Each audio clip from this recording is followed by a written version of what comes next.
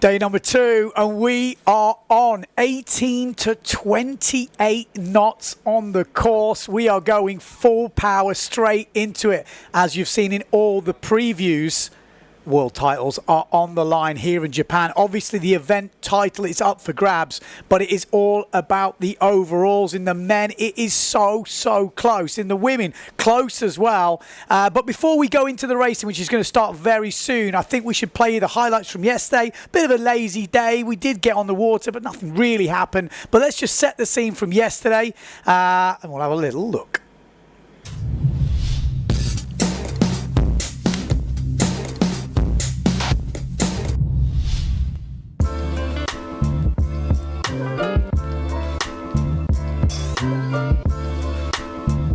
Welcome to day number 1 here in Japan for the final event of the PWA World Tour.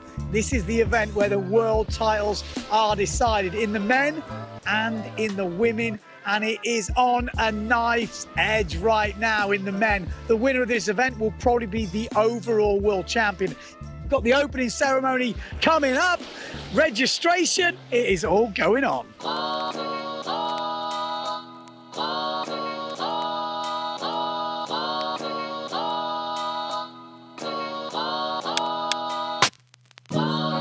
Yeah, here we are in Japan, day 1. Has been raining full power until now. Now there is some breeze coming in. Looks kind of weird today because of the rain, so it's gonna be up and down, I guess. Tomorrow, from tomorrow on, it looks better. Yeah, and never know what to expect. We might race as well today.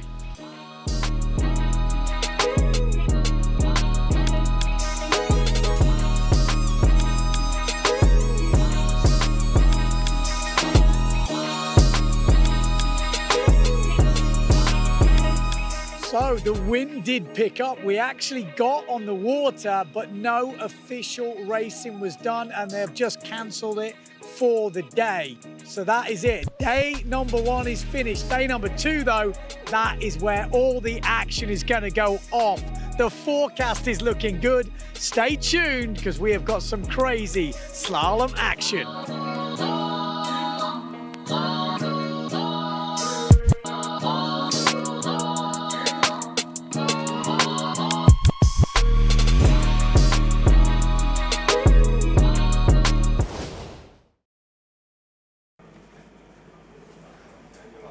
Okay, so there we go. That was yesterday's little highlight reel, but we are into the big stuff today. We have got plenty of breeze on the course.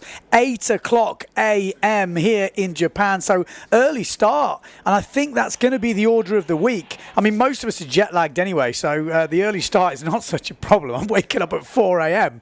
Who is out there? Who is watching? Because like I said, I think we're going straight into it, and it looks like no rain today, so we should have sun. The strongest wind is in the morning, then it is dropping off. So 18 to 28 knots on the course right now, and we should see that drop a little bit during the morning. But it's going to be some exciting stuff. Like I said yesterday, who is your money on for the world title? Who is on for the event win? Looking at the results, looking at, you know, let's say trends that we're seeing. Maciej Rakowski comes into this event in first place, but his trend, his results have been getting worse since the first event. I know, I don't like saying it, but that's just the truth. We're looking at the numbers.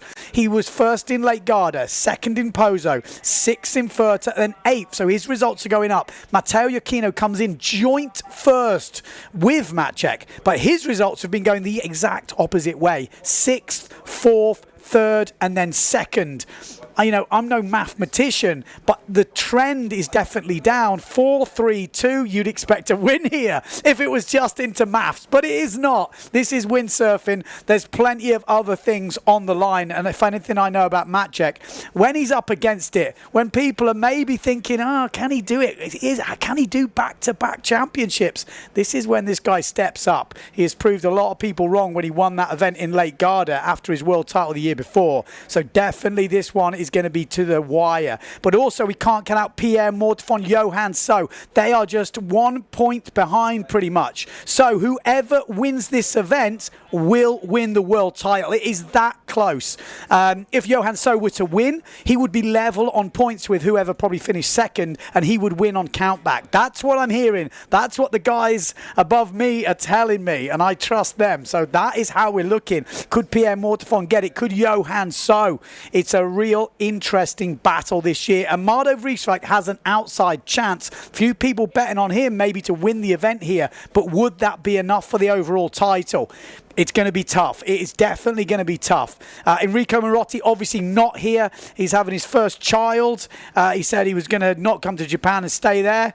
I said, man, from my experiences of childbirth, I would come to Japan. It's a scary old thing, I can tell you that much. But fair enough. He's staying at home, so we wish him all the best. We got Michel Becker heading up the German charge in 7th place. Bruno Martini, the Italian, he's going to be going off, and we have already started. Green flag is up for heat number 1. Kudu, McMillan, Yamada is already out. He was a PMS yesterday. Gotan, look at the views here. Where is our man from Thailand? That's who we're looking at, Will McMillan. He kind of burst onto the scene in Japan, and it was so good to see. But we got some good Japanese contingent in this. This is Kudu. He's been doing the whole tour on the Gastras, and he's looking good here. Also got a duotone in the mix. We have to start to pick them out because there are a few Japanese riders who just do the national events, and I don't know all of them. We have lost a few people already. I'm not sure if our Will McMillan is probably lower than this. Other than that, he's not. We can't see him on the picture. So maybe we're just a bit close in at the moment, or maybe he just hasn't made the start, which would be crazy. So it looks like Kudu in first place. Yeah, I don't see Will McMillan out there. We got Japan 5 in second place. He was on a Severn yesterday, so that's interesting. Changing it up. Aikida. Yeah, don't see Will McMillan out there. There is someone in the water on that first reach, but this is not good news and not a good way to start the event for Will McMillan. Plenty of people after that podium in Lake Garda were calling from him at every event, and he never turned up. He's been concentrating on the IQ foil. I have heard, and I don't like saying it, he's been doing a lot of bit of winging. But yeah, he is back here, but he's not in this race, and we lose Aikida there at that second mark. This is the early round. Lots of guys. A technical issue? What does that mean?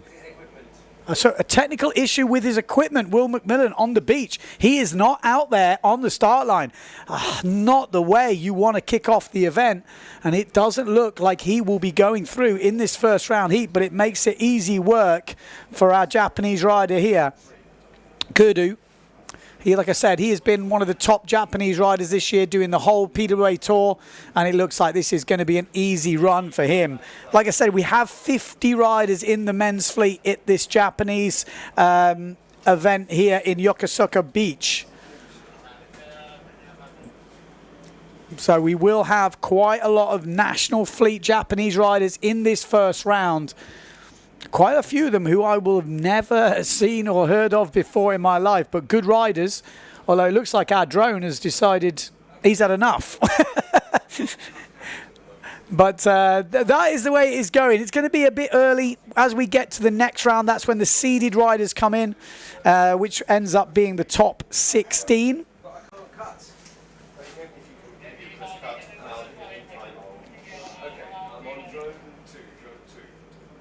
So we do have 2 drones up in the air by the sounds of it. So cool to see. Kudu's going to win this one quite comfortably. Like I said, this first round is just getting the seeding right, getting everyone bedded in for the championship. We got Lars. Johannes says, I'm watching. Are you the only one watching, Lars? We ain't getting many comments in here. Disappointing. Come on, people. I want to know where you're watching from, who you're rooting for. We're going to bring you, obviously, the official results when we get through. This first one was a bit broken up. We lost 2 riders yesterday because they were over the line early, and obviously they weren't competing. And then we obviously lost Will McMillan, one of the top seeds, didn't make it out there to the start. So we will be going through the official results when they come through. Looked like Kudu, though, pretty much cleaned up that one. Won by a country mile in the end. And then Aikida coming over the line, I think, in second place. And then there's a massive gap to the next place rider. Pascal over in Vietnam, Moonay Beach, says coffee time while watching. Good to see you tuning in, Pascal. When are we coming back to Moonay Beach, mate? It's been a while. It's my first ever live stream, I think, in Moonay Beach, Vietnam. It was an exciting event, actually, that one. Some good food over in Vietnam. We got Marty tuning in, ready to watch the young talent, Brit, Scotty Stallman. Yellow flag is up. Look at this, starting the event off with wind up to 28 knots of breeze on the course. It's so good to kick off with wind. Going to be exciting to see who could win this first one. Could Pierre Mortefon, you know, a bit of breeze would definitely help Pierre. Johan So, Mardo Freestrut, these are guys who are not leading, but all have a pretty much equally good chance. Johan So actually just walking past the window here. Looks lost in his thoughts a little bit. A lot of pressure. Well, maybe not a lot of pressure on the young lad. He's got nothing to lose. He's already having a solid year. Comes into this event actually in 4th place, so he can just go for it. You know, I probably can't drop outside the top 5. It's going to be interesting. Lars says the Beast. Wants to vote for the Beast. Go Amado, says Luke. Go Johan. Phil from USA. A lot of support for the Beast. 11 p.m. in Portugal. Good to see. We've got people tuning in. Share the love. Tell people we're online. It's going to be a long night for a few of you. Maybe a few of you will go to bed and wake up in the morning and rewatch. That's fine. We won't think too badly of you. But come on, this is going to be exciting. At least the first elimination. Here we go. Elimination 2 kicks off, and that looked like the young gun from Japan there. That was Anami on the Severn. He's been on the tour for a long time. Looks like we've got Colombo in this. Elliot Colombo's having a moment. And, oh, how was that big crash from Anami there? I was just saying the young gun. We got Sjöberg in there from Sweden as well. Japan 75, which is Tajma. It's some big gusts on the course area. I've said it before, but who said foil racing is not exciting? These guys are on the edge. There's some big gusts coming through. I can't believe we've lost a Nami on that first reach already. Lovely jibe from Jazunas there, from Lithuania. And I mean, you should see this guy. What is he, 6'6", 6'7", or something like that? Him walking around in Japan is a feat to behold. He is double the size of most of the people around here. He stands out, that is for sure. And Eli Colombo from Switzerland in 2nd place on the Patrick gear. Good to see the Swiss rider on the PWA Tour. Jazunas is going to jibe in 1st place though. Oh, he's jibed in 1st place, but he's gone down. He's managed somehow to get it back up. He won't be leading after this mark, and it's Sjöberg who comes through from Sweden. Colombo also in 2nd place. And then Japan 75, Tajma. Jazunas actually getting back on. So already we're seeing mistakes being made. It's difficult racing out there. Big gust. Look at the front 2. They just need to keep it together. I mean, the front 4 are quite clear ahead. Just keep out of trouble. Stay high and dry. Elliot Colombo. Yeah, I think that drone shot is definitely the best shot. Look at that. We see all the riders in the shot. Big gusts. We are in for some exciting racing this morning, that's for sure. Sjöberg getting... I mean, is there any call for the fin? Are we going to see people taking the fin in these conditions? There's definitely enough breeze. 28 knots. Maybe the first round, we might see some of the local Japanese riders taking the fin. Last jibe mark. Colombo's going to jibe in 1st place. He's been smashing out the IQ foil, and he catches the rail there. Manages to keep on the foil. Jazunas is going to come through. It doesn't matter. This is just qualifying. Top 4 will make the cut into the quarterfinals, and they will face some of the top seeded riders in this first round. The seeded riders in the next one: Giacchino, Martini, Vonk, and Tieme. Not an easy one. Top 4 from that will go against those riders. Jazunas is going to win it though. Mistake in the middle, came back to win it. Colombo in 2nd. Can we stay on the other riders coming through? But it looked to me like it was Tajima and Schoberg, it should be, taking up the other spots. It's midnight in Europe. Love it. How's your jet lag, Ben? Well, you know what? My jet lag is working out perfectly because we've had an early start today. I was up at, what, 5 or 4, down for breakfast 6, and we're starting at 8. So, you know, bed early. It's actually perfect with these early starts. What look like we're going to be getting. We got Gary watching in Anglesey. Go Matteo. Will we see the Finns today? It's a good question, Michael.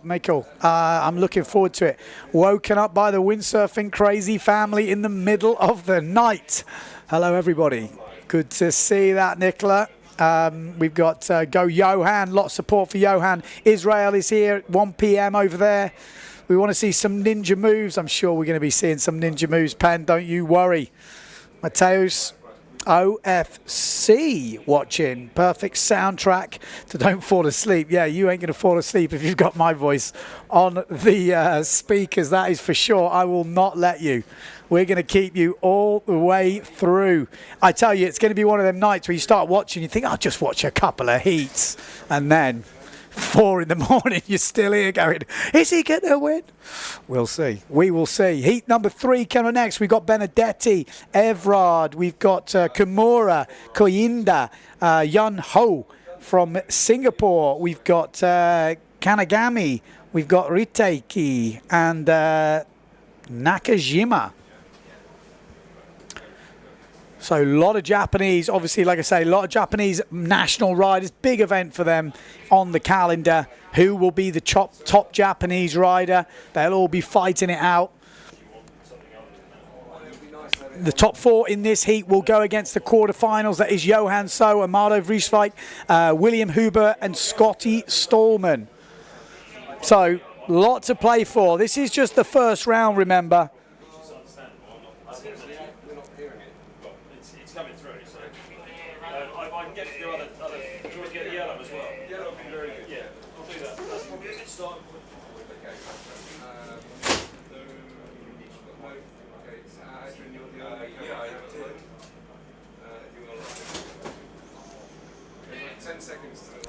Ten seconds I'm hearing, or less than 5 seconds on the clock. Let's get a bit of a wide shot on here. Okay, we can't. That's the view we've got. It looks like Japan 4-5-0-1, which is Nakajima is over the line, and he's on the fin. Go on the fin. We got Japanese John Sky, Japan 57 in the mix. That's Kimura. So we got a few Finns in this. Are they going to qualify? Be an interesting one. Bit of a challenger sail in there as well. That's Benedetti, obviously. He's been doing really well on the tour. Look at that. Some serious bucking Broncos going on there from Japan. I think it's 69. Okay, we got a replay going on in the middle of this. Not quite sure what's happening. It's hectic.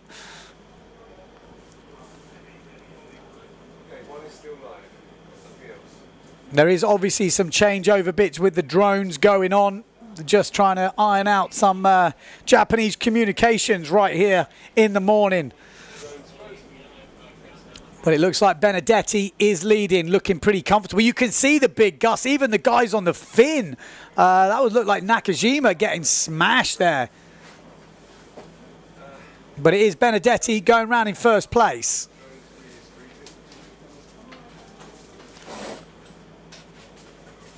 So just like I say, ironing out the communication issues with the drone.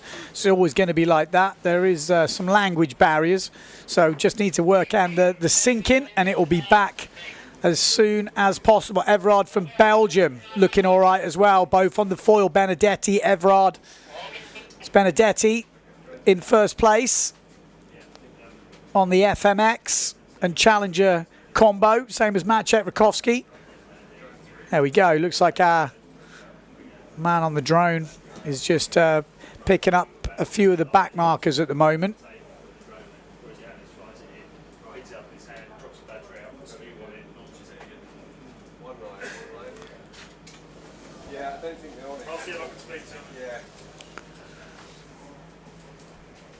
So there is some, there's definitely some changeover issues. They've got protocol to do here in Japan, and it just takes a little bit longer to change the batteries than we're used to.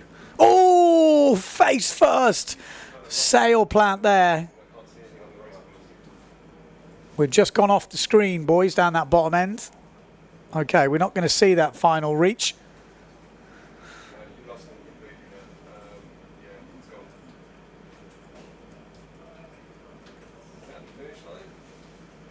No, we've gone back up to the start here, but the finish line is... There we go. There's the finish. Benedetti going over in first place. Everard.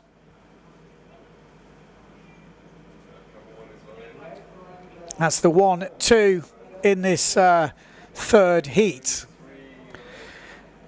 Let's hope these problems get ironed out pretty quickly. Like I say, this is the first round. We're going into the seeded riders after the first 4 heats. That was heat number 3. Next up is heat number 4. Makur, Sokos.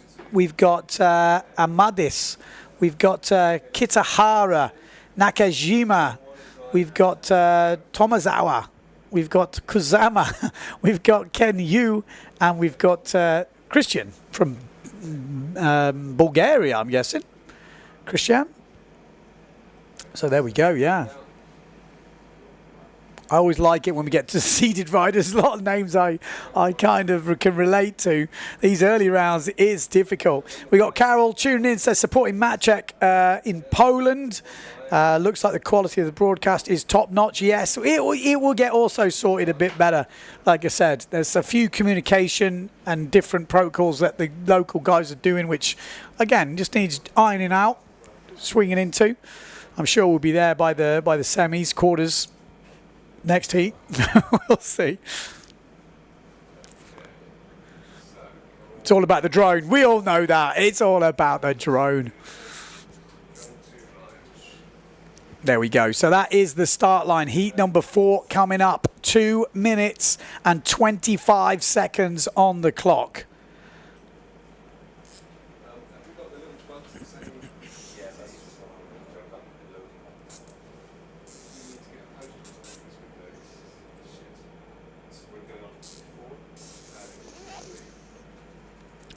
Thanos says, looks windy. It is 18 to 28 knots on the course. Looks like Nikos cheering for Greece here. Sokos, he had a really good run in the Youth World Championships as far as I can recall. Won both foil and fin. Smashed it. So I'm sure the Greeks are tuning in. Support their young fella. So elimination 1, heat number 4, last of the first round before we go into the seeded riders and we get our first look at the world title challenges. That will be coming up after heat 4.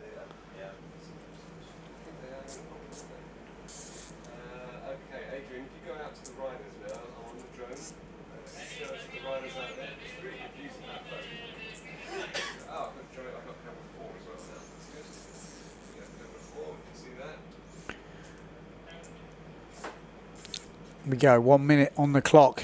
Come on, drone guy. If you do a good job, we shouldn't need to cut. That's my theory. If the drone guy's on it, we don't need any other cameras.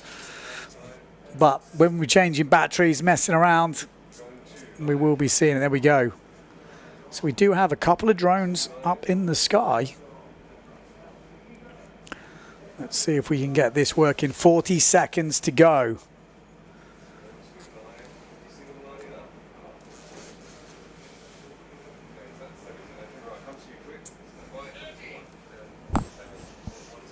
So I think you will see the level getting a lot closer as we get into those seeded rounds.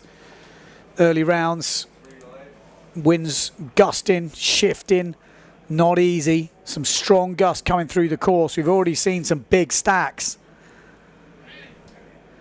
So who are we looking out for in this? Who are the top seeds? You'd expect Makur, Sokos. You'd expect those guys right up in the mix. And there we go, Japan 33. Oh, that's to put on the brakes right at the last minute. Sokos from Greece is looking very solid there. 198.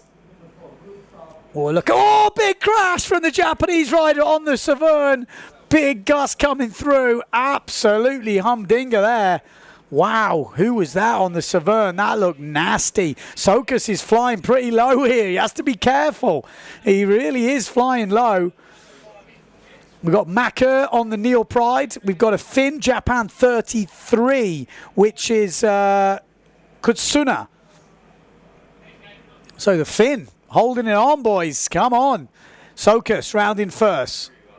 Oh, not a good jibe on the Finn, though, there. He had some good speed, but the jibe wasn't cutting it. Maka in second. There's a real big wind hole at that first mark, and a lot of the other riders there struggling. Oh, Sokas gets fully lifted in one of these big gusts. 28 knot gusts out in the course area. I am so looking forward to the quarterfinals. I think we're going to see some pretty big upsets today. Oh, look at this view. Super low. That's Maka coming through.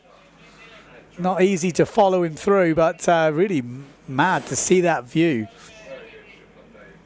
Look at the difference. I mean, Maka is just on his own. Imagine if he's got 4 other riders around him, 5 riders. How is that going to look in the later rounds? It's going to be crazy. Look at the battle behind, though. Sokas has got his... He's made it difficult for himself now with a couple of crashes. I think he won every race over in Turkey for the Youth Worlds, is what I was hearing. He was in good form, but Maka going to cruise this one by the looks of it. Maka regular on the tour.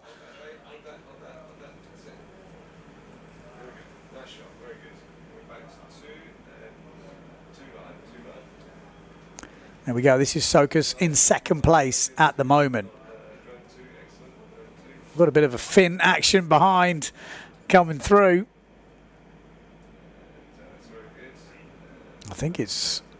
Oh, he's flying on that duotone. We want to see the race, though. Come on. That's a lovely shot, but I want to see the race. Maka leading, obviously. What's going on for the other places?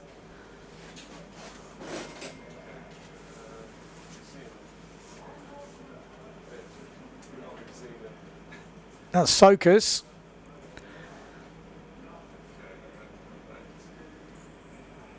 Yeah, we just need to educate our drone guy where to sit, and we will be able to watch the whole race.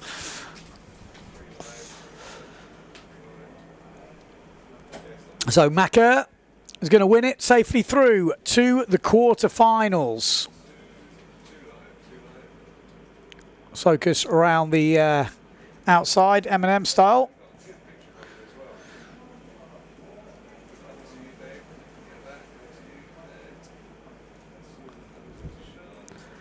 I think he's just gone into damage control here. He's just cruising through Japanese riders. Japan 84 looks like he's on the edge. It looks so much windier when you see that low camera, doesn't it? It really gives you a much better idea of how the conditions are. The drone kind of smooths everything out, makes it look less crazy. That low camera really gives you a view of how it really is looking out there. It's not as easy as it looks from the drone. Sokas does qualify, but he had a bit of a tough time there. He's going to have to get his stuff together. Turbo Dudek says, Ben, love the word sail plant. Should be a medal for the best crash. I'll tell you, we've had a few nominations, haven't we, already? But like I said, that is coming to an end now. That is the last of the first rounds. Next up, we're going to go into the quarterfinals.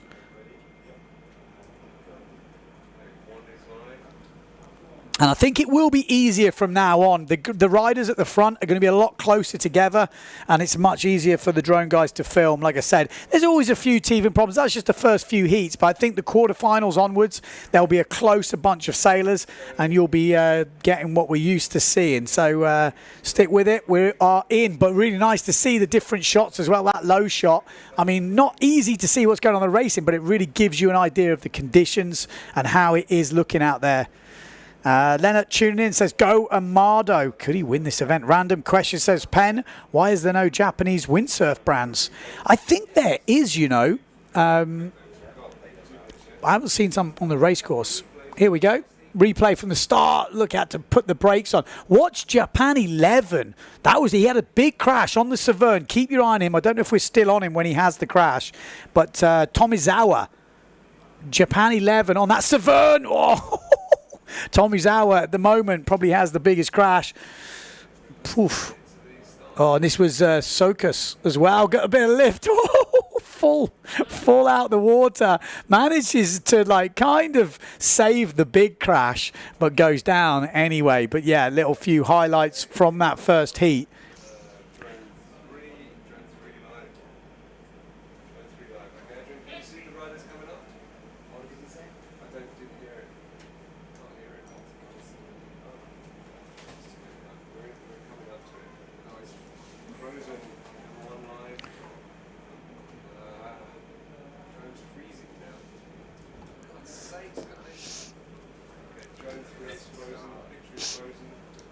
So here we go into the quarterfinals. Mortafon, Becker, Mattis and Board. That's the four seeded riders in this. So you'd have to say they're probably going to have the edge. They're going to be pushed all the way. Kurdu from Japan, keep your eye on him on the Gastra. Look at that, plenty of breeze here. Mortafon, Becker. They are really wanting to put some good results in at the last competition of the year. Here we go, flying down into this first mark. It looks like Michelle Becker. Mortafon right up that top end, and down at the bottom end, it's the duotone.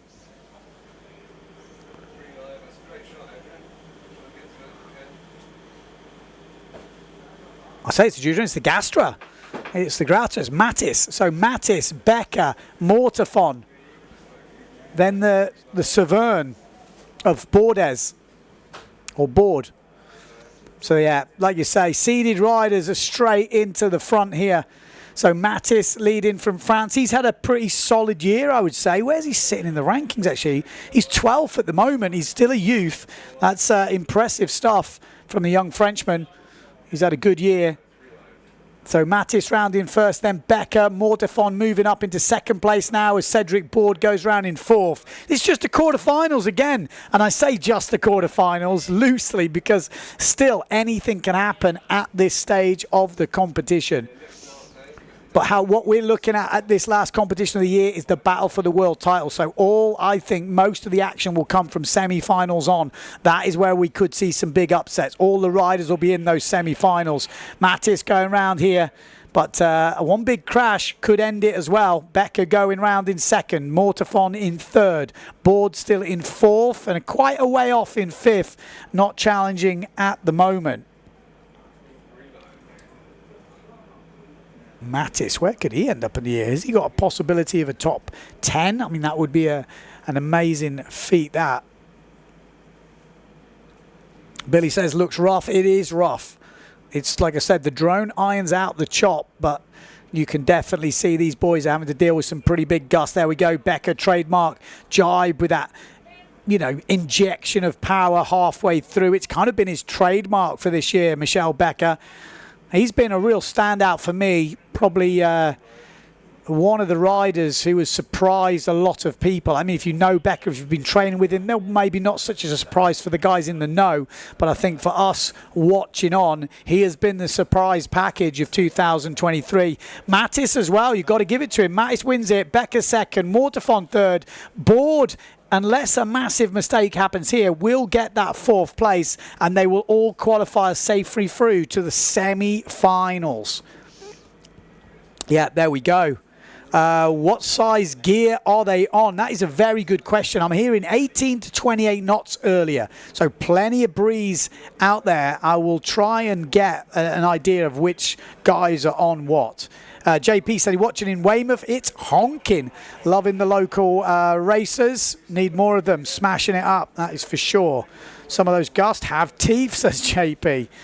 Isn't Tatty there? I haven't seen Tatty. Haven't seen him. He was over in America, so...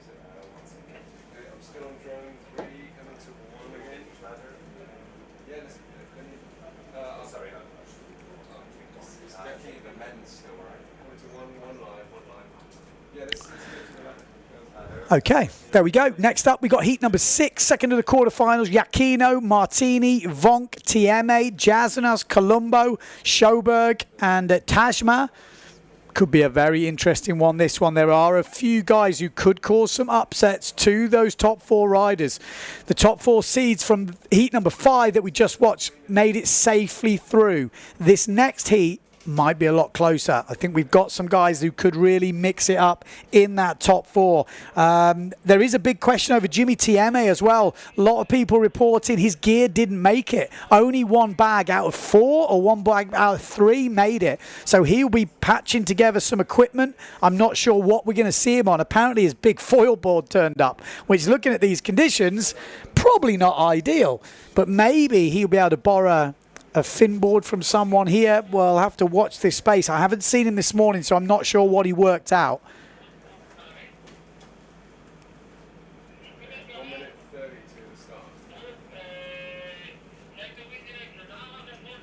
1 minute 30 on the clock.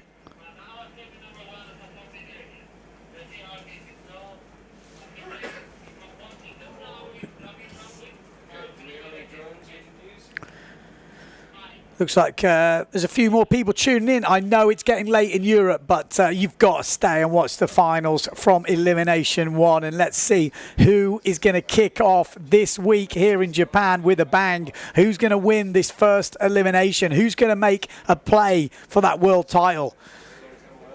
I'm so looking forward to this week. I think I'm more excited than you guys at home watching. I'm really looking forward because it's so close.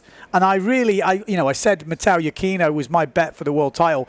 But when I say that, it's because you've got to pick one. No one likes someone to sit on the fence. But obviously, all guys who are going for that world title have a chance. If they have a good week, yeah, we're going to see some drama. I just know it. I just absolutely know it. We do have a bit of a problem this week. There's a bit of rain around, which is a bit worrying, because then we might lose the drone, which is not what we want. Today looks pretty clear.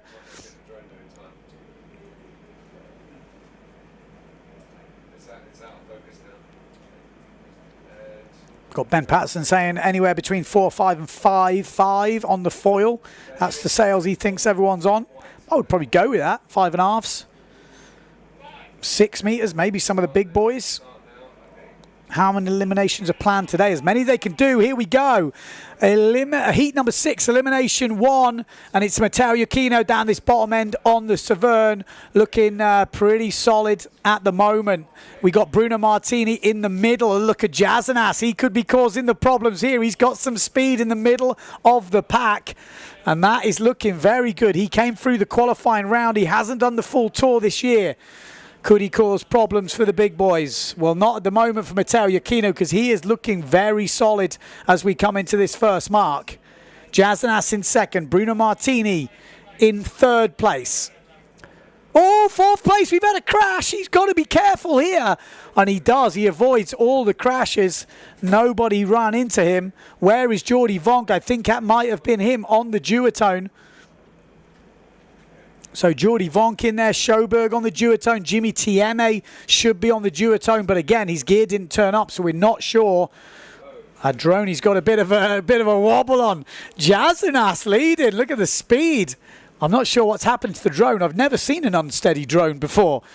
His gimbal is having all sorts of issues right now. Oh no, day number 2, day 1 of the competition, and our drone's having a shaky moment. Jazanas looking good on the Challenger sails. Matteo Yakino noted. Jesus crikey. Whoa. Yes, we've got some issues there. Bruno Martini in third place at the moment. Colombo up into fourth by the looks of it. So a couple of the guys coming from the first round and causing problems for those seeded riders. Jordi Vonk doesn't look like he's in the mix at the moment. Oh, he is. Maybe that's him up that top end. He might be in the mix, so I take it back. Very difficult to see, and that's just what we're dealing with now. When you haven't got the drone, very difficult to see the spread. We need to stay on that mark to see the other guys through. Jazanas going through in first place. We're expecting Matteo Yakino in second place. Then it does look like we've got Jordi Vonk or Jimmy TMA, and that is Colombo. And oh no, we've just lost the other duotone. Massive gust coming through. We could see an upset in this second quarter-final leg. Japanese rider Tajima, could he get that fourth place? It's such a shame we haven't got the drone right now. Jazanas gets the win. Matteo Yukino safely second. Bruno Martini third. Who is in fourth? Is it Tajima from Japan? I think it is. The Japanese rider qualifies through against all the odds. Wow, some big crashes on that last reach. Like I said, you saw the problem with the drone. Wow. So Schoberg missing out. Vonk missing out. Colombo crashes on that last reach, missing out. Jimmy Tieme missing out. Colombo's going to be so upset with that. He was there. He was there. He was qualified for the semifinals. And it just, big Gus picked him up and dumped him. Wow. I've never seen a drone freak out like that. It got rattled. Tajima from Japan into the semi-finals. He surely is going to be one of the top Japanese riders. So far, Mattis, Becker, Mortef on board. We're going to have some replays of that round coming through. There we go. That was the start. You got to say, Jazanas, is he the surprise package? Maybe not. Is he vice president at the moment? Oh, that was that first mark. It was Jordi Vonk going down on that first mark. Just caught the front end of the equipment. Oh, and this is, I think, the last reach. Colombo. Oh, my life. Yeah, that was it. He was in the top four. And then we lost. Was that Jimmy or Vonk? I don't know who got back, but lost them both on a big old gust there. Next up, heat number 7. We've got the beast in this, Johan So. We've got Amado Vrieswijk, Huber, Stallman, Benedetti, Evrard, Kimura, and Kanagami. These guys will want to get into that top 16. They've just seen Tajima already get through. Like I say, there's a second battle going on here, and it's the top Japanese rider in the World Cup. I'm sure it's not an official thing, but I am definitely sure they'll be looking at it. We got Mikhail saying Jazanas was training in the south of France with Nico Goya. Looks like the training paid off.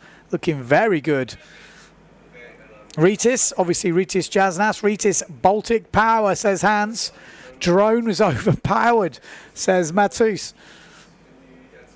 Too right. It did look like the drone was overpowered.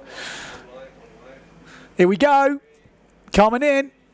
And this is got carnage written all over it. We've got Amado Vrieswijk in it. He's had some big stacks this year, Amado Vrieswijk. We know he's one of the quickest. Johan So's in this. Benedetti. This is a tough heat, isn't it? Good start from Johan So, the beast. Good start from Amado Vrieswijk. Good start at the top end from William Huber. They have to be careful. There's some big gusts. Doesn't matter who you are, what your name is. And there we go. We lost a Gastra on that first reach. Was that Stallman? Was that the great British hope Stallman going down? I think it might have been. Wow. Already lost Stallman by the looks of it. Huber looking good. The beast going a more direct route. We've got Benedetti in this. 4 riders at the moment looking pretty solid. Huber rounding first. Amado second. The beast third. Benedetti fourth. That's your top 4 riders. Solid as a rock from the top 4. Wow. Already kicking off with some drama. Can't believe we lost Stallman already. We had him in for this. Huber looking pretty solid on his gear at the front of this fleet. Amado in second. Doesn't need any heroics here.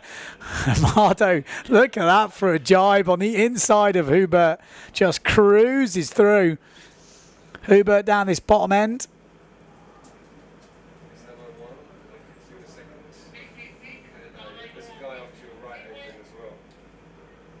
So Hooper back in the lead now. Amado again not pushing super hard. You'll know when he's pushing. He is devastatingly quick, but you can see he looks very comfortable. The Beast looking good in third, Benedetti in fourth. This looks like an easy race for the top 4 seeds here. I say the top 4 seeds. Benedetti is not the seeded rider. He came from the first round, but we know what he's done this year. Stallman was actually one of the seeded riders, but as we saw, Stallman, a big crash on that first reach. Lots of breeze on the course. Not easy conditions, but great for racing. That's what we want to see. So Hooper still cruising in first place. Amado Vrieswijk, he looks dangerous though, Amado. He doesn't look like he's on the gas right now. Just safely qualifying through to the semi-finals. The Beast, again, is he cruising in third? Doesn't need heroics, just needs to get through. Looks such a small sail from Hooper though, doesn't it? Definitely working, lots of control from the Phantom Rider. Oh, I say that, he's touching down there. He's probably having to free off the breeze a little bit, lost a bit of lift. And he is not having so much lift there. Amado in second, Hooper first. The Beast safely qualifies in third place. And it is Benedetti from Italy qualifying in fourth from that third quarterfinals. Amado Vrieswijk sailing in his shorty. I can tell you this, it is not that warm out there. So that in itself is pretty impressive. So there we go, safely through. We're going to have a look at some replays from that first one. Check out Scotty Stallman getting high on the foil. Oh, wow. It's so brutal, the foil, isn't it? One mistake, check the gas track. A few people got caught there, just flying too high. Wow. That's why quite a few of them have this quick release on the harness hook. When a big catapult happens, the actual hook releases on impact. And sometimes it's that it can save the boom, can save the mast, basically saving the equipment.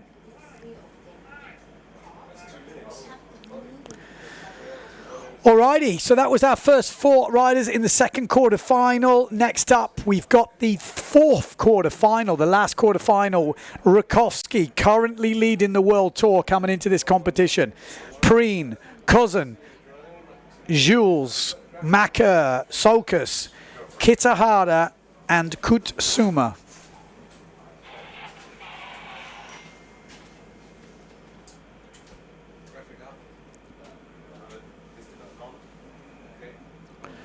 A lot of people saying Heat of the Beasts, Amado, not the same speed from So as normal. Is there weed? Remember some years had a lot of garbage in the water, says Tuba Dubek. Well, I'm pretty sure that's the first round. He was safely qualifying. You don't need to push. You know, he was obviously sailing quite within himself there. The semi-finals, if we see the same performance, yes, then I think ask questions. At the moment, I've heard from the riders, the water is clear. Not a problem. I think that one year there was a lot of different wind directions and it was blowing a lot of stuff in. So I think they don't have the same problem this year. Marty said, gutted for Scotty, brutal conditions.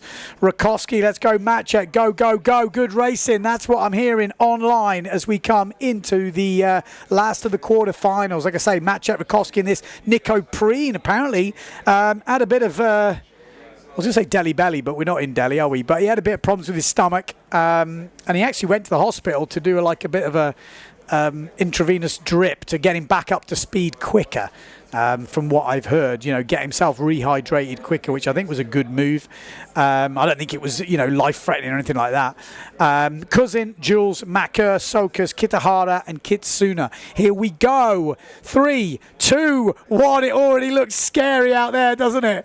Really good start there from the Neil Pride down this bottom end. Nico Preen looking good.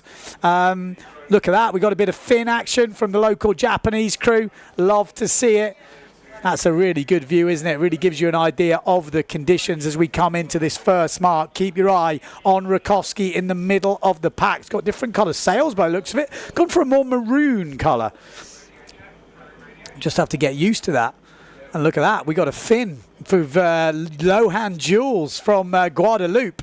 Love it as well. Oh, and he's going to push out Nico Preen there. Lovely from Jules. Goes inside Maciek Rakowski, but Rakowski goes around the outside. It's difficult to jibe in that inside. Preen having a fight with the Patrick rider, Alexander Kuzan. But it is Maciek Rakowski in the lead. Nico Preen in second. Then we've got Kuzan and then Sokas coming through on the RRD in fourth place. That's a cool view, isn't it? As they come down this first mark. It's tense stuff on the foil. You cannot relax.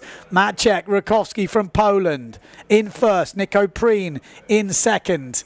Third place, Kuzin going really wide. Sokas goes inside, and so does the Neil Pride of Macur. So Kuzan needs to be a bit careful here. And we have seen some big gusts going through the course area, which can cause problems to any rider at any point. It's not over until you cross that finish line. Maciek Rakowski, Nico Preen, Sokas. Oh, look at that. Slams it inside from Kuzan and goes back up into fourth place inside Macur. Lohan Jules back in about sixth place at the moment.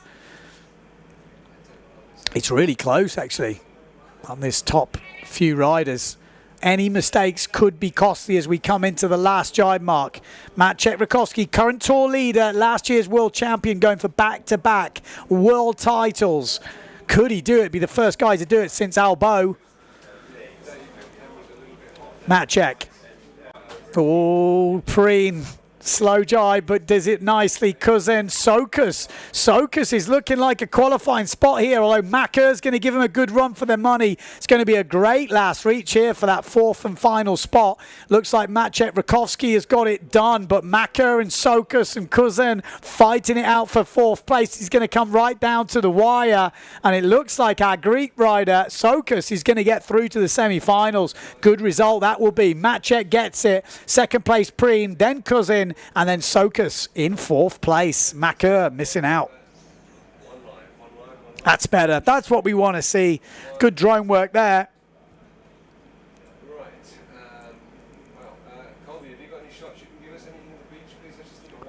Right, the Tiger, look at the speed of the fin, he says. Easy for Rakowski. We're going to have a look at some replays here.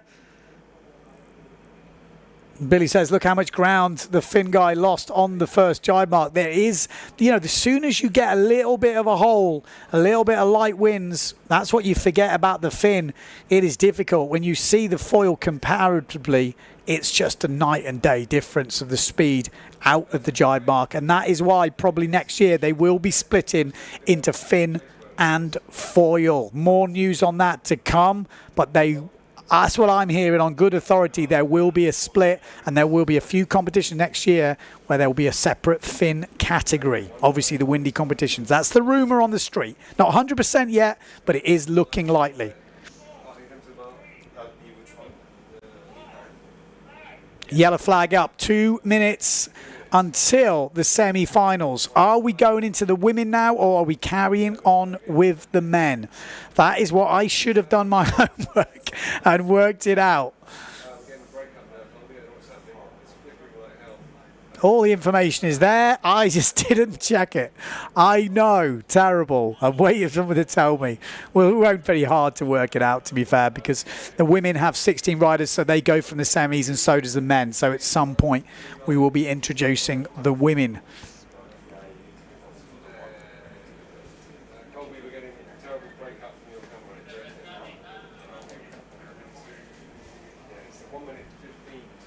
So 1 minute 15 on the clock. Let's have a little look. Refresh of the screen. If it's the men, we've got Mattis, Becker, Mortafon, Board. Yes, Yazunas, Yakino, Martini, Tajima from Japan. I think the only Japanese rider to make it through to the semi-finals. So that's impressive already. Guarantees him a top 16 spot. Great news for Tajima there. Will we see some upsets here? Obviously, we've got two title contenders in this heat. Mortafon, Yakino. To keep it interesting. We want them still in it, don't we? I'm seeing a 0.7 sail, though, so we could be going into the women. Are we sure this isn't the women? I did just see the men's heat obviously come up, but I will reserve judgment. I'm pretty sure this is the women. Yeah, that makes sense to me for it to be the women. Yeah, we've got the women coming up. So we've got Mortafon, Lemaitre, Anayama, Onishi, Sunaga, Opendal, Ishii, and Seravanya. Oh, here we go. Opendal back on the course. Look at that. Opendal on the Severn. We've got Japanese on the S2 Maui sail flying up that top end on the fin. We've got Marion Mortafon on the duotone. What is going to happen as they come into the jibe mark? This is Anayama on the S2 Maui sail. She was always a regular on the tour. We know she's got good speed. She knows how to race, and she is leading down this first run of the semi-finals for the women. We got Onishi, I'm pretty sure it is on the 0.7. Again, used to be a regular on the tour, but it's Anayama round in first place. Good jibe from Anayama, but watch, here come the foils. Marion Mortafon round in second, but straight up into first place. Then we've got Opendal, fresh from her Olympic campaign, getting back onto the PWA World Tour. We've got Justine Lemaitre. Marion Mortafon and Lemaitre still have a chance at a world title. They'll need probably a mistake from Blanca Alabao in this competition. So it isn't all over, but one of those will need to win it. But look at Anayama. She has got some speed on the straight line, and I'm sure the thin enthusiasts out there will love to see it. Going to slam it round in the inside. A lot more wind on the outside, but still the jibe is not good enough to overtake the foils. Marion Mortafon still leading. Opendal in second. Then we've got Anayama, then Lemaitre. That's the top four as we're watching. I mean, Lemaitre, she won that first event in Garda, if you remember. She pretty much won every race by a country mile. Since then, she's not had it all her own ways. There's a big crash in the background. Onishi looking like she's coming back strong. I'm pretty sure it is Onishi, yeah. Japan 94. So Marion Mortafon, then Opendal, then Anayama, then Lemaitre, then Onishi. It's close. Not all over by any stretch. In theory, we should be having 8 riders in the final, so first 4 will qualify. Big crash! Oh no! Marion Mortafon absolutely goes down hard, and that could be it for Marion Mortafon. She won't be making the first final, and that dents her world title challenge here. Marion Mortafon out of nowhere with a massive crash. Opendal will take the lead now, and she needs to be careful. Lemaitre in second, Anayama in third, and Onishi from Japan in fourth place might take that last qualifying spot. That looked a nasty crash from Marion Mortafon. She didn't see it coming. Her legs like proper scorpion. Oh, look at the last jibe mark. Onishi is in the water. Maybe it's not all over. The jibe from Mortafon might get her back into this. It's a good jibe from Mortafon. Let's not count her out just yet. She's going to have to take Onishi on the last reach. Not easy. Opendal wins it. Lemaitre in second, making the final. Anayama on the fin, also in the final. Let's stay on that. We want to see the fourth place. I don't think we're going to be able to communicate to the drone, but we want to see that fourth place. It looks like it's going to be Onishi. It is Onishi that takes the fourth spot, and Marion Mortafon does not qualify for the first final. Drama. Wow. Well, we should have a replay of that, but that looked absolutely crazy. Here we go. That was the start. Anayama, keep an eye on her on the S2 Maui sail. She flew out of the blocks up there, showing some good speed. You can just see the difference on the jibe, though. The foil is just all over it on the jibe. And the drama comes from the foil that anything can happen at any point. And Marion Mortafon definitely cementing that opinion. Look at that. Nose goes down. Catches. Oh, it was a brutal, brutal crash. Just nose caught. Stops all the power. You've got all the power in the rig. And it's like someone just grabbing your back foot strap and pulling it back. And you just go flying around the front. Crazy.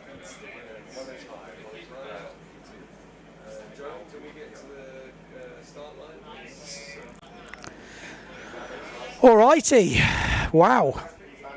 Next up, heat number 2 of the women. Alabao, Davico, Biagilina, Suzuki. We've got Stephanie, we've got Saki, Erzin, and Irkan.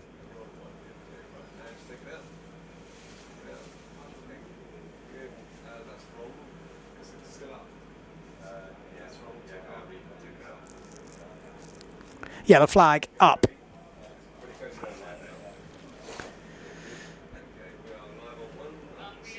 There we go, guys are getting ready in the background as we're into the second semi-final for the women. Blanca Alabao, top 3. Actually, I don't even know if she has to be top 3 because she's already got, this could be her discard in theory. But the other girls would need to win. Yeah, so she probably needs to, I mean, guarantees the win with the second. First or second at this event, Blanca wins. And that is already a bad start for Marion Mortavon.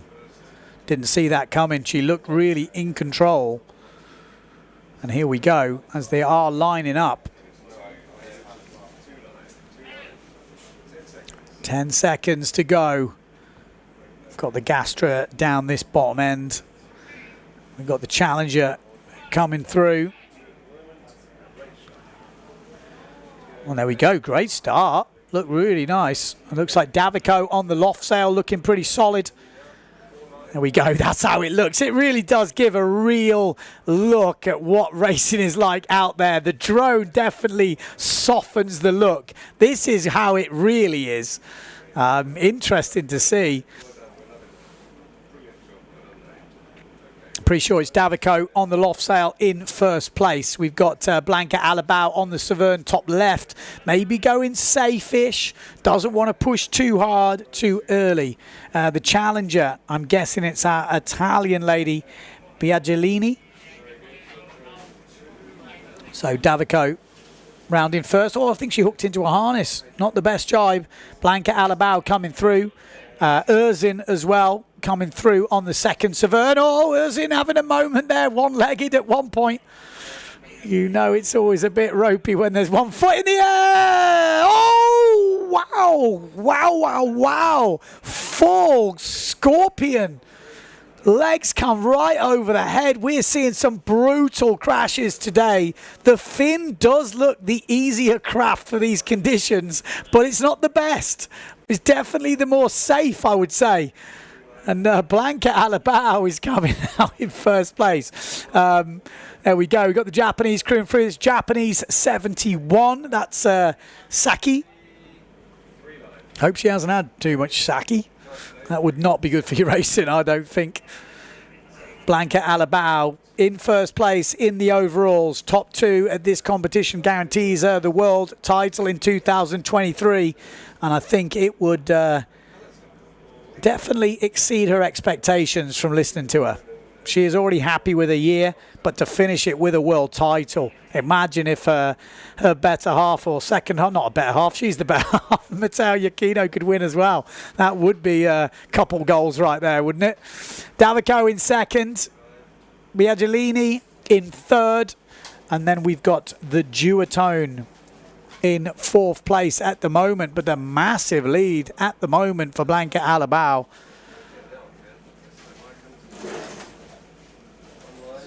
No Jenny Gibson, I'm just looking. No, she is injured.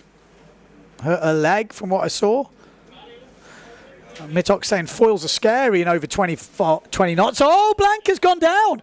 Oh, Blanca has gone down, and that's actually not a great position to go down, but she does have quite a lot of safety, but it's a real awkward position she's got herself in there. It's going to take her a while to get back up. It's not one of these quick positions. She will be up, but how many riders have caught her up now? Davico takes the lead. Biagilini right in the mix. We've got Japan, but she's still in the top 4. She's lucky there's not someone else in there because she's not really lost out of the top 4, but it just goes to show how close this racing could be this week. So Davico looks like she's going to win this, qualify herself for the final. Blanca is actually going to make her way back up into second place. And then we just need to work out who the duotone is. Or Neil Pride, sorry. So Davico, Blanca Alabao, Japan 7, let me just see. Biaggiolini gets that other spot. I think that's Saki, Japan 71, yes, on the Neil Pride. Wow, there we go. That already just gives us a little glimpse of what we could see today. There's going to be drama. You stay tuned. That was the semi-finals for the women. Next up, we've got semi-finals for the men as we look at the replays. Here we go. That is that first reach. Really nice to see this shot on the replay. So it gives you a real idea. And we already saw drama at that first mark. Keep your eye on Erzin. If she could have just kept in the mix, she would have had a chance. But yeah, drama is coming. Men's semi-finals up next after these replays. Watch Erzin down this bottom on. This is where she got it all wrong.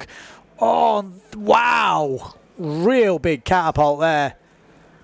It looks like she's on pretty big sail. Maybe she's been doing that IQ4, and this is where Blanca lost it by trying to hold it. She actually ended up in a really weird position, facing the wrong way. And sometimes if you go down, if you land in the right position, you can get back up pretty quick. Sometimes you're just at an awkward place. But she got back on to get second, which is already impressive and shows what it's all about. Qualifies for the women's final. If you have just joined us, Marion Mortefon out at the semi-final stage. Right, men's semi-final number 1 coming up next. Heat number 9, Mattis, Becker, Mortefon, Board, Jazanas, Yakino, Martini and Tajima. There we go. That is the look. Who are we looking out for here? We're expecting Yakino. We're expecting Mortefon. The other riders, though, going to be close. You know, Bruno Martini, Jazanas has looked very good. Board's been on a good run of form. And then Becker and Mattis were first and second in that first heat anyway. So it just goes to show. And from what we've seen already, I am sure we're going to see some dramas unfolding. Looks like Paul Van Bellen tuning in.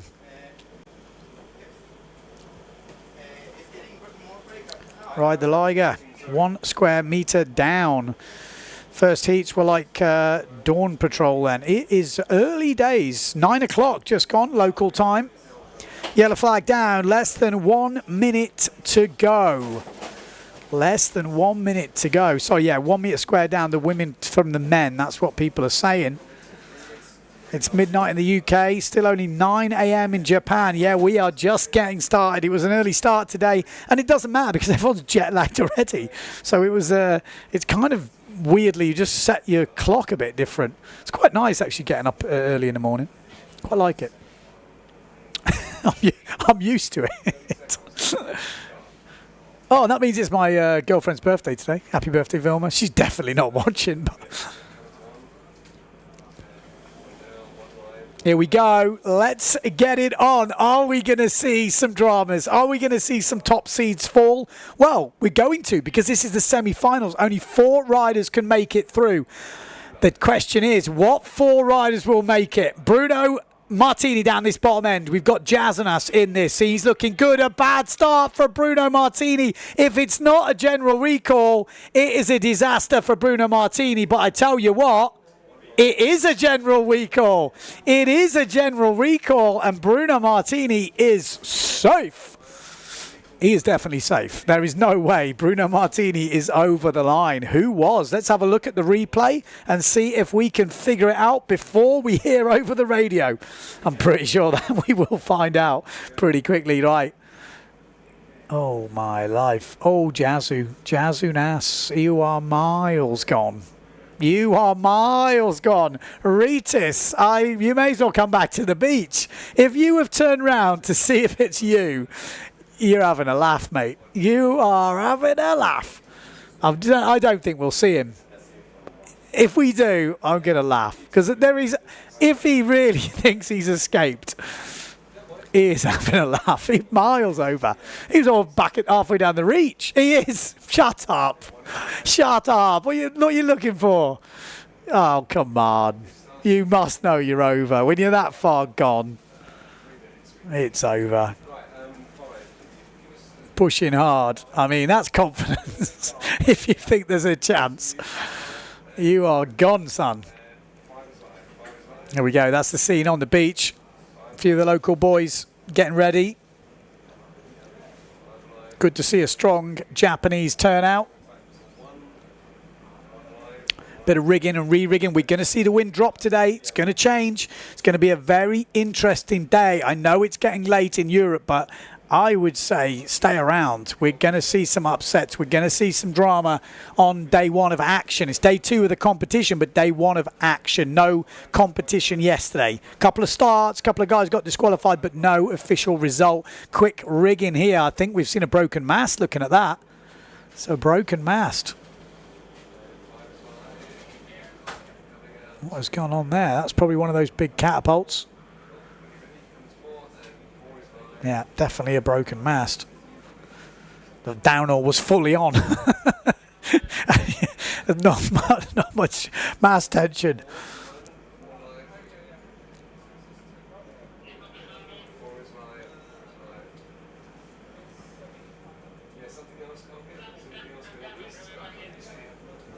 Okay, so I'm pretty sure it's Jasnas is over. We should get official confirmation. I mean, we know he's over. Was there anyone else, though? I mean, that could be the difference.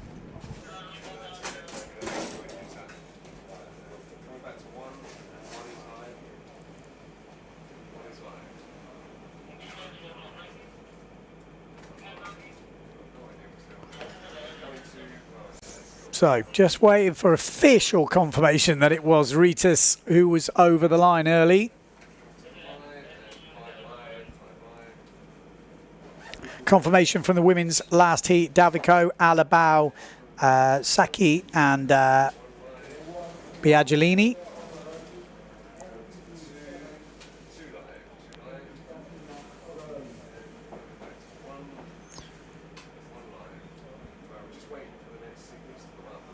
Yeah, Ritas Jasnas jumps the gun, is out of the semi-finals. He'll go into the runners-up final.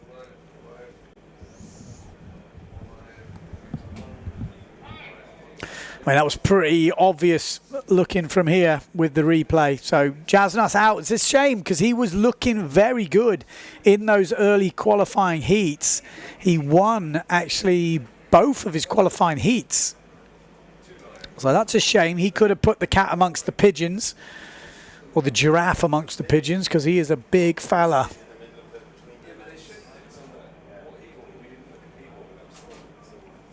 That second semi-final is pretty stacked with world title contenders. First semi though, now we've got 7 riders in it. Mattis, Becker, Mortafon, Board, Giacchino, Martini, Tajma. Seems strange not seeing Enrico Marotti. Surely he's tuning in. Maybe he's in the hospital. Who knows? Expecting his first child. Another windsurfer in the making, or in the made already.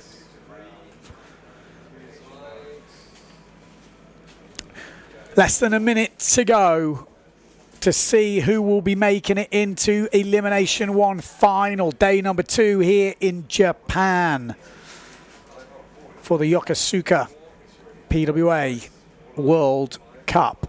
It's obviously sponsored by Fly A&A. Here we go, getting lined up. Looks like not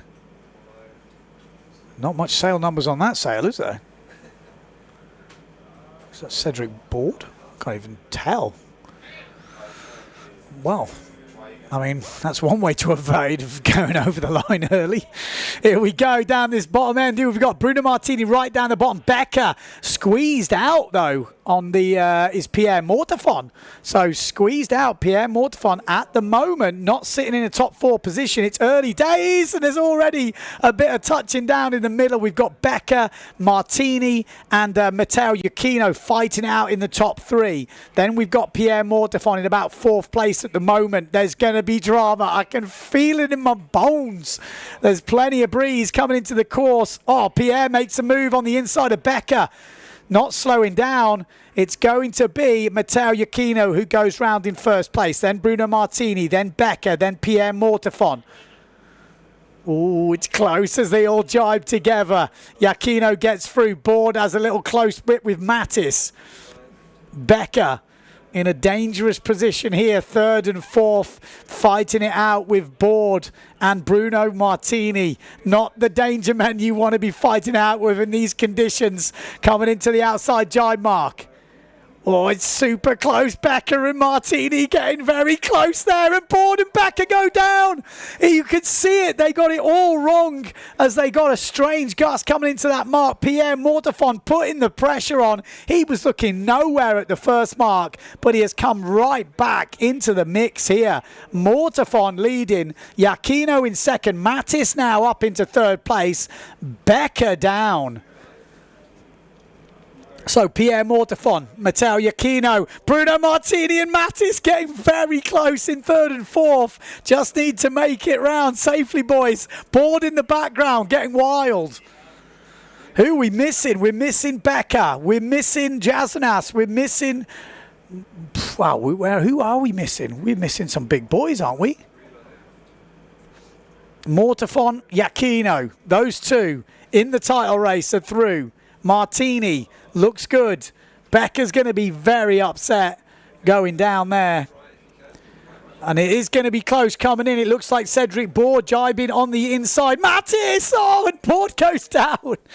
He was trying to challenge Mattis, and Mattis went super wide, left the big door open, but he just couldn't get it round Cedric Board and crashes out in the end. But it will be qualifying for the first elimination final. Pierre Mortefon, Matteo Iachino. It's going to come down to the wire. Bruno Martini in 3rd. And 4th place, it is Mattis.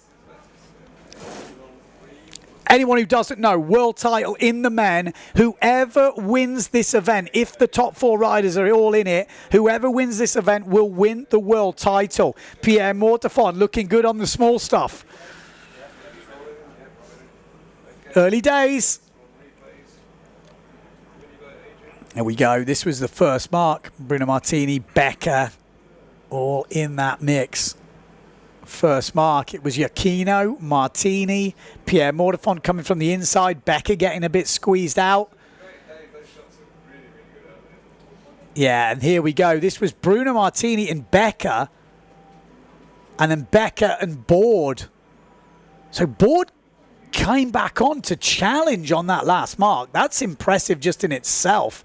He didn't make that challenge, but to be even in contention on that last mark from that crash, that was pretty impressive. Look at the distance he made up. Look where he is there and where Mattis is, and then look at this jibe mark. Mattis goes wide. That's Board on the inside. So he is flying, but just got the jibe wrong. If he'd have got that right, that would have been a huge comeback from Cedric Board. It didn't, and it doesn't make any difference, but you get what I'm saying. Okay, next up, heat number 10, 2nd of the semi-finals.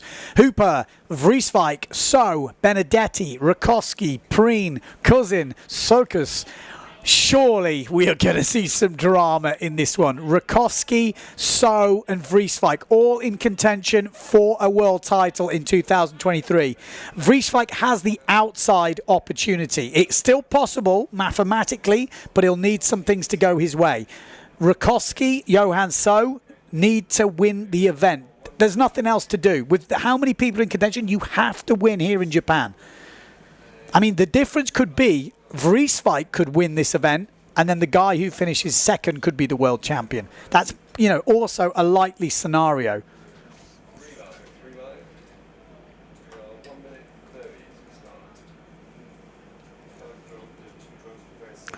I'm just hearing about that mass we saw before. They said that was from the Scorpion. I think you're right. Ben, do you know why Ritis isn't vlogging anymore?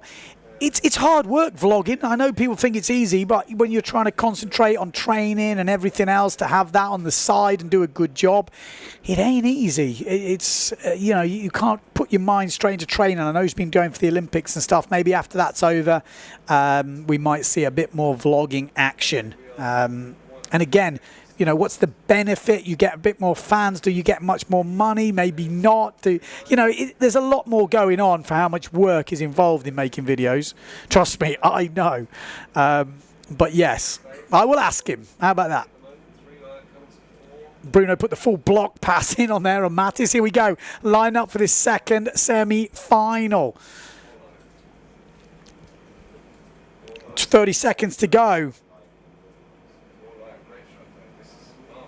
So nice racing, says Windsurf Channel. Here we go, lining up. Could anyone cause the upset? Are we going to see some drama? Are we going to see some crazy racing? Yes, yes, yes. Let's get it on. Nico Preen in the mix here. Maciej Rakowski sandwiched in between the Beast and Nico Preen. Then we've got Amado Vrieswijk down the bottom end. Look how close it is as we come into the line. It looks like a good start from what I'm seeing. Amado Vrieswijk down this bottom end. Then we've got Nico Preen in the middle. Maciej Rakowski a little bit further back. The Beast looking pretty solid. We've got Benedetti up that top end. Cousin, Sokas, Hooper right up the top. It looks like the main challenges are all in good positions as we come into this first mark. Nico Preen dropping off a little bit as he gets squeezed coming into the first mark. The Beast is not backing off now. This is when we see the Beast go into beast mode. The top four here go into the winners final. Amado Vrieswijk in first. The Beast in second. Oh, and Maciej had a little wobble there. The reigning tour leader, last year's world champion, had a bit of a wobble, and Benedetti has come through. So Maciej under a lot of pressure here. Alexander Cousin, Amado and the Beast have got a good lead, and Maciej's got a fight on his hands. He really has. Maciej Rakowski outside the top four, and he's fighting out with Alexander Cousin and Nico Preen. Rounding first is Amado Vrieswijk. The Beast is there. Let's stay on this view. Maciej. Oh, and the Preen's gone down on the inside under pressure from Maciej. Maciej holds his line, and Preen can't do anything about it, and Preen is in the water. So Maciej now has to deal with Alexander Cousin. We're going to have a real fight for fourth place. Keep your eye on that. Amado Vrieswijk, Benedetti, the Beast. That's your top three. Amado rounding first. Benedetti could be causing the problems. We've lost Maciej. We have lost Maciej Rakowski, the current tour leader, last year's world champion. We didn't see that on the drone. Like I said, we have to keep an eye on that fourth place. But that is huge and devastating news for Polish fans out there and Maciej Rakowski fans, but he is in the drink in this semi-final, and he won't be making the first winners final, and that is huge, massive news. Amado Vrieswijk touches down a few times but makes it safely round. Benedetti causing some problems here. He's had a good year, his first real full year on tour, and he has been standout, you've got to say. Obviously a challenger teammate from Maciej Rakowski and FMX teammate as well. But Maciej Rakowski, oh, I'm not sure what happened. I'm not sure we're going to see what happened. It wasn't on the drone. Amado gets through. Benedetti qualifies for the final. The Beast qualifies for the final. And Alexander Cousin takes the fourth spot. Maciej Rakowski out. Sokas just going through. Hooper as well. And Nico Preen. Had that fight with Maciej on that second jibe mark. This was the start, a replay of the start. Look at it. It is hectic racing. You really don't get an idea from the drone. It all looks pretty easy. But when you see those close angles, you realise that Maciej had a little wobble there, trying to control.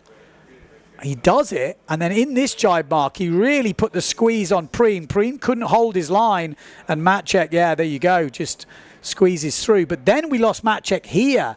We're not quite sure what happened. He's already in the water at this point. So we don't know what happened. He was having a fight with Alexander Cousin. But what we do know, he won't be in the winners' final. I told you we're going to have drama. We're going to have upsets. It's just the nature of racing here in Japan.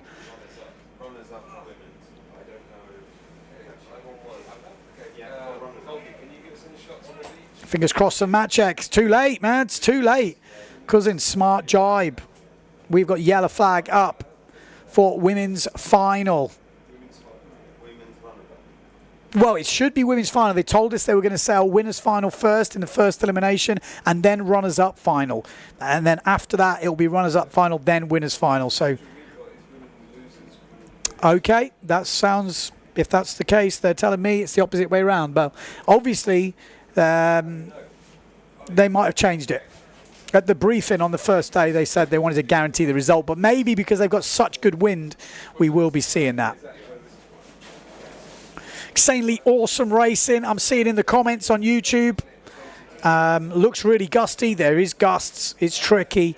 All these foils together at high speed is scary, says Mario. I would not like to be out there. It is mental. We got Mark Colorant saying Finn foil debate is over. Foils are simply faster. We won't see a Finn in a heat final again unless it's absolutely mental. We might see a split in the fleets though, because as people are saying, they're different disciplines, and I would agree with that. They've definitely got their merit, but the foil is here and it is not going away for high-end racing, that is for sure. So, let's have a look what we've...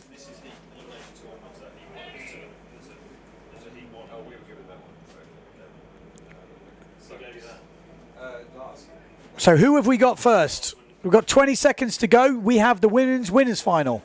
Yeah, winners final. That's what I heard at the briefing. Women's winners final in the mix.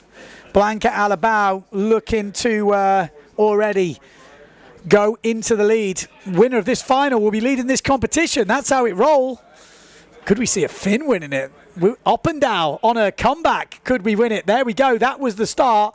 Elimination 1 final for the women. It's super close racing. Blanca Alabao looks like she's had a good start down this bottom end. Davico on Nishi, both on the Finn, are going to give her a good run for her money. We know the foil has the advantage in the jibe, but at this rate, she's going to be leading into that first jibe, and that is ominous signs for the rest of the pack as the current tour leader, Blanca Alabao from Spain, is leading down this first reach of Elimination 1 final for the women on Nishi and Davico right behind. Davico on the loft and Nishi on the 0.7. We've also got Anayama on that S2 Maui sails coming in. The Finns are supported strong in the women's fleet. And a good jibe from Davico on the loft there. Anayama coming through, but Justine Lemaitre on the foil. Great jibe from her, making good ground on Blanca Alabao, who went super wide. So Justine Lemaitre is in the mix here, but one of the fastest on the foil is Anayama from Japan on the S2 Maui sails. She has definitely proven she has got the speed, and she is coming in really quick here as Davico gets a bit of chop there on the loft sail. Second jibe mark, it's Blanca Alabao. Anayama trying to jibe on the inside. Justine Lemaitre on the outside. Then Davico. Then Oppendow on Nishi. All in the mix. And Anayama is in the drink. So is on Nishi. So we lost a couple of the Finns right there. That is on Nishi on the 0.7 in the water. We got Anayama just water starting out in the front though. It is Blanca Alabao and Justine Lemaitre. Who will win this first final? Will Blanca Alabao draw first blood, or will Justine Lemaitre put the squeeze on? Blanca jibes round. I mean, Pozo was definitely her event this year. We saw how aggressive a racer Blanca Alabao is, never giving up right the way till the end. And that was kind of the order of the year for Blanca. And she has been leading ever since. Justine Lemaitre, she started off the year in amazing style in Lake Garda. Absolutely destroyed the field. We were like, how is this happening? In a second PWA event ever, she won it by a country mile, but she is not leading the World Tour. This girl is here. Blanca Alabao, she's going to leave a wide open line here if Justine can find the inside line, but there's too much distance. Blanca's going to get round that jibe mark, just one reach to go. There's going to be a fight for second place between Justine Lemaitre and Hella Oppendow. And these places mean everything. 1 place, 1 point. Coming into the final. Let's stay on that final reach. This is the final reach of the final. Here we go. Blanca Alabao is going to take the first win, or is she? Yes, she is. Controls it down the swell. And Blanca Alabao will win elimination number 1 here in Japan and kick off her world title challenge at the last event in style. Second place, Justine Lemaitre and Hella Oppendahl in a comeback event in 3rd place. If you're wondering where Marion Mortefon is, she didn't make the final. This is Davico on Anayama fighting it out on the Finn. Davico on the Patrick board. Justine Lemaitre on the FMX. And there you go. 4th and 5th for those 2 ladies.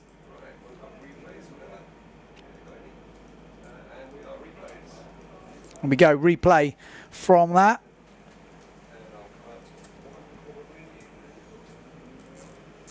Crazy views, isn't it, from Japan?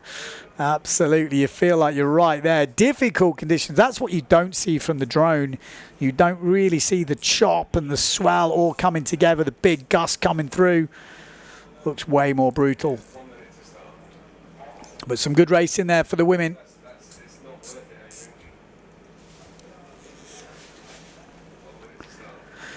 Men's semis and winners final coming up after the runners up final from the women.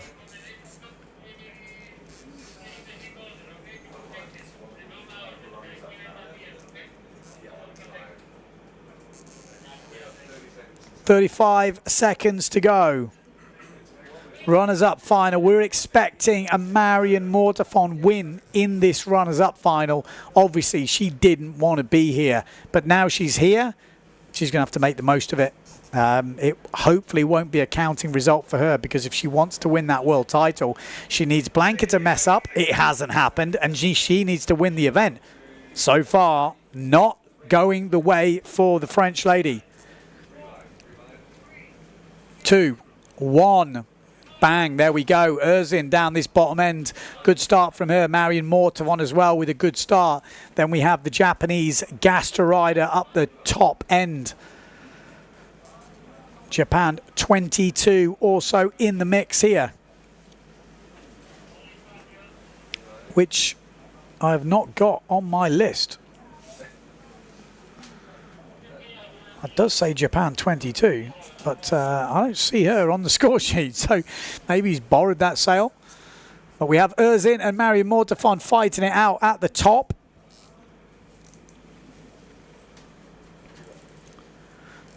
As we come into this first mark, first place here will be a 9th place. Like I say, not the way Marion Mortefon wanted to kick off her event, and she's not got it yet. We've still got to race this race. She's got Erzin for company. Looks a big sail, that Severn, doesn't it? Really does. And she's got some pretty decent speed here. Slovenian. I'm guessing that's Slovenia. Marion Mortefon jibing to the inside. Good jibe from Marion Mortefon. Ekes out a little bit more distance.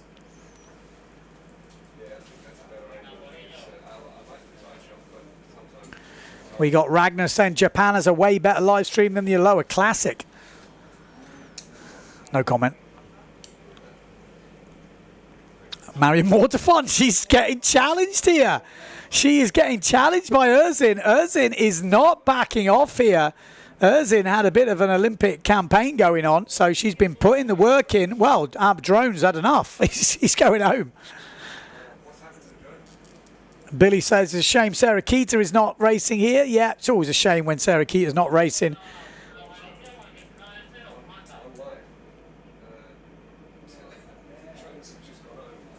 Billy says, I'm a wave sailor, but the coverage is so much better than the Aloha Classic. I mean, come on. Gracie in the close-up says, Mark really gives you a feel for the sea state, makes the performance of the riders even more impressive. Marion Mortefon cruising through Erzin. Stay on there. Stay on. Stay on the horse. Christian says foils are boring, going to sleep. I'm not sure. So far, we have seen some crazy crashes, some big stacks, some good racing.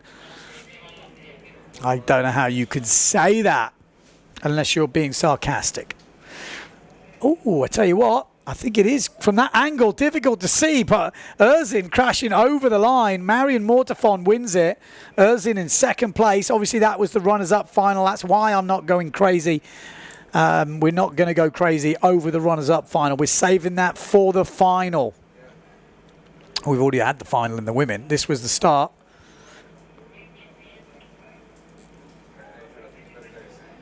Yeah, it is Lena. She's a top freestyler, Lena Erzin. But she's been concentrating on trying to qualify for the Olympics. I'll be honest, I don't know how that's gone for her. So if anyone knows, feel free to let me know in the comments. So, it's a tricky old game, the IQ foil. Big crash over that finish line, though, before. So hope she's okay. She's had a couple of good stacks. There we go. That was the finish. Obviously, Mary Mortfon winning it and Erzin getting it a little bit wrong at the end. Wow. Alrighty, let's get it on. Men's winners final will be coming up. Yellow flag on the boat. Less than 2 minutes to go until the start. Who will be leading the world title race after elimination 1? Because literally, after every elimination finishes, we will have some new guy, new top 3 probably at the top, and I'm going to try and bring you those official results after every elimination so we can see the movers and the shakers and how it's affecting the results. In the women, Blanca Alabao still leading that world title race after her first elimination, obviously winning it. Marion Mortafon down in her race. So Blanca Alabao is still in pole position for that world title race. Maciek Rakowski, after elimination 1, will not be leading the world title race. So there we go. We've already had a move. Who will be leading, though? Here we go. Men's winners final about to kick off. We are counting down. 10 seconds to go. Mortafon, Iachino, Martini, Mattis, Vrieswijk, Benedetti, So, and Kuzan. Bang! Right on the gun there. Martini down this bottom end. Great start from Amado Vrieswijk. I'm tipping him to win this competition. Will he win the world title? That's a whole different story. But Amado Vrieswijk looking good. But the Beast is also beasting out. Look at him on the Black Point 7 FMX boards. And now we're going to see the power of the Beast. He's been training hard for this. Could he be one of the youngest world champions for a long, long time in slalom? I haven't got the history. I should have done it, but look at the Beast go. Johan So goes out of the middle of the pack and goes round in first place. Just 19 years old. Second place, Amado Vrieswijk. Then we've got Mattis. Then Matteo Iachino. Then further back, we've got Bruno Martini. We've got Alexander Kuzin, Pierre Mortafon right at the back at the moment. But it is all about the Beast from Denmark. Johan So leading coming into this second jibe mark. Needs to keep it solid. This guy is a machine. The Beast still in first place. Amado Vrieswijk in second. Then we've got Mattis and Matteo Iachino. 2 jibe marks to go. 3 reaches to go. This is just the first elimination final. Honestly, is this what we're going to see? The young Beast, Johan So, throwing it down from elimination 1. He means business. When you speak to him, he definitely reminds me of Bjorn Dunkerbeck. But Amado Vrieswijk making a move on the inside here. Amado Vrieswijk is in beast mode.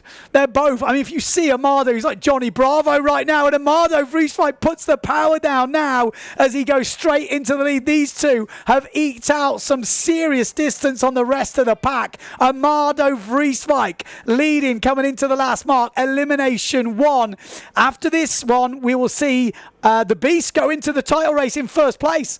If he stays where he is now, Amado will be leading the event and the Beast will be leading the overall world rankings. things. So, first place, Amado Vrieswijk, the Beast in second. Then we've got Matteo Iachino in third, but it's all about Amado Vrieswijk right now.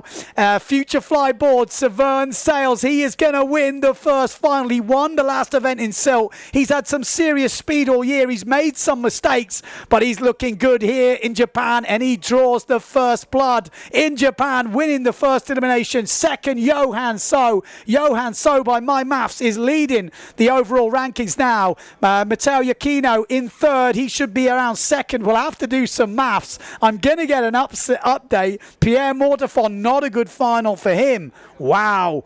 There we go. If this is anything to judge what is going to happen this event, it is going to be pretty epic stuff.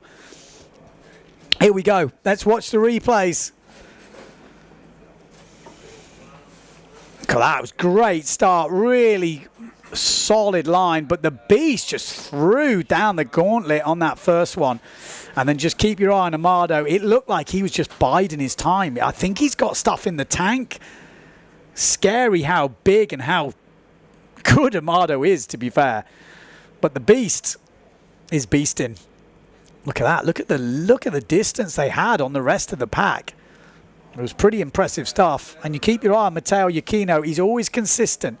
That is his definitely main card. Oh, we lost Benedetti at that reach. We didn't see that on the stream so easily, but just on the replays there, Benedetti goes down.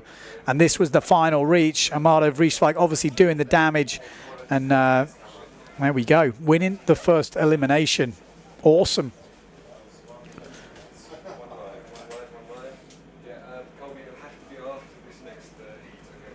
I'm just looking at the comments. Billy says you have to admire Amado. He's a freestyle boy, but he's worked hard on his slalom and his own physical size. He's finally coming together. You say that, and I say that to him. He doesn't class himself as a freestyler. He originally was a racer back in the day. His family, his grandfather's like a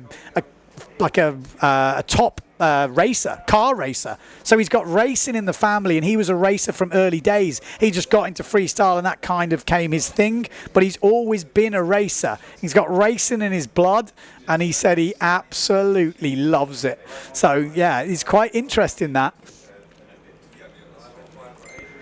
So, good start to the event from the Beast and Amado Vrieswijk. Bad start to the event for Pierre Mortefon and Maciek Rakowski. And Matteo Iachino, pretty solid. Third. You know, nothing crazy, but he hasn't threw it away anything. He hasn't used his discard. He's in the game looking solid.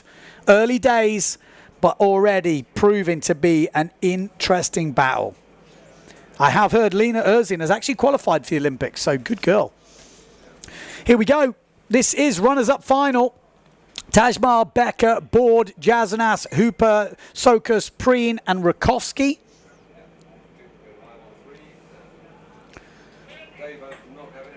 And that was from Jasmine in Croatia about the Erzin update. 1:40 in the morning. Love it.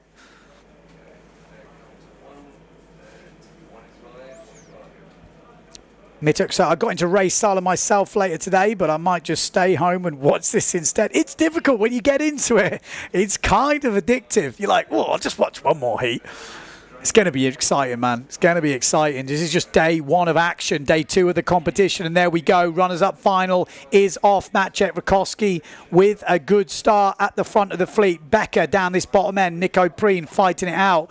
They're going to be this kind of underlying battle for first German. You know it's going on. It's not official, but there is definitely a first German sort of bragging rights going on. And Becker at the moment is leading ahead of Nico Preen, and we can already see that German battle going on as Maciek Rakowski comes down this first jibe mark in the runners-up final in first place. Jibing first, the Polish rider Cedric Board round the outside. Then we've got Michelle Becker on the inside, and then we've got some fights going on just behind Jazanas, Hooper, and the Neil Pride of Preen.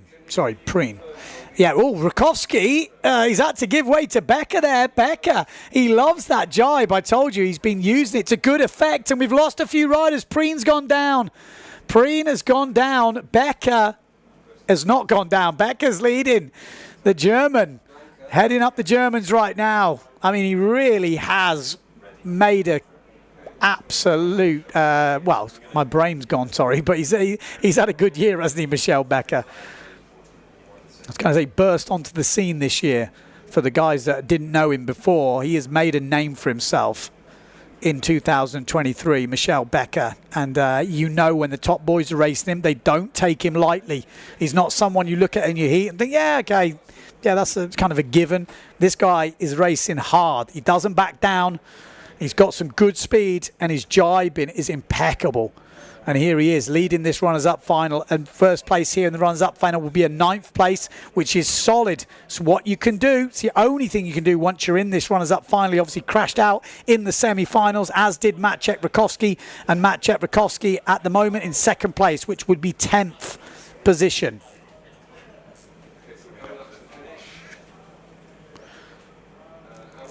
So Michel Becker will win this runners-up final, barring a disaster, and put 9 points on the board. Not too bad, still single digits. Maciej Rakowski, bit of damage limitation with the 10th. Hooper with 11th. And that is the end of Elimination 1. Do we get an update on the overall scores? Would be great to see, wouldn't it? Just having the other boys coming through. Nico Preen just coming in.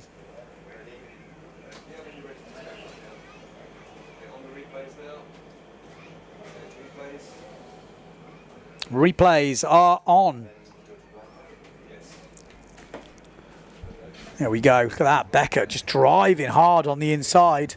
Pushing Cedric Board pretty hard. And Becker went from there to first on the next jibe. Look at that, inside line. Really impressive stuff from Michel Becker. Just racing so good, and that was where we lost Cedric Board.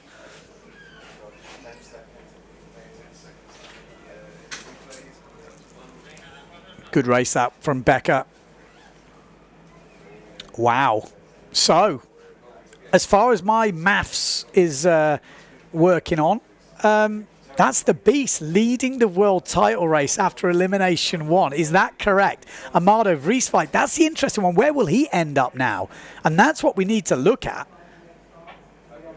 So hopefully I will get some updates. They said it's as simple as pressing a button.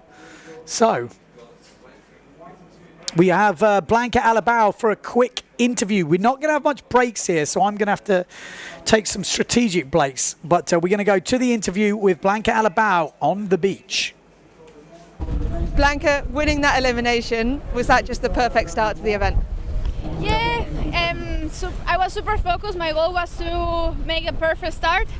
Is what I did, and then I was just trying to concentrate during the course. The conditions are pretty tricky. It's gusty, and the chop is really big, so it's not easy to ride on it. But yeah, I tried my best, and it's worth it. We always know that conditions here are going to be very different. How did you train for this event? Last year we had every kind of condition, so I was ready for everything. From this even higher wind, I have my fin in the back of the tent, to the super light and offshore wind, so I was ready for everything. Looks like the wind's starting to drop a little bit. What are you going to take next? For the moment I will stay the same. If it's still dropping, I have my 5 meters April Glide 6 ready, and I will keep staying in the same board, X15 79. Awesome, well good luck. Thank you. And we've got Amado straight. So okay, so I actually didn't hear that interview from my side. I've got some technical things with my hearing, but I hope that was a good interview. I'm sure she was probably saying, I'm going to guess what she said. I'm just here, taking it easy, you know, no pressure. Okay, we've got Amado Vrieswijk as well for his interview. I'm sure he's going to want to win this competition. Best way to start, let's see. Amado, winning that elimination, how does it feel? It feels good. I think today was very, very tricky. Control is a big word today. So any moment, I had a few times I saw the light in front of my eyes that there would be a crash. But in the final, I had a good start. I think we got a knock at the first mark, so we all dropped that were on the pin, and Johan came over like a madman. But I had better jibes that set it up at the 3rd mark, and yeah, it's good to take the win. How did you train for this event? Where did you go? I was in Holland freezing my ass off. So the cold weather training's paying off on a day like today? It's warm. It's warm now. No, it's good. It's good. It's a bit chilly, but it's doable. How are you feeling about the next elimination? Good. I think the wind is slowly dropping. Let's see. I hope it stays a bit like this. It's fun, and yeah, we keep going. Last question, what gear were you on for that elimination? 5.0, smaller stuff. Awesome. Actually, the Fuerteventura setup. Awesome. Well, good luck for the next one. Thank you.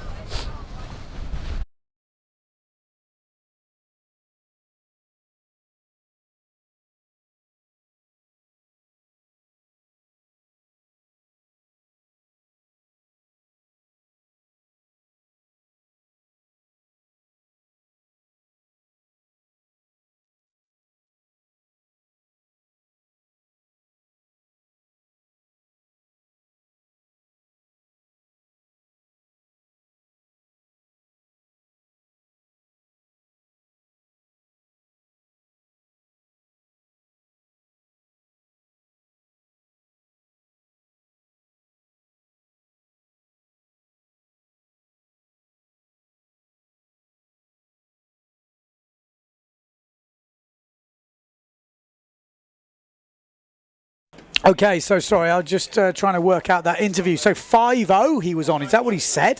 5-0, he's been freezing his arse off in Holland. That's why he's in his shorty. And he said the wind is slowly dropping. So we've had that windy race. Next one should be decent as well, but not as windy as the first one. So that's what we've got going on. We will have a short break now. Next race will be starting at 10:05. So that's in 15 minutes time. We're going to have a lot of racing today, so I'm going to take a short break now. 15 minutes, we're going to be back in, and I will be bringing you the overall update on the rankings, because they will be changing after every elimination. So stay tuned. Don't go to bed. Surely you can stay up for another elimination. There's only one more. Come on, you can do it.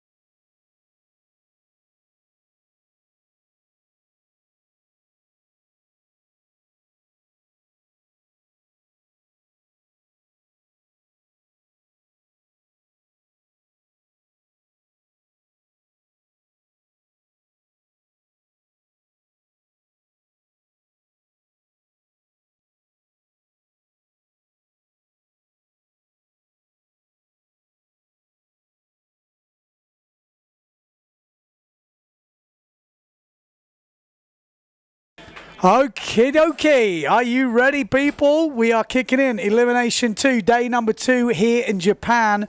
I have heard an update for the overalls. Johan So is now leading the world title race, although they are working it out because it does go on countback. Things will change. The more eliminations we do, the points do change a little bit, but it is looking like a good start for the Beast at the moment. I will give you better updates when they are officially made clear. I'm sorry for running, that's what I was just checking, making sure that everything was all adding up. So, here we go. Let's have a look at the eliminations, because there was a few upsets in that first round, and that might make a difference to the seeding in the second round. Let's have a look to see if there's any interesting seeded things. Let's have a look. Reese fights down that bottom end. Rukowski, Mortafon, So and Preen all in one heat in the quarterfinals. Ooh, there we go. It's already getting interesting. Heat number 6, if you're looking, is going to be interesting. Who's still with us? Who's still with us? Surely there's a few people still with us. Brenda Rooker, 8:05 p.m. and watching the PWA Slalom. That is good. Life is good. It is good. Red flag is up, so they're starting soon. Yes, that is correct. 17:24 knots according to the live ticker. That is true. Amado Vrieswijk was on a 5.0 on the foil. He said it is brutal out there. It is difficult. It's like Furta on steroids. Short, sharp chop. Big gusts in the wind. It's scary, he said, and when Amado says that, you know there's going to be dramas, and we've already seen drama, so it makes a lot of sense. Hans saying, begging, it's not how it works. That's not how you... No, a lot of food and beverages. Okay, I think that's an answer to something else. Okay, here we go. Let's get it on. Elimination 2. Heat number 1. Everard, Kudu, Takeda, Tieme, Gunho. We got Maskia, Yamada. Expect Yamada to do well here. Japan 67. He's going to be on the duotone. He got a PMS in that first one, and I'm expecting him to step up in this. We've got the young Belgian rider, Everard, on the Neil Pride, and it looks like we got Kudu up that top end on the Gastra. So yeah, the kind of seeded guys I would expect to be up there are up there, but that doesn't stop some drama happening in the races.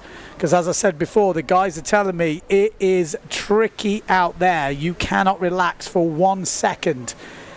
Amado told me he got stuff in the tank. He's not going full chat. They're trying to just stay on the board, keep it safe. So he has got more power, more nitros to unload. But you don't want to start off with a bad result. You've got to keep it consistent. I mean, bear in mind, he did win the first elimination. So this is the first heat of the second elimination. This is Japan, day number 2. We've got 5 days of racing. It looks like the next 2 days after this one will be solid as well. So by my reckoning, it could change, but it looks like we've got 3 solid days of racing, and that will decide the world titles in the men and the women. No, you could get wind on the last day, but at the moment it is not looking likely. So I think we're going to see the windiest day is today. Tomorrow we've got less wind, but still a decent direction. And then Monday it looks like we've got wind in the morning, and then it drops a little bit off. But it looks like good wind in the morning, like 20 knots of wind. So it's going to be a very exciting title race, that is for sure. Obviously all the action will be happening in the early hours of the morning European time, which is not ideal for you guys. But you just got to get your jet lag sorted. Just join us in Japan time. Just go to bed a little bit later. Wake up a little bit later. Come on. Or just don't get much sleep. Have a little nap in the day. Get yourself ready for the early entertainment. I'm pretty sure we're going to be starting early all week. I think this... Oh, Kudu! Getting a moment. I think we're going to be on sort of early starts and a little bit earlier finishes than usual events. You know, it's dark here at 5 anyway, so I think it makes sense with the forecast we've got, with morning wind being the strongest, to be starting here at 8 a.m. and then, you know, running through to 3. I would imagine something like that, 3, 4. Good job there from Japan 9. Which we don't have a Japan 9. Could be 97. Masaki. 67 in the background is Yamada. been doing the tour for a long time. This is the young Belgian rider. Everard wins it. Solid race from him as Alexander Cousin goes past. Such long lines, these. Look how long they are on the foil. I mean, for some old school guys, they're looking at them lines going, what the hell, like stirrups. So, update on Macmillan. He was having problems getting the foil in the board or something. This is what we heard, and then said, can't do it. Didn't make it, which is such a shame. So I'm not sure. I haven't spoke to him himself, but let's see. Hopefully he's got that sorted now. Joao saying congrats from the Azores. And it's still 9 a.m. Saturday in Perth. Oh, it's good timing. We want to see Macmillan win a race. Well, he's got to get out there first. What is going on with Macmillan? Yeah, like I just said, he had problems getting the mast in the board or something. Maybe some sand in there. I don't know. These young kids, come on. It is pretty breezy. America is waking up just in time for Elimination 2. I mean, while these first rounds are on, you might want to watch the semi-finals, finals from Elimination 1. Some exciting stuff going on. And then you can switch back. I mean, that's the great thing about YouTube. You can just have a little scroll around and choose when you watch stuff. Although it's great to watch it live as it's happening. Rock Boy says, hi, have fun. I'm going to sleep. It's 2:30. Yeah, lightweight. Lightweight. Don't make him like they used to. They could all go on the fin. You say that, but the foil, like I said, whether you enjoy fin or foil in your own free time is different. But the racing has definitely been exciting with the foil. You just can't argue it. We've seen it all year. It has been it's been definitely interesting for the racing. It's caused some massive upsets, shocks, crashes, drama, overtaking moves.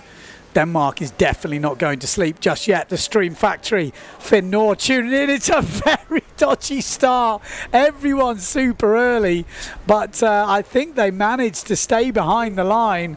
It looks like Jules is on the foil, something we're not used to seeing. Oh, hello, Gastra at the front. Who have we got? That's Stallman at the front. He had a big crash in the first round. He needs to keep it a bit high and dry here. Japan 450 in the mix here. Nakajima on the loft sail. Jules coming through. But Stallman looking good from Great Britain.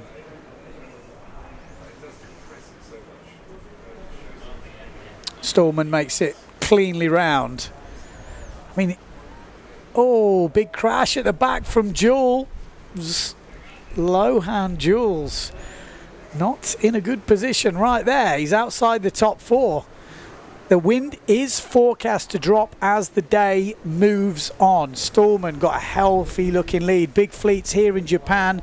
So these early rounds are a little bit disjointed with bigger gaps in the front four as we get through to the quarters and obviously semis. Those gaps are no longer apparent.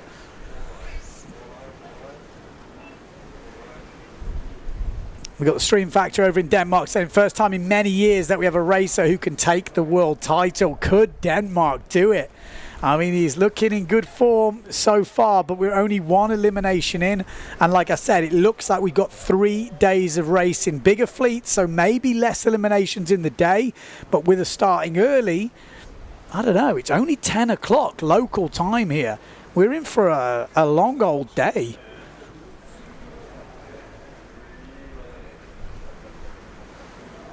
Scotty has looks like he's already got this well and truly wrapped up. I mean, he could fall off, have a little swim, and he'd still be qualifying.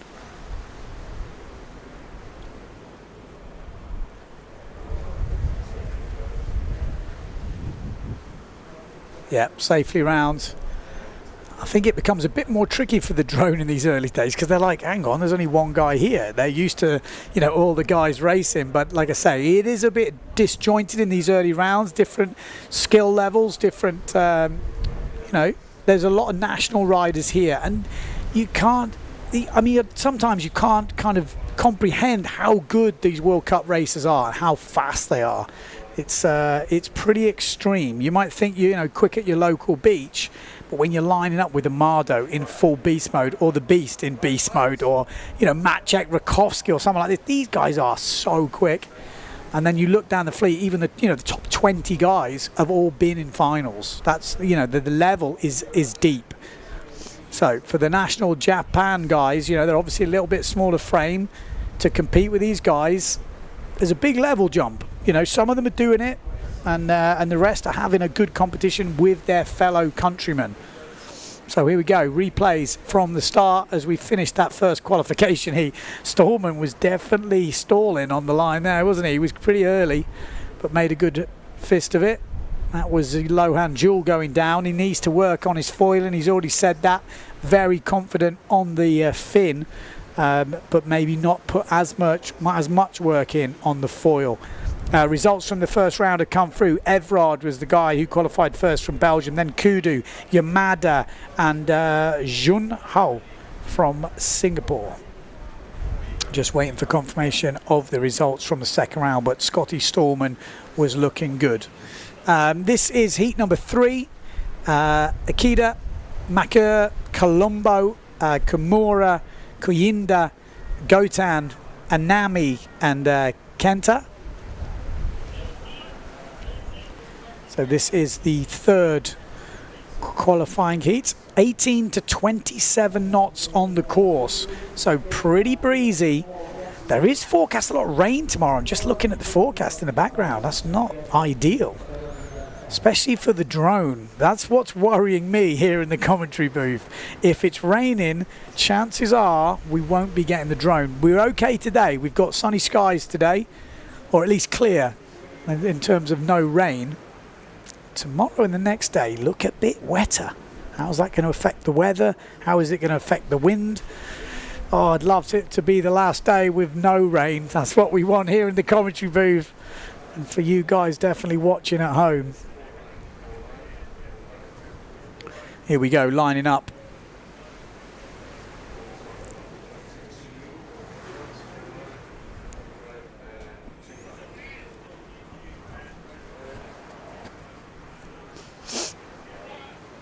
So, who have we got there? We got Amada,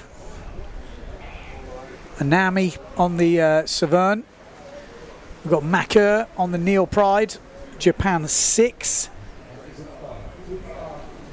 Japan 6, yeah, Kenta on that 0.7 sail. At that top end is Colombo on the Patrick. He's got a really close battle there with the Loft Japanese rider, but Colombo looking very quick on the Patrick. Obviously, Eli Colombo been doing an Olympic campaign and concentrating on that. Now he's having a little do with PWA racing. I think we're going to see a lot of those foils crossing over into the PWA after the Olympics. They've definitely got the skills on the foils, and it'll be interesting to see which ones push through.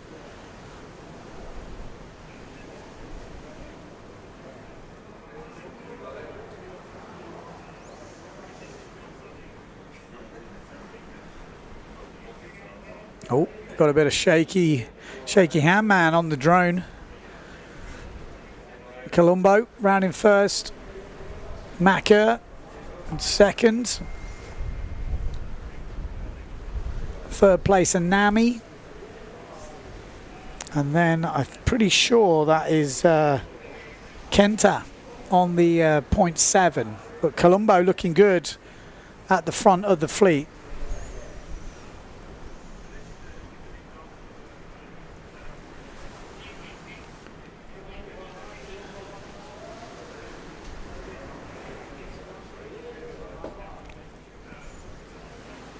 Ooh, a little bit light on that inside. It is forecast to drop, and Eli Colombo dropping off the foil here.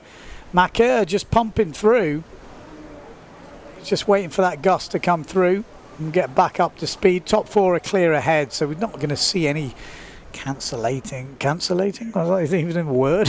Cancelling or changing of the heat. It looks like it's going to be a pretty easy battle in these early rounds of this second elimination.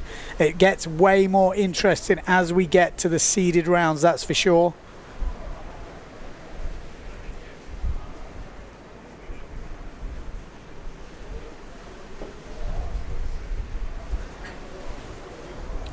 Maka, Colombo, Anami, and Kenta. Well, I'll say it's Kenta. I'm pretty sure it is from when we saw on that first reach on the 0.7 sail, Japan 6.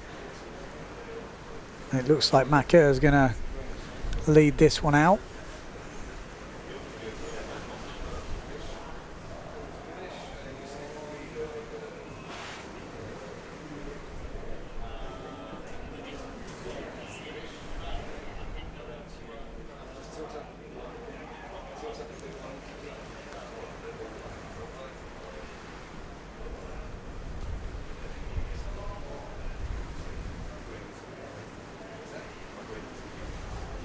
There we go. Yeah, it was Kenta, Japan 6, getting the qualifying spot, and Anami. A little bit of replay from that heat before we go into heat number 4, which will be the last of the qualifying rounds, the first round in Elimination 2.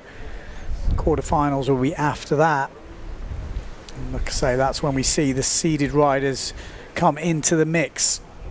Official qualifications from heat number 6 are in. It was Storman, Tomizawa, Jules, and Kanagami.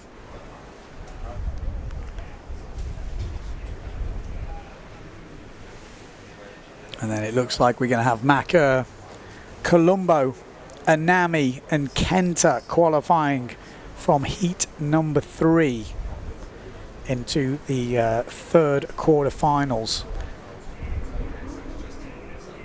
Yellow flag is 2 minutes to go until the start.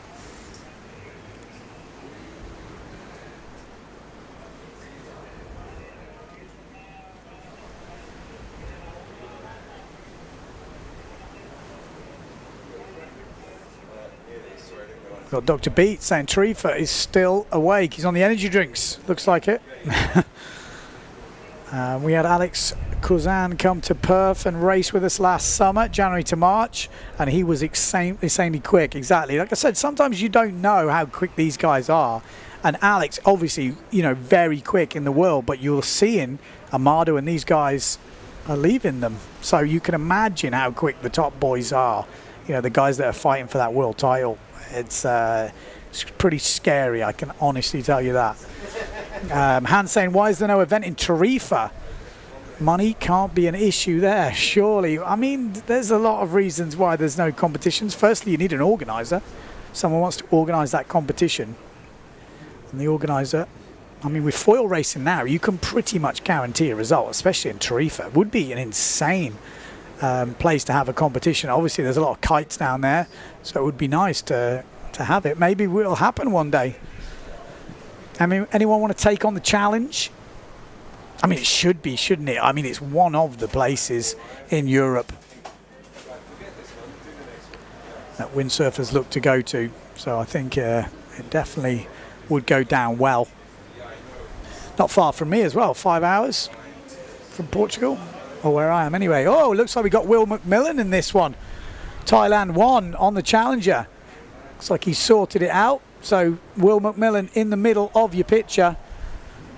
And he looks like he's had a good start. He's pretty on it on the start, Will. I mean, he got a podium at the first event in the year. Then we haven't seen him since. He kind of ghosted us. But it looks like he's back for Japan. Obviously a bit closer to home, Japan. Obviously easier to get to. Looks like he's got some speed still.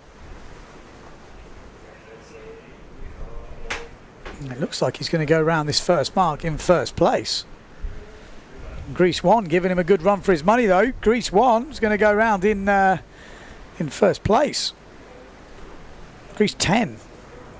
Amidis. Not a good mark rounding, though. Well, it's a good mark rounding, but not enough wind. Will comes through in first. So Will first. We've got Jordi Vonk in this. We've got Schoberg in this. Will McMillan trying to qualify for the Olympics. Hasn't qualified yet. Oh, bit of a swell to navigate there.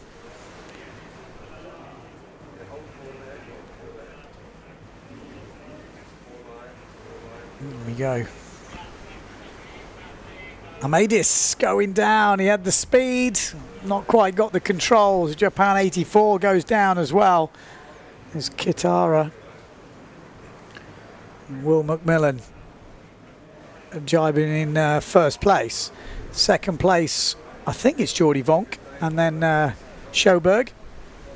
So top three quite clear ahead in these qualifying rounds. They will be getting into the quarterfinals as long as they don't make any silly mistakes or have some dramas.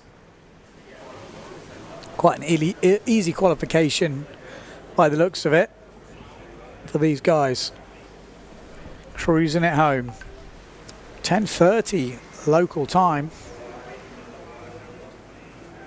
Good jibe from Will. Jordy Vonk. Not had his best year on tour. We know he's fast. He maybe just hasn't quite got it together. I think we're going to see a better version of Jordy Vonk next year, 2024. Sometimes you've got to get your combinations all working right. Get your head back in the game. Maybe just didn't start off the year well. Struggled to get it together. But Will winning that one. Vonk in second. Sjoberg in third place. And then it looked like Amidis might be taking that fourth spot. But Sjoberg gets the third spot, and Amidis is quite a long way back, but if he makes that jibe mark, looks like he does in the background, he'll cruise through in fourth place.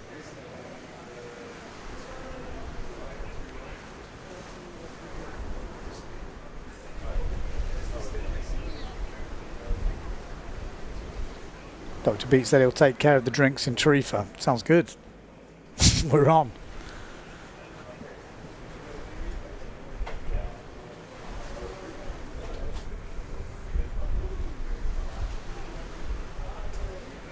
Here we go, replays of that heat.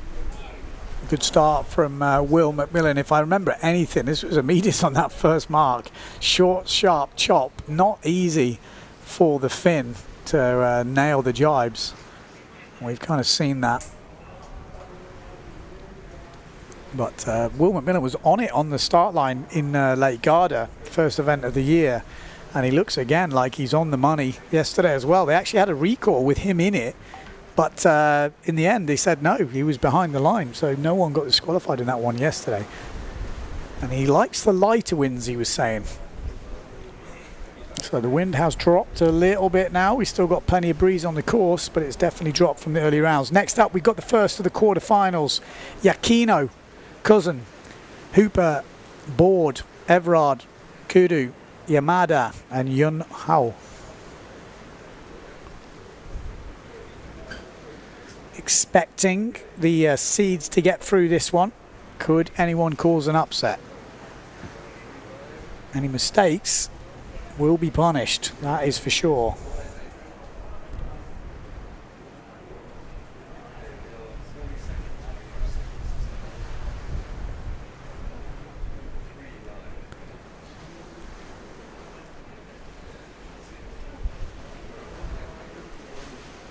"30 seconds to go."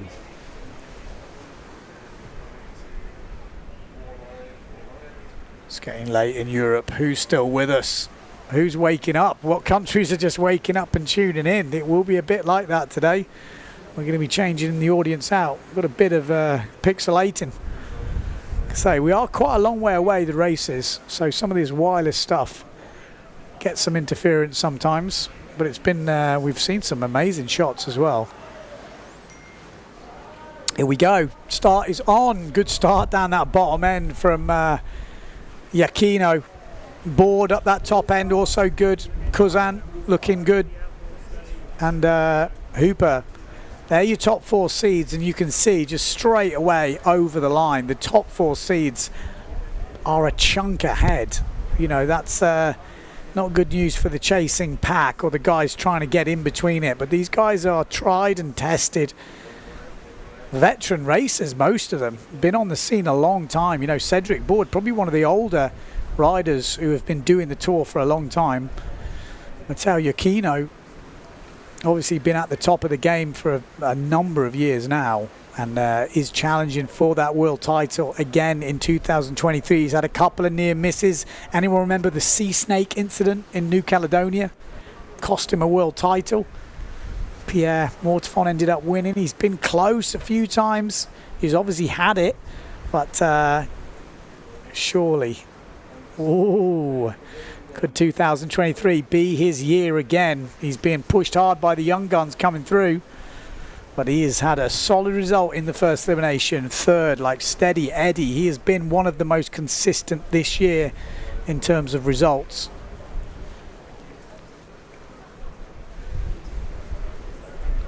He's looking very consistent again here in Japan on day number 2, first day of action. Jibing nice and clean. Yakino, Board, Kozan, Hooper. That's your top 4. Looks pretty solid, doesn't it?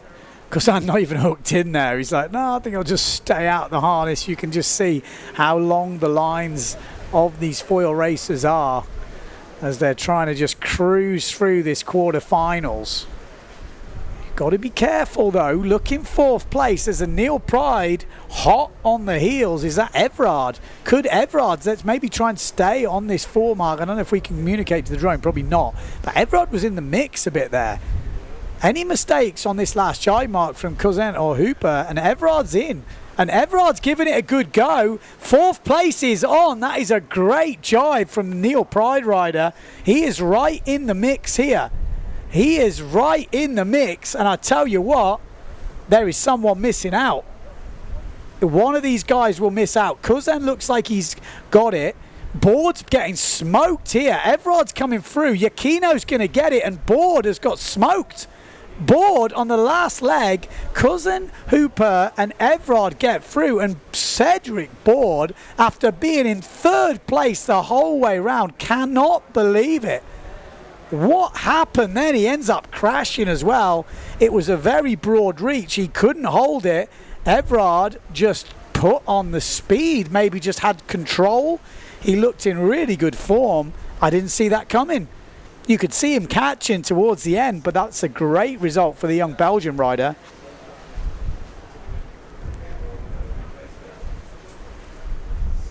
Wow. Look, Everard, look how far back he is, and then he came back. You don't see it on this one, but he's already back in the game, and Board just cannot get down. Everard just keeping it super. That was impressive. That was an impressive race to come back there. I think he ended up finishing 3rd. Or no, Hooper would have got him. So if Board had stayed in the mix, it wouldn't have happened, but great race.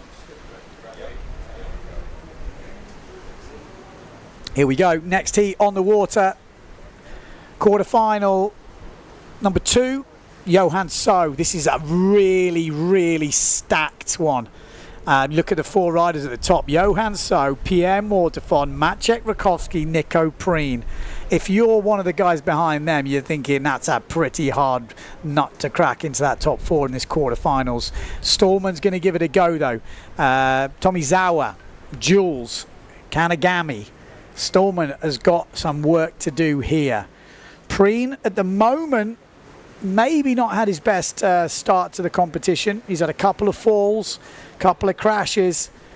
Can he get into the semi-finals, which would be the top 16? That's where he's going to be aiming for. But it's not so much this one, it's the next one. Because when you have 4 top seeds in the quarters, yes, you qualify. Let's say you all qualify. That means the semi is going to be absolutely rammed, which makes it interesting, especially with world titles on the line, because we have just seen Yakino, Cousin, Hooper, and Everard qualify. And then, you know, let's say we have So, Mortefon, Rakowski, and Preen. Only 4 of those can go through. It's tricky, very tricky.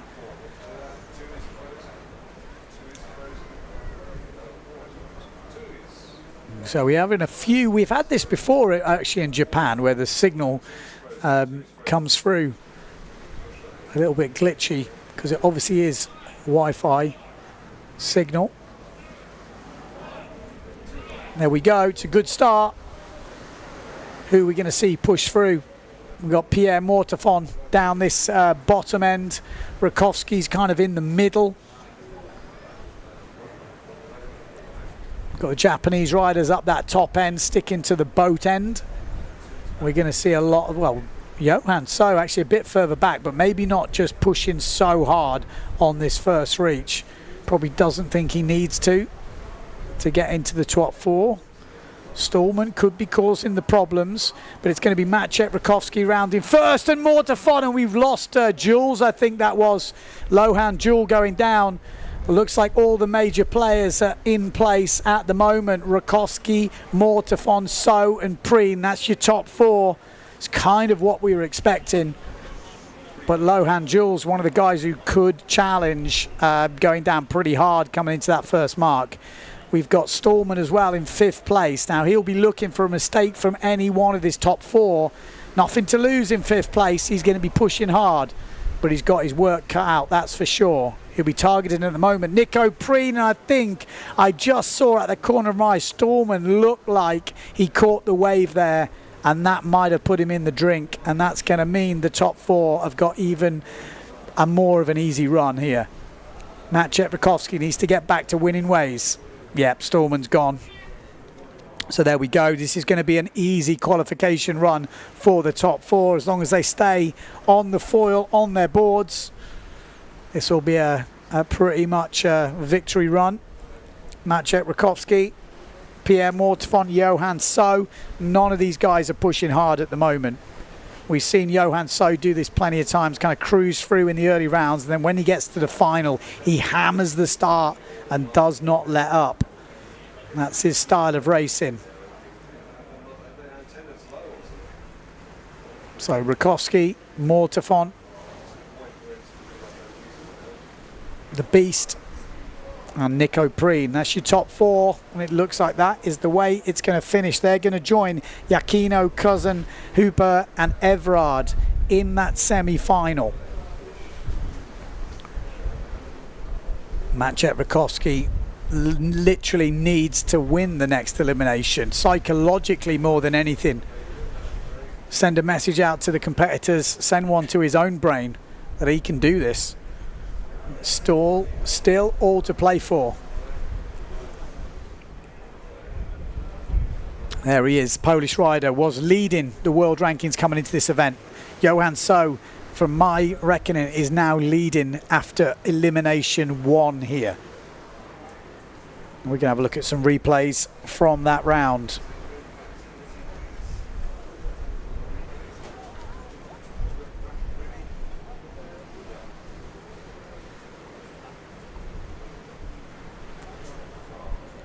Oof, that was that big crash from Jules coming into that first mark. And then it was pretty much a cruise for the top seeds in this.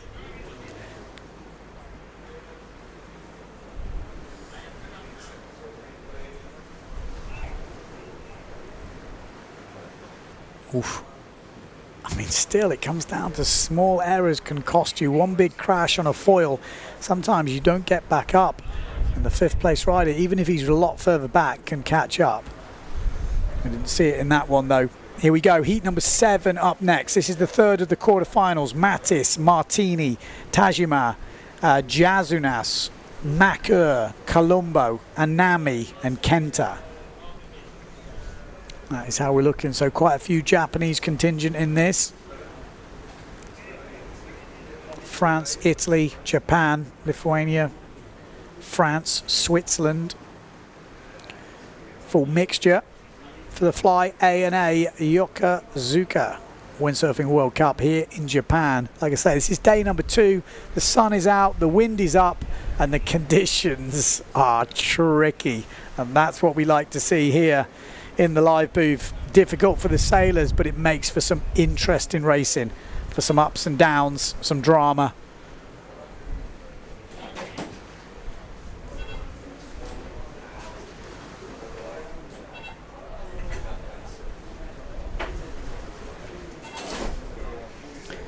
We got Hans saying, to be honest, the stance on the foil is just not as sexy compared to fin stance. I would agree with that. It's more like toilet stance, isn't it?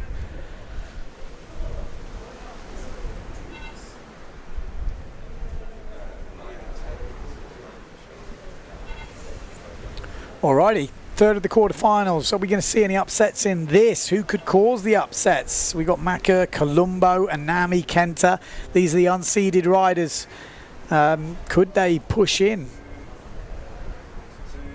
Tajima maybe under a bit of pressure here from the younger Nami. Could Anami be the first Japanese in this round? There we go. It's a tight start there as we go down this first reach. Where's Mattis? Mattis a bit further back in about 4th or 5th at the moment. We've got Bruno Martini down this bottom end.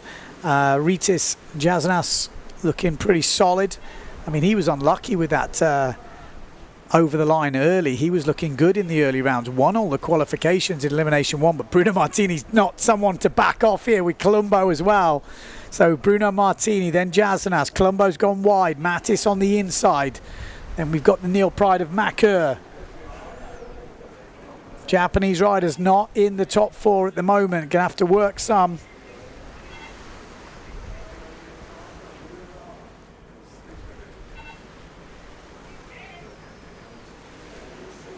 And we go, Bruno Martini means business in Elimination 2.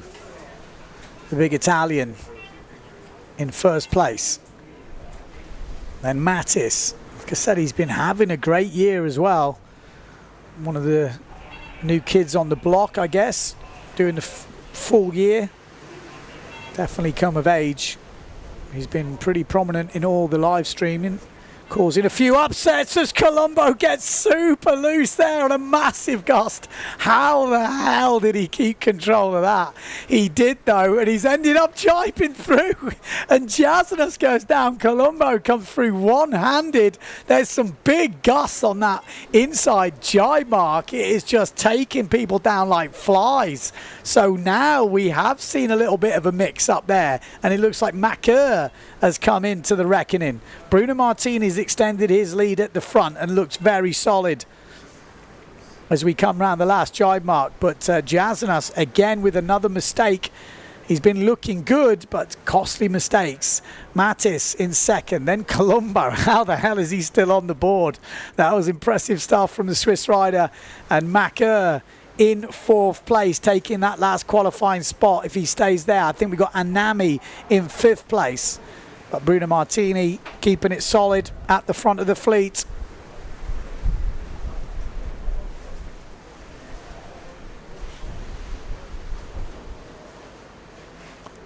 So yeah, Bruno Martini first. Then Mattis. Then Colombo. And then Maka gets that 4th spot into the top 16. All those riders. And the next heat will be fighting it to get into the final.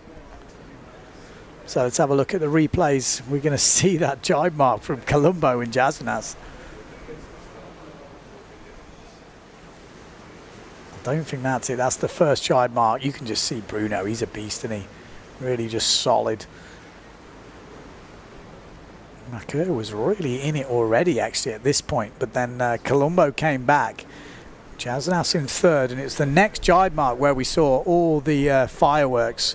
As we come in, look at Colombo. How does he save that? He was gone in my eyes. And then Jasnas gets loose as hell there. Gets it down. And then the gust as he comes through just loses it off the side. Colombo come round one-handed. Makur manages to keep it on. Interesting stuff. Next up, we've got the last of the quarterfinals.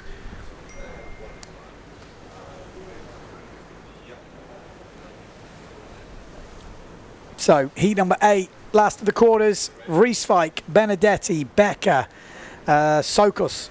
We've got Macmillan, Vonk, Schoberg, and Adamis. There we go. That's exactly who we've got. So we've got a couple of Greeks in here. Battle of the Greek riders. Sweden, Greece, Netherlands, Thailand, Germany, Italy, and Bonaire. That's a fair mix, isn't it?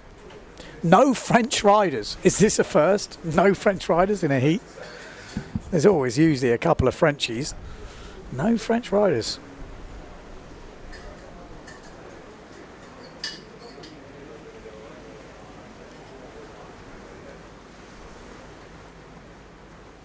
15 seconds on the clock.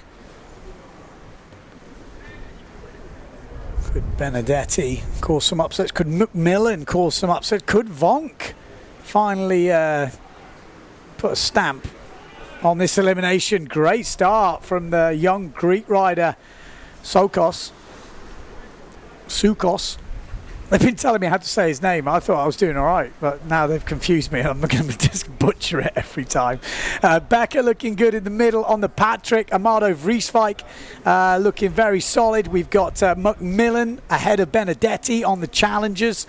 Pink versus yellow. I like it when there's different colour sails. I do like the Challenger boys for that. It makes life really much more interesting. Oh my God. Whoa. Is everyone okay? That was crazy. Was that McMillan down into Benedetti? Wow. That stopped dead. That board is probably dead. I think McMillan had already gone miles. We'll have to watch the replay, but hopefully everyone's okay. I think everyone is okay. Oof. Apart from they're definitely not getting through this heat. Sukos looking pretty good in third though, the young Greek rider. With two of the big boys out, we've got Amado Vrieswijk leading, Becker in second, then Sukos in fourth place. Then we've got, what is it, Vonk and Sjoberg fighting it out? I think it might be. Amado looking solid, Becker, Sukos, and then Vonk and Sjoberg. Yeah, there's got to be some damage from that that crash there. Just the way the board stopped.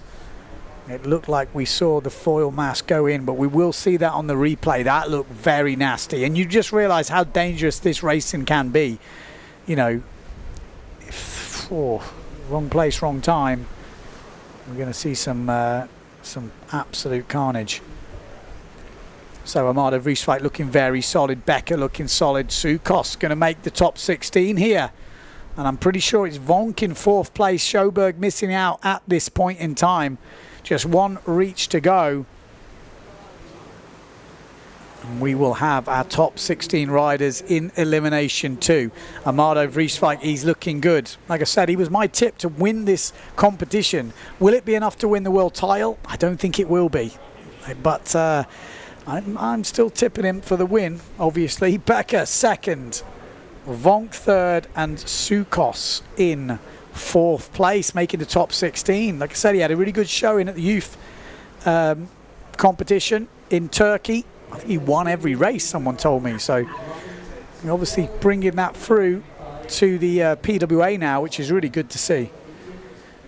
So the semi-finals are now sorted. We've got Yakino, Cousin, Hooper, Everard, Rikowski, Mortefon, and Preed in the first one. But we're going to watch this replay before we talk you through that second semi-final. Keep your eyes... Oh, we've lost the replay. Here we go. Let's have another look at this. But keep your eye on the yellow sail, the Challenger sails. Basically, the pink sail from McMillan and the yellow sail from Benedetti. Yeah, so McMillan went down, massive catapult. Oh, and then Benedetti just couldn't, he didn't have anywhere to go. The gear was in the way, but watch how far McMillan ejects. He ejects miles out of the way. I thought he might be, but that's a huge crash. That's got to be the crash of the day, and there's definitely some damage going on. Wow. That was, just for our editor, that was heat number 8, Elimination 2. Get that in the highlights.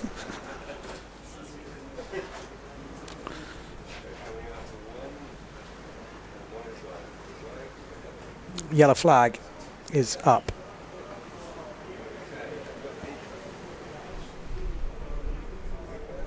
So heat number 8, Elimination 2, definitely biggest crash of the day, that one. Luckily everyone is going to be okay, but there's definitely some equipment damage there. McMillan's equipment, he does seem to be at the heart of most things, doesn't he, McMillan? Seems to be in the mix. Right, women's up next, semi-finals. Lemaitre, Opendal, Biagellini, Onishi, Mortafon, Sanaga. We got Steph and, well, I wish I knew her first name. Sventavantali. I know, I'm terrible. I should have to go back to school, really. Learn how to pronounce names.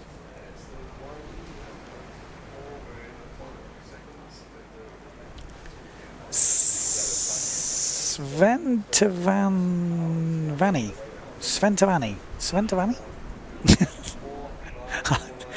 Yeah, all right. Leave me alone. Here we go. We have started. So Onishi on the Black Point 7 sail. We've got obviously Mary Mortafon on the duotone. It's a stacked one, this. Not easy with Mortafon missing that first final. We got Oppendow obviously on her comeback to the PWA.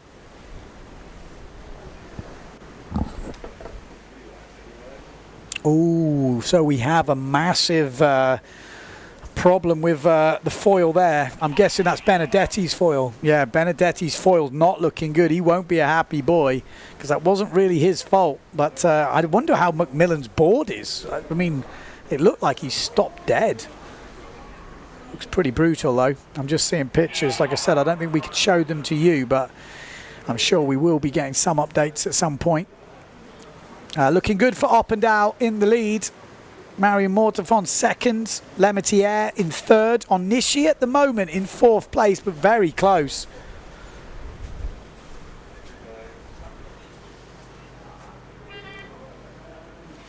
Oppendow safely round. Mortafon safely round. Lemetier safely round. Onishi. She's got a battle on her hands. She's on the fin. So the foils will be doing some damage on these jibe marks, and there looks to be a close battle going on for fourth place between Onishi and Sunaga, maybe. Oppendow looking good at the front of the fleet.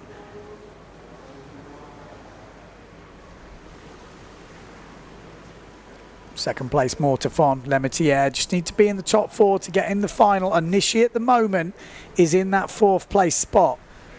Sunaga right behind her, and she's gone down on the jibe mark. It's going to make it much easier for Onishi to get that qualification in the bag.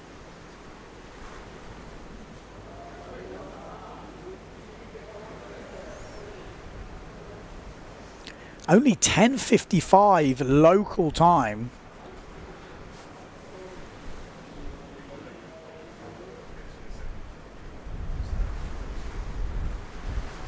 So Oppendow got qualification wrapped up right now.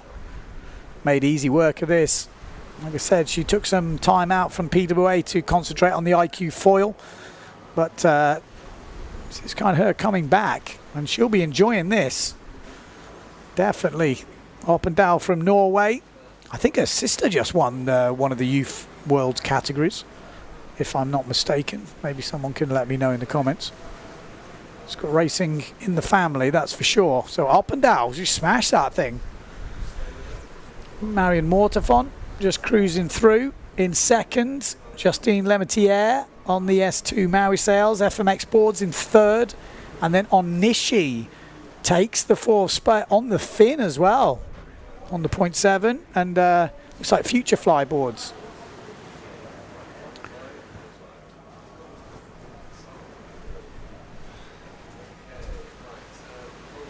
Nice feeling winning a race. Clean ahead. No issues there for Oppendow. Made light work of that.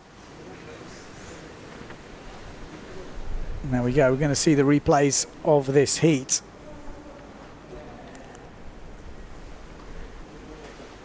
Look at that. So good. I mean, for windsurfing, the drone is just the tool, isn't it?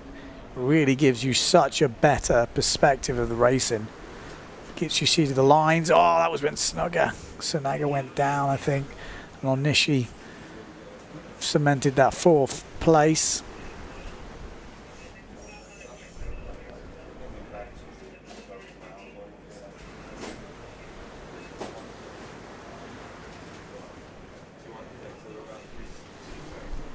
So there we go. Just looking at the comments, people asking about Will McMillan. Is he done? Well, he's done in this elimination. He is out. Interesting to see his gear because he had a nasty crash. So we do have the overalls as well coming up, which I'll give you before the finals. But this is the next heat on the water. We've got Alabao, Davico, Anayama, Saki, Urzin, Ishii, Suzuki and Erkin.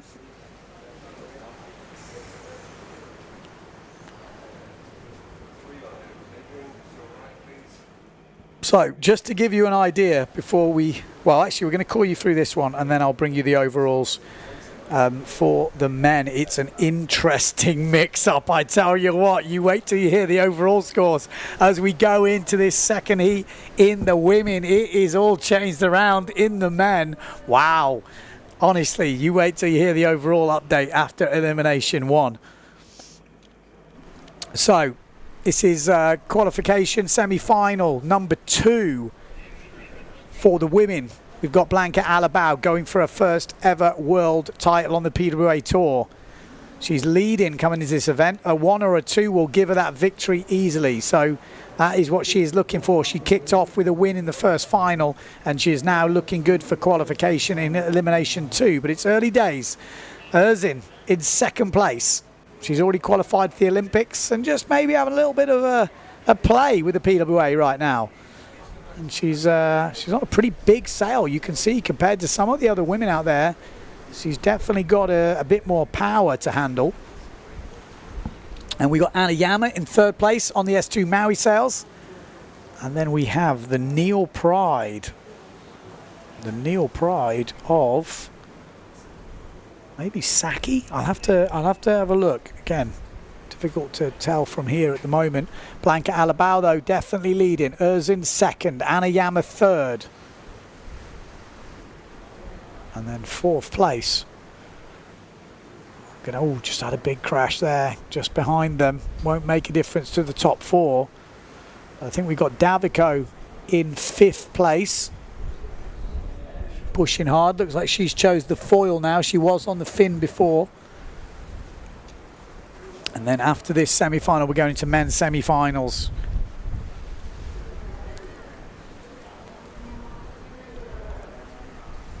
So Blanca Alabao, Urzin 1 and 2, Anayama 3rd. And it is 71, Japan 71, which is Saki. And Davico in 5th place, missing out at the moment. Needs to overtake the Japanese rider if she's going to make it into the second final in elimination 2. Blanca looking very confident at the front.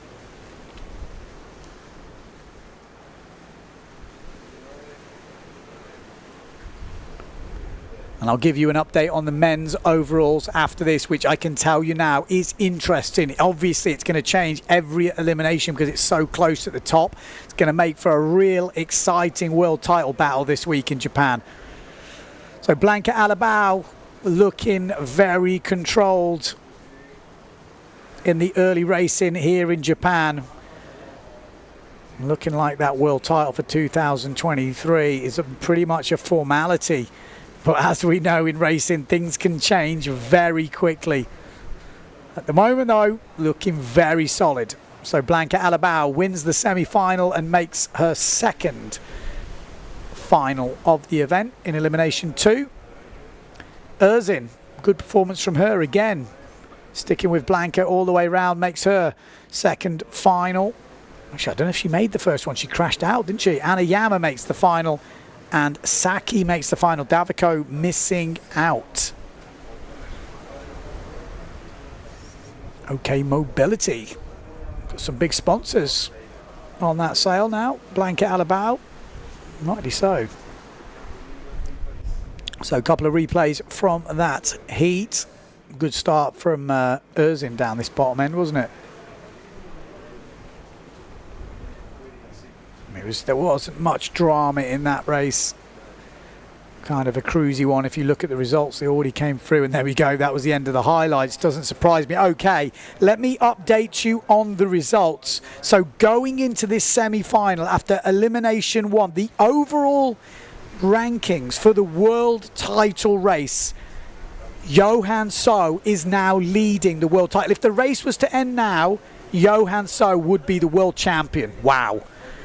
Matteo Iachino would be in second, and Amado Vrieswijk would be in third. Maciek would have dropped to fourth, Pierre to fifth. Wow.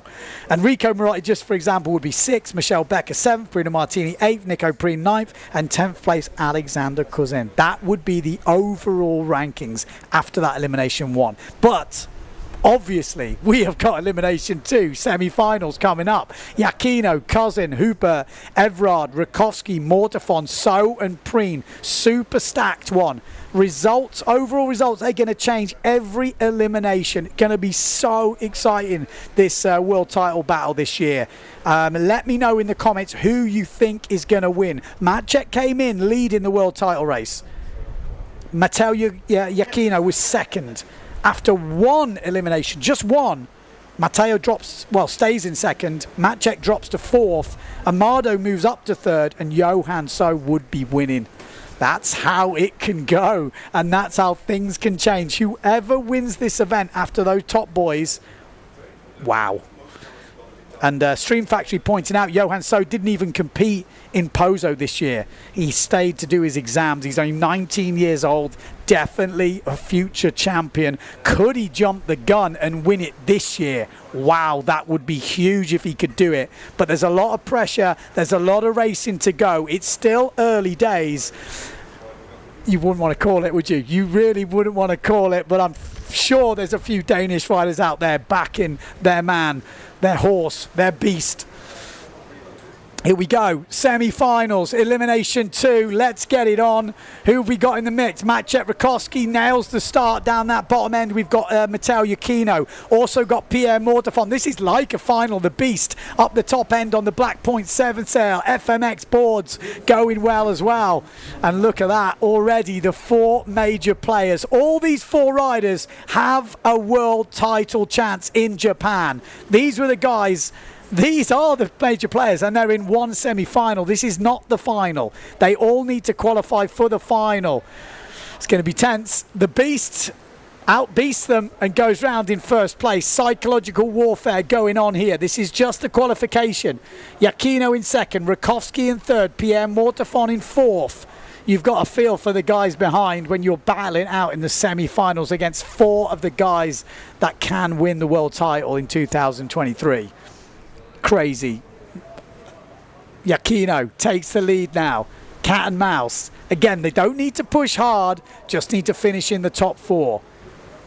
So I wouldn't get too carried away with this racing, but what we want to see is safely qualifying through.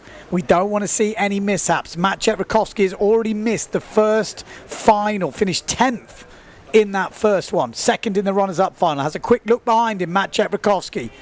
Iachino. He has been very solid this year. Like I say, it's hard to bet against him from the world title race, but the beast, maybe he's got nothing to lose. He's young. He doesn't care. He isn't. He's a machine. I think that's probably how you've got to describe him. When you talk to him, you just realize he is a racing machine.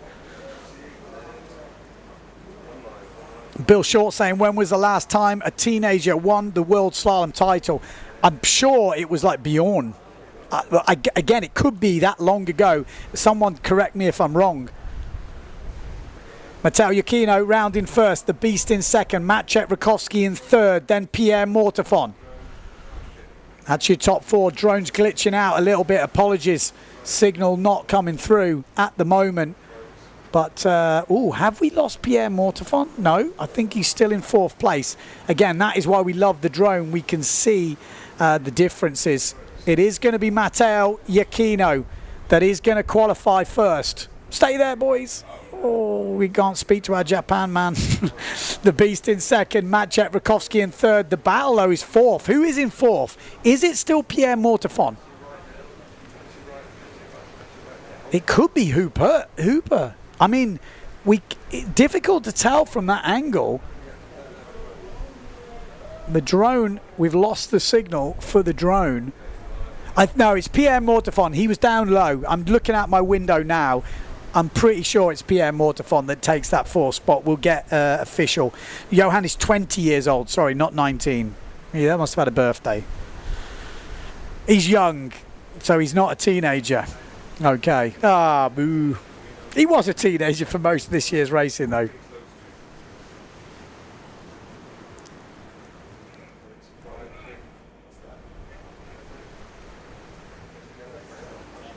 Second semi-final coming up.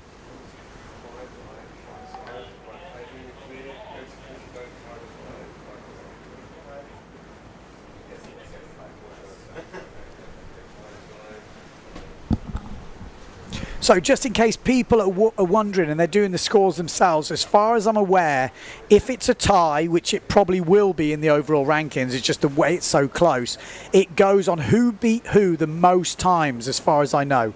I will update you on that, but as far as I know, it's who beat who the most. If that's equal, then it goes number of firsts, number of seconds, number of thirds, and then there's other ways to do it, but by then we should have already had a winner. So Johan So, Matteo Iachino, Maciej Rakowski, Pierre Mortefon. Pretty sure that was your 4 qualifiers, and all of them are in the title race. This will be a great race to use for that as well when we're talking about all 4 riders, because they are all there in the top 4 racing together. Second semi-final coming up.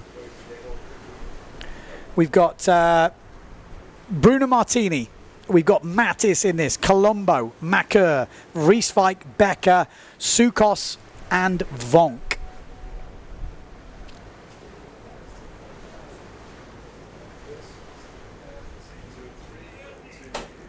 So yeah, it is official. I'm told that's correct. So it's who beat who the most times to sort the tiebreak out first. Then it's number of firsts, number of seconds, number of thirds, number of fourths. And again, by then you've usually got it already solved. And after that, we go back to individual races during the year. So then it goes right down to the nitty-gritty. So there is ways to split it. Exciting stuff. Second semi-final, Elimination 2 coming up. Are we going to see any upsets here? We've got down the bottom end Bruno Martini, Michelle Becker fighting it out in the middle. Amado Vrieswijk, Mattis, Cousin it looks like as well. No, so Colombo on the other, Patrick. Sukos at the moment dropping back a little bit further. But it looks like Bruno Martini, Amado Vrieswijk. Vrieswijk's going to put the pedal down here as he comes into the first mark. Bruno is not a man to back down though. Needs to stay out of trouble. Needs to make the final. Amado Vrieswijk jibing cleanly first. Bruno Martini second.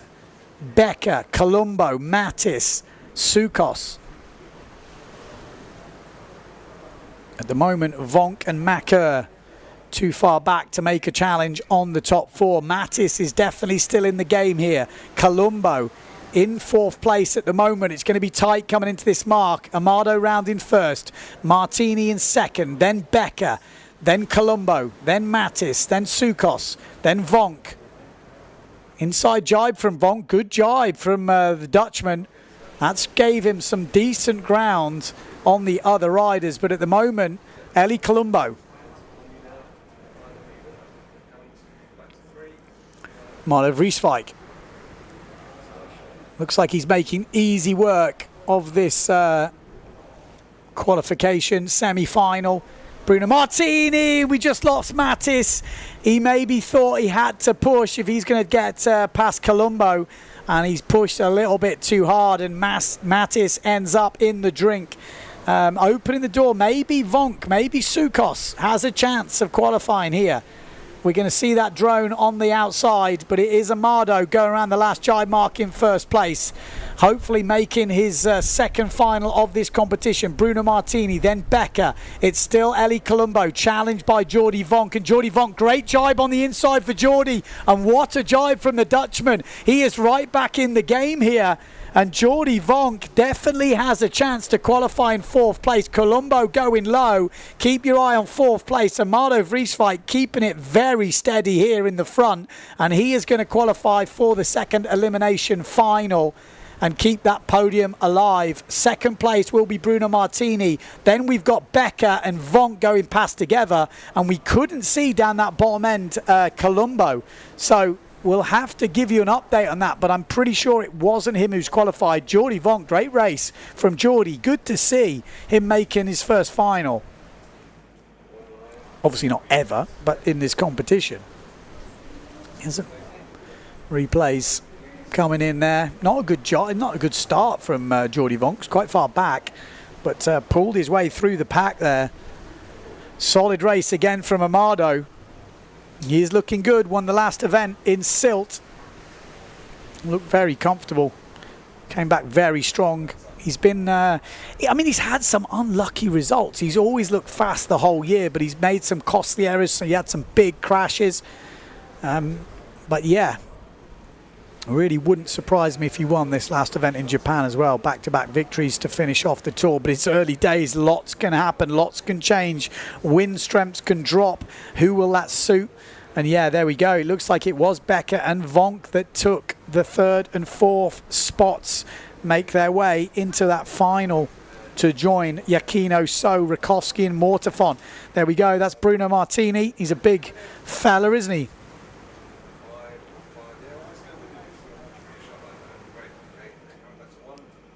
These boys.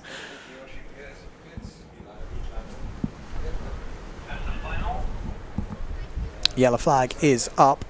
We've got runners-up final for the women.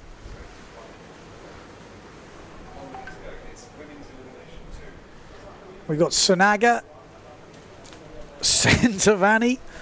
We've got Biagilini. We've got Steph. We've got Davico, Suzuki, Ishii and Erkan.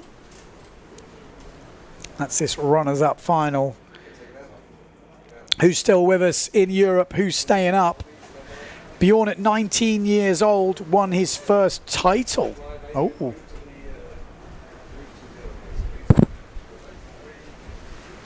Bill Short said I was 20 when I won my first world title. Just saying. Bjorn is not flying your flag, friends. Bjorn is not flying your flag, friends. Whatever that means.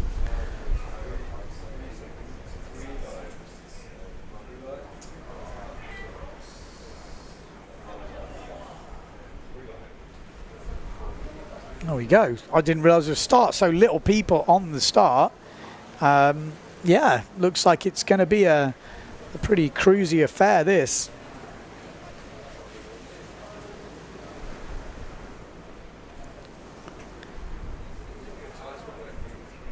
So who have we got here?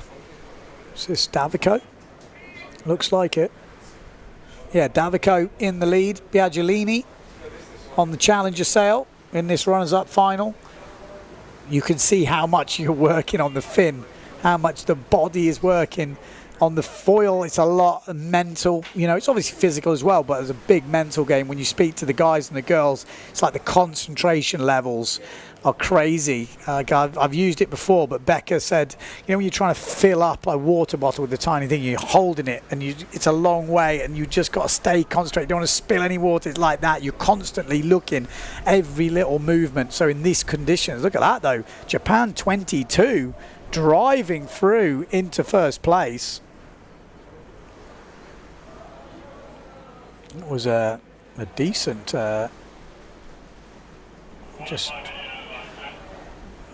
Japan 22. Apologies, I haven't got that name on my list. We haven't got a Japan 22. So I don't know. How do you commentate on when someone you haven't got the name of?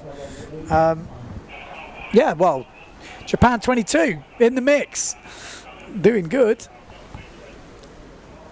Biagilini in second place. Davico in third.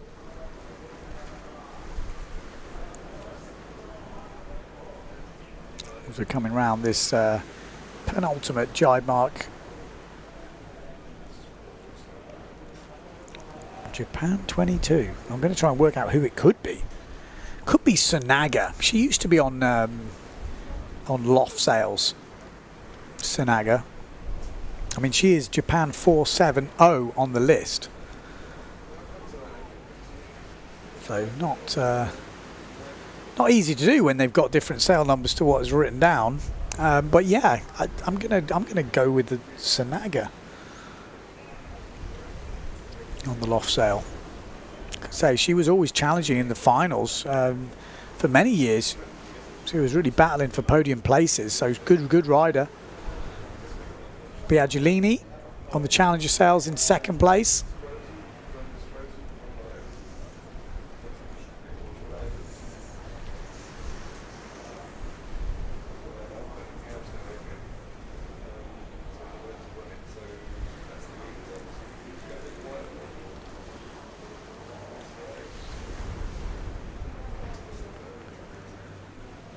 Okay, so we're just trying to work it out at the moment, but Sanaga, we're thinking it's Sanaga again. Like I say, he's using a different sail number to what we have on the list, but loft sails, good racer. I'm going Sanaga.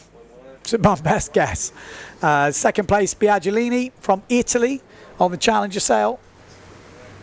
And then it looks like Davico is going to finish in third place in that runners-up final. Next, we're going to have winners final.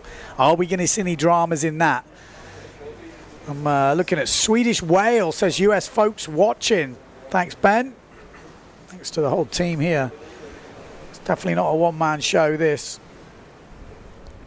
The PWA page records only goes back as far as 2006 when Antoine Albo won. Yeah, so we have to do some history lessons. But, I mean, it's early days, but if Johan So could win a title at 20, he would be one of the very few to win slalom in the recent era. I mean, it's a long time since we've seen it, you know. If we're going back to Bjorn, that just says it all. Not many 20-year-olds are competing for a world title. Whether he wins it or not, to be competing for a world title at 20 years old is seriously impressive, and it just goes to show what's to come in the future. I'd be very scared if I was racing against him. He is an absolute beast. That is why he's called the Beast. He's a unit, absolute unit. And here we go, straight into the start of the final in the women. Great start up the top end from Anishi on the fin. We've got Justine Lemaitre just upwind of her on the S2 Maui sails on the foil. We're getting a few Wi-Fi connection issues between the drone and home base here. We did have that a few years ago here. There's a lot of technology going on in Japan, and maybe there's some sort of cross-contamination. I don't know the correct terminology. But one thing's for sure, I'll tell you what, Erzin looking good. Blanca Alabao looking good as we come into this first mark. It is going to be Blanca Alabao that jibes in first. Second place, Erzin. Then we've got Justine Lemaitre. Then we've got Marion Mortefont on Nishi. Then we've got Oppendow going past on Nishi as she parks it on the fin. So difficult to compete with these foils with the holes in the wind. The foil is just a better. You look at this, Erzin making a challenge for the first. Could she get her first win in a PWA final? That would be really interesting. Obviously a very good freestyler in her own right. She's qualified for the Olympics for Slovenia, and now she's challenging the world's best on the PWA final on the last stage of the year in Japan. And this would be a big victory for the young Slovenian. I can't even speak Slovenian. I could say she's packing a big sail there. You can see she's definitely got more firepower, which can prove difficult in the wind. But it's going to be nice as the wind does drop a little bit. And she's looking very comfortable here. Marion Mortefont coming back. Justine Lemaitre coming back. Blanca Alabao under a bit of pressure here from the other two riders. This is going to be a really good fight as we come into the last mark. This is the final, elimination number 2. Erzin leading. Second place, Blanca Alabao. Then Justine Lemaitre. Then Marion Mortefont. The second, third and fourth place riders fighting it out for the world title. It's going to come down to Japan. It's in Blanca Alabao's hands. If she finishes top 2, she will win the world title. Erzin can't handle the pressure and goes down. And she's closed the door on Blanca Alabao. Justine Lemaitre will come through. Marion Mortefont also has an opening here. But Justine Lemaitre has got a little opening here. Let's stay on that drone shot if we can. I think it's cracked out We've lost the signal, but Justine Lemaitre is looking like she is in absolute money position here, and it looks like she will win this second elimination final. Bit of good fortune. Unfortunately, Erzin was going to win her first ever PWA race, but maybe the pressure got to her. Justine Lemaitre wins the second elimination. Blanca Alabao second. Marion Mortafon third. And it's still all good news for Blanca Alabao fans. I think Erzin gets back on there. Does she, or is that Oppendow? No, Oppendow gets back on. So Erzin dropped to about 5th place.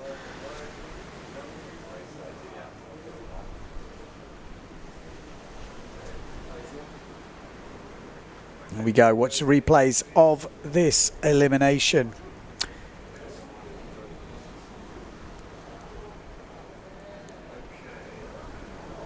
Here we go, there was some tight race in there. But Erzin, at this point, you're thinking she's got it covered. It's all done. Just needs to make that jibe. Or that was the one before. No, it was... Yeah, it was. No, it wasn't that jibe. It was the next one. This is when it got close. Erzin at this point had a pretty decent lead. Oh, only a mistake could have done it, and just catches there. Clue goes down. Good night. And then Blanca had to go round her and do an even wider jibe, and then Lemaitre goes on the inside, takes the victory. Blanca Alabao will settle for second though. She knocks in first and seconds. That will be enough to get her first world title. She's obviously going to want to finish the year with a win here in Japan. So, you know, I'm sure she's not happy with that, with how it played out.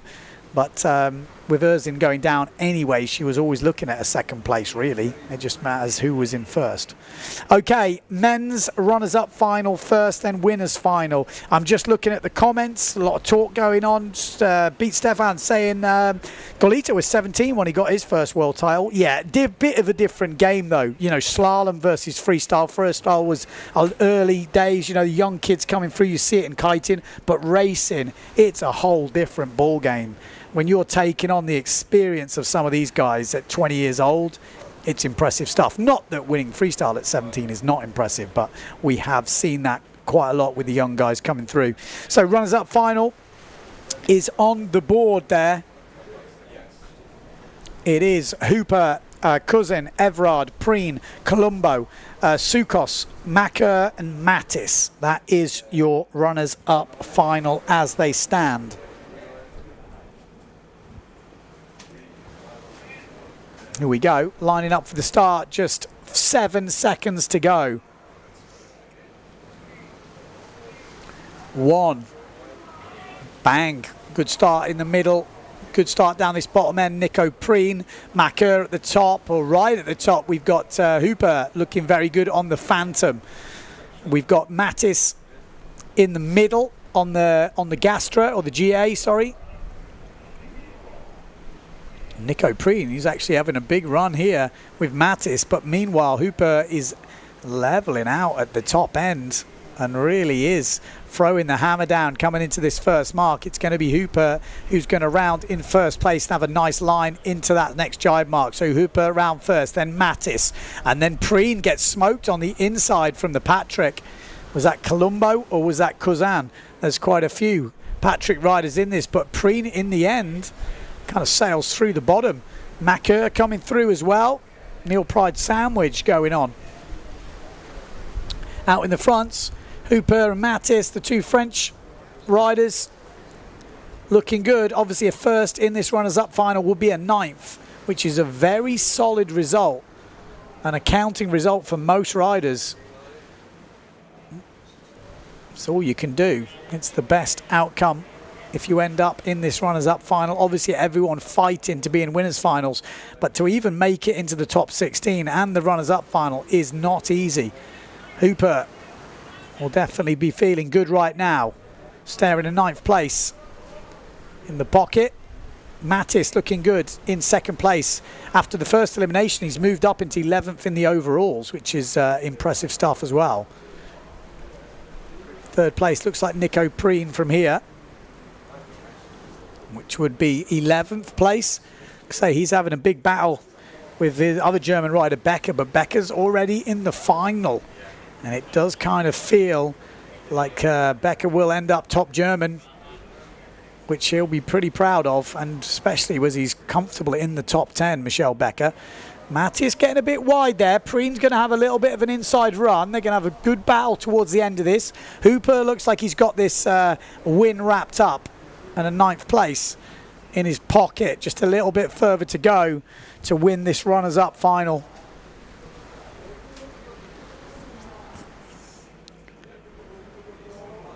So there we go. Hooper does, in fact, win the runners-up final, elimination 2. So 9th place for him. 10th place. Oh, maybe Mattis just got it. Close one with Preen. Colombo, Cousin coming through on the Patricks.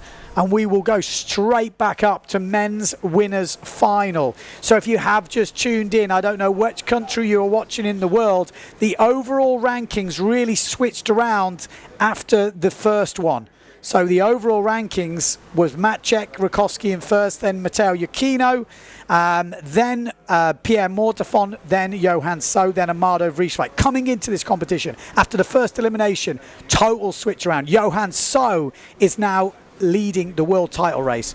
Matteo Iachino second, Amado Vrieswijk moves up to third, Maciek obviously drops to fourth, Pierre to fifth. That's how we're sitting. All riders are in this final. Iachino, So, Rakowski, Mortefon, Vrieswijk, Martini, Becker and Vonk.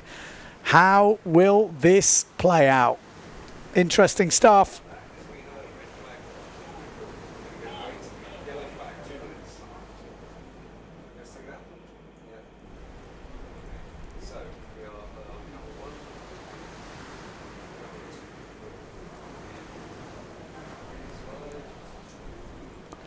Billy says he stayed up in the UK. It's 2:30 a.m. I'm glad to see you still there, Bill.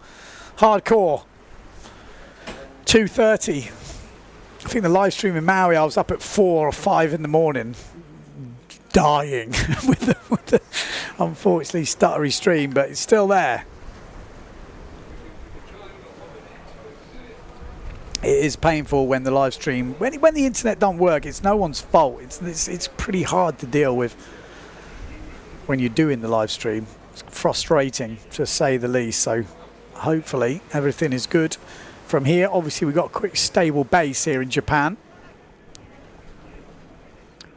Got a lot of Japanese TV crews running around the beach. 1 minute to go. Second elimination. Who will be leading the world title race? Who will be leading the competition race here in Japan? Obviously, Amado Vrieswijk won that first final, and he is leading this competition. And that is obviously a result in itself and not to be taken lightly. But the world title race is where it is all at, due to this being the last event of the year. Can Maciek Rakowski get back on the horse? A win here would feel pretty big. Momentum shift. A bad result here with the other riders ahead of him. Again, momentum. He's got to think about that. Psychological. The wind has dropped a little bit, so we have got different conditions. Maybe guys on different gear, different sails. There's still plenty of breeze out there, don't get me wrong. It's not that there's no wind, but it is maybe a bit lighter than the first one. How will that affect the results? Let's find out. Second elimination final kicking off. Down this bottom end, a real squeeze for the Italians. Matteo Iachino, Bruno Martini. The beast, though, has got the better of that, and he pushes out from the middle. Amado Vrieswijk right behind him. And then Maciek Rakowski further back in the pack at the moment. Maciek has got a bigger race on his hands compared to the top boys. They've got cleaner air. The beast is absolutely flying. He is not taking it lightly, this one. He wants a win in the second elimination. He rolls over the top of Matteo Iachino, and he will enter the first jibe mark in first place. Amado Vrieswijk, though, passing hard down that bottom end. The beast goes round in first. Matteo Iachino in second. Then Amado Vrieswijk. Then Bruno Martini. Maciek Rakowski, a good jibe from him. Keeps him on the inside. Pierre Mortefon a bit further back, Becker further back, and then Vonk. But at the moment, the beast, we've seen this battle in the first elimination. Johan So versus Amado Vrieswijk. I asked him after the race, did you have any in the tank? He said yes. I've got some in the tank, but he got it all wrong on that jibe mark there. Amado Vrieswijk. It wasn't Amado, that was Matteo Iachino, sorry. Matteo Iachino gets it all wrong. Ouch. That is big. Apologies, Amado is still going, still up and running, but so is the Beast. The Beast leading the world title race at the moment, and he's got such a big lead in Elimination 2. Wow, it's early days, but it is going the right way for Johan So. A great comeback from Maciej Rakowski there. Amado Vrieswijk just dropping off the foil. Bruno Martini coming through. The boys are pumping hard. The wind is dropping, and Johan So is extending his lead at the front. And as the wind drops, Maciej Rakowski has got his way back up into second place. This is what he needs. He needs to be putting in the big results. He's still got Bruno Martini to contend with. But out in the front, the Beast, Johan So, 20 years old, will still be leading the world title race after Elimination 2. Maciej Rakowski has definitely got himself back in the game here. Bruno Martini has a big fight behind, and I think Amado Vrieswijk and Becker just had a bit of a battle there, and I have a feeling Amado might have gone down. Wow, things are really changing, and they are going well for this man. They are going well for Johan So, FMX and Point 7 Racing. They will be seeing their guy at the front, and they are now leading that world title race after 2 eliminations. Maciej Rakowski has done his side no end of good there with a second place. Bruno Martini in third, and we can't see the full list there, but Matteo Iachino was really far back, and Amado has not crossed the line, so he did go down in that fight with Michelle Becker.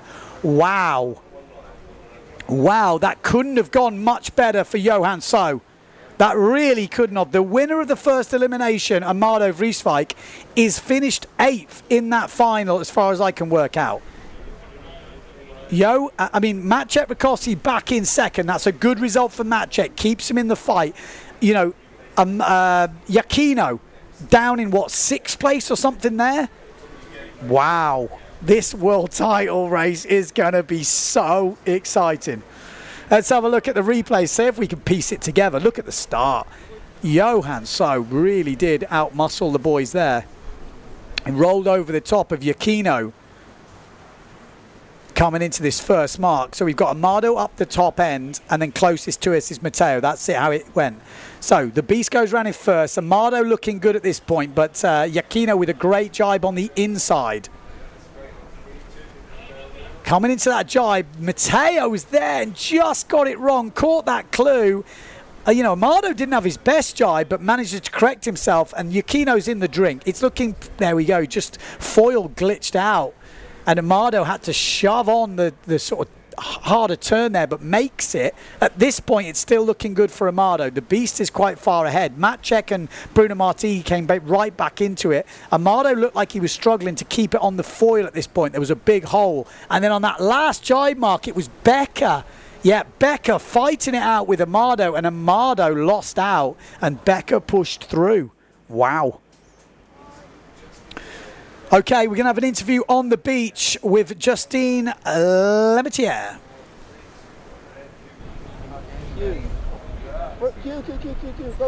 Justine, winning that race, talk us through the race. Yeah, I had a good, okay start on the top. Was not in the best position. I was third with Marion really close by.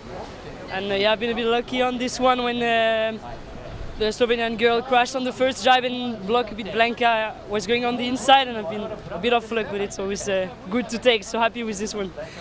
What gear are you riding now? I had the 5.0, the small board, and the small wing, everything small, but the wind is dropping and dropping, so it's going to be tricky to choose the gear in the afternoon for sure. How are you feeling for the next elimination? I'm feeling good. Did only good races for now. I'm feeling good, happy to be here and enjoying the races, so just going to keep going, and we will count the point only at the end. It's the best thing to do, I think. Japan's always changeable conditions. How did you train for this event? I train like usual. I've been in the Netherlands before, so the rain from yesterday was just feeling okay. And no, but the shifty wind, we already came here last year, so just need to get all the gear on the beach ready to go really fast. That's the only tips after, but you're thinking really hard and you always think to get the wrong stuff, but it's at the end it's okay. Awesome. Well, good luck in the next one. Thank you. See you.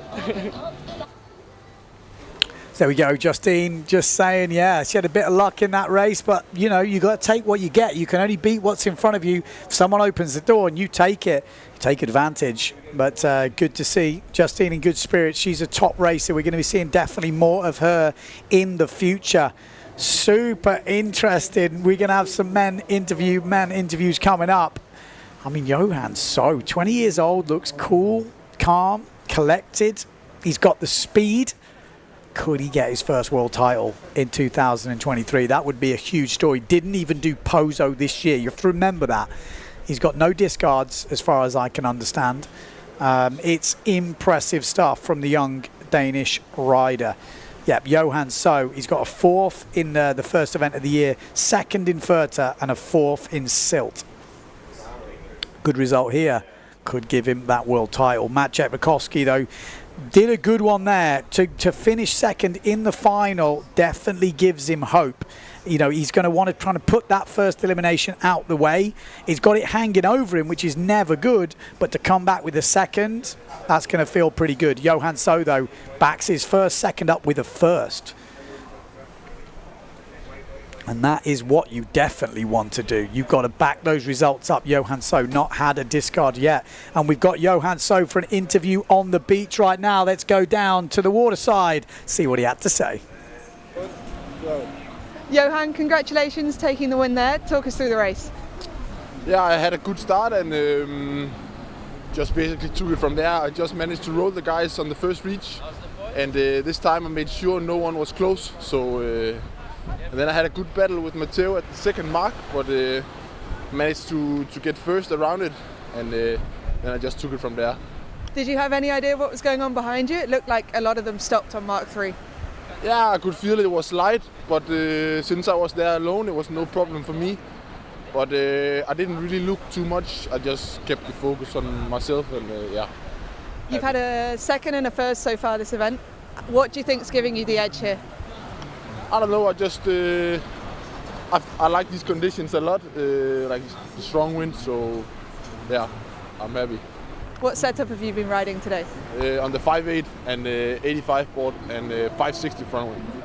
Awesome, well good luck in the next one. Thank you.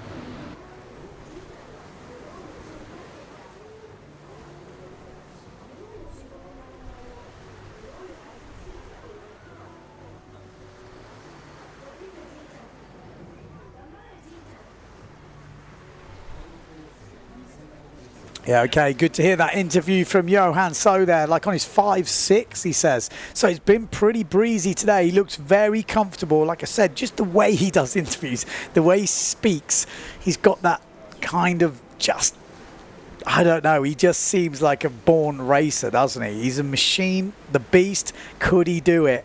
What do you think? Let me know in the comments. Can Maciej Rakowski come back? I mean, that 2nd place from Maciej, that's what Polish riders wanted to see. He's back in the game. You know, that one result keeps everything still ticking on. A bad result in that 2nd elimination would have felt pretty scary.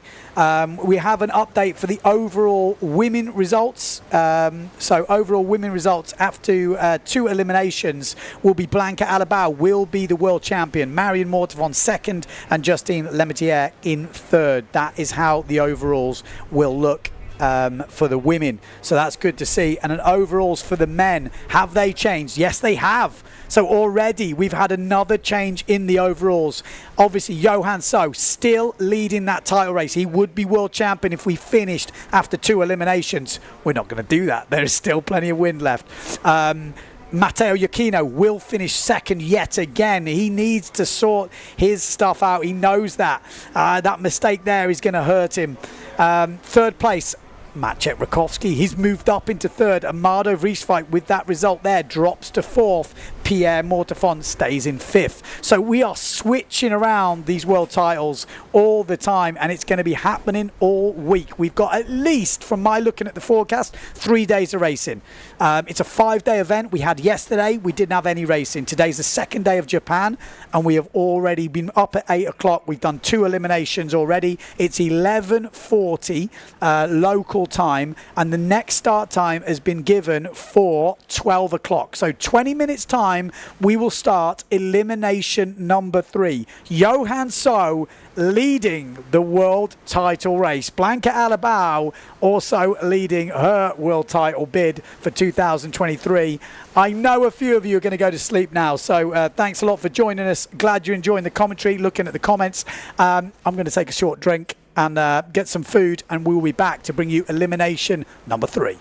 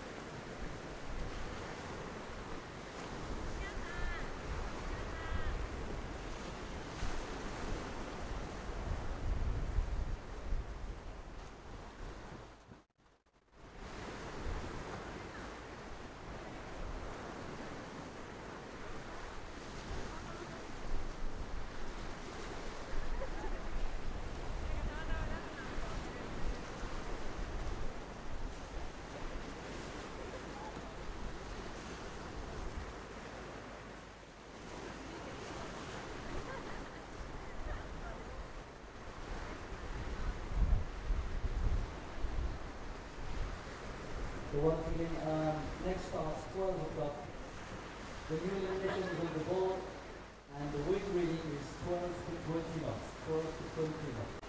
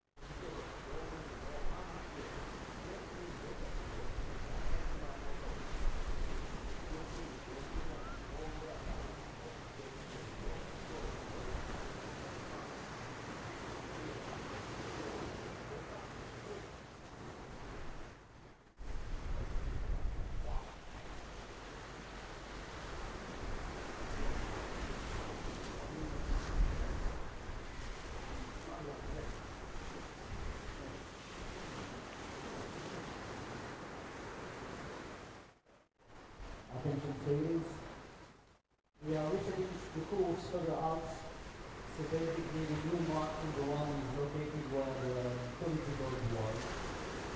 It's going to be the same course for the out. And I'm waiting for more win readings.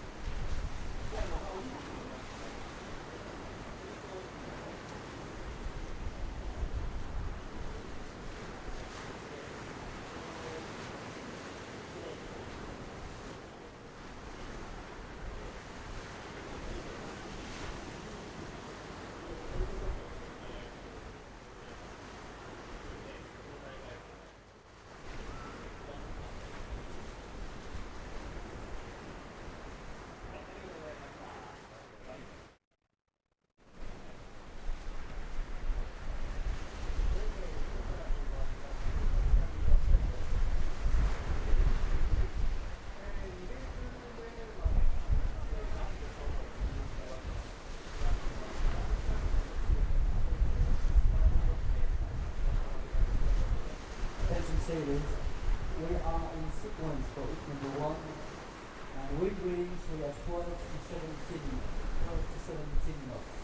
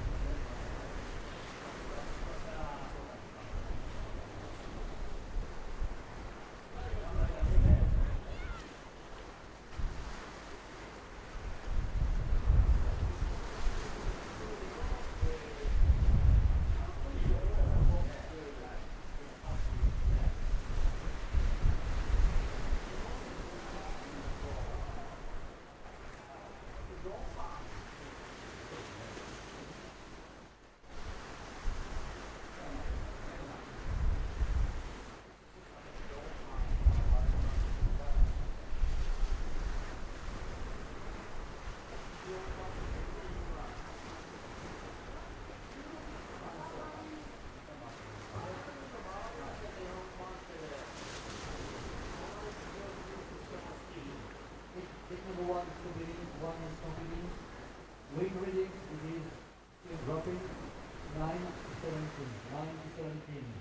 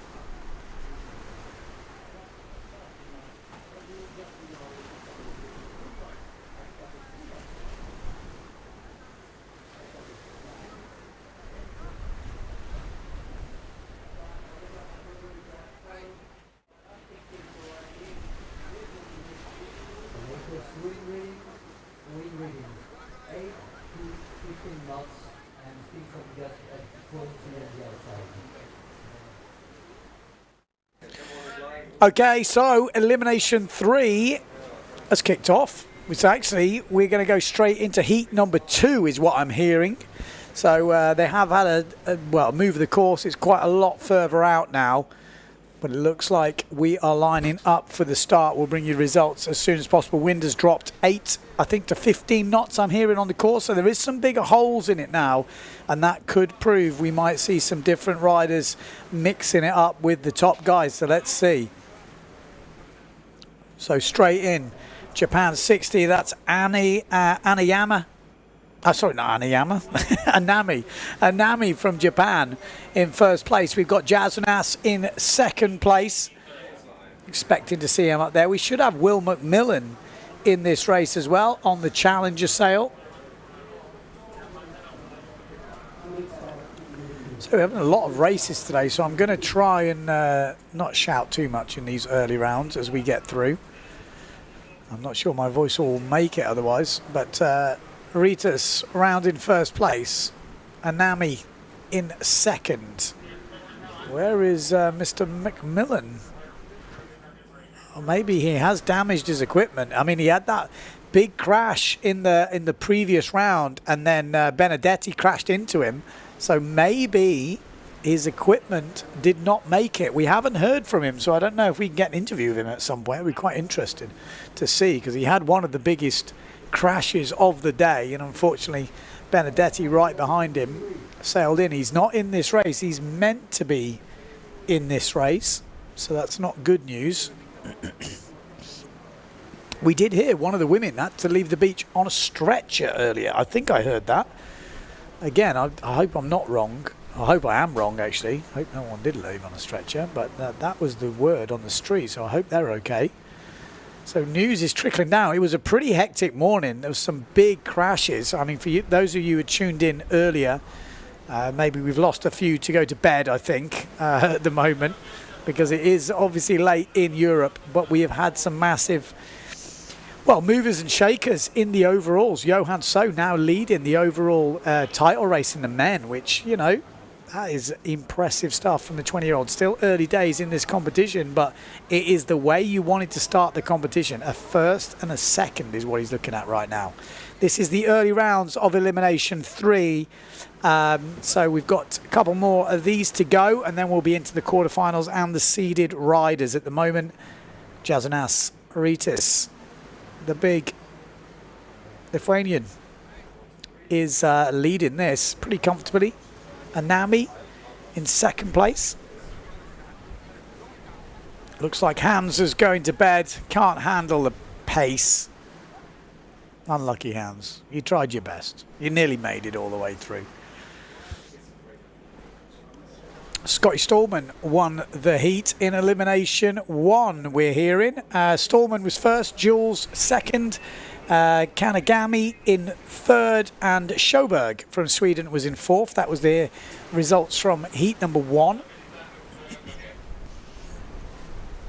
This is obviously heat number 2. Agro Rodeo. Ritis winning the second heat of the third elimination, and Nami from Japan in second. He will qualify for the quarterfinals, and then we'll have to bring you an update on the rest of the riders, because quite far back the rest of them. Obviously McMillan missing.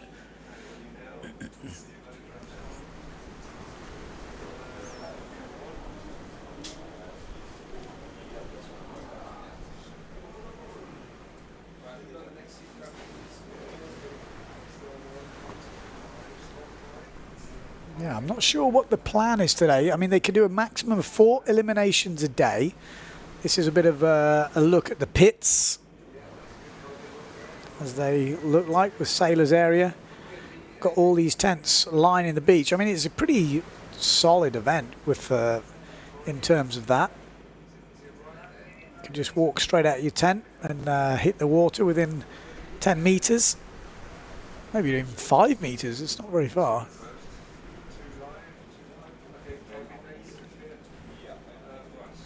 So next heat on the water, heat number 3. Tomizawa, Adamis, Yamada, Tajima, Takada, Taku, Ikoma, and Tieme. So we got a fair few Japanese crew in this one. We'll definitely be seeing some qualifying for the next round. We've got a Greek and a Frenchie in there. So Jimmy Tieme's gear didn't turn up, so I'm not quite sure what he's racing on. But like I said, a lot of Japanese riders in this. Yamada would be probably one of the top seeds. Expecting him to take it. He was a regular on the PWA Tour for quite a few years. Japan 75 looking good on this first shot. That is Tajima. He was going well today, actually. I think he's had a top 16 already. Japan 11 also in the mix, which is Tomizawa. And Japan 562, which is Takeda. So this is a full Japanese affair right now. It's like the national championships. Yamada missing out right now on that duotone, but good jibe from him, coming through into 4th place. He had years of racing on the fin. Crossing over to the foil. Does take some adjusting, even though, you know, the foil has been around for a few years, but some people were kind of late adopters to that.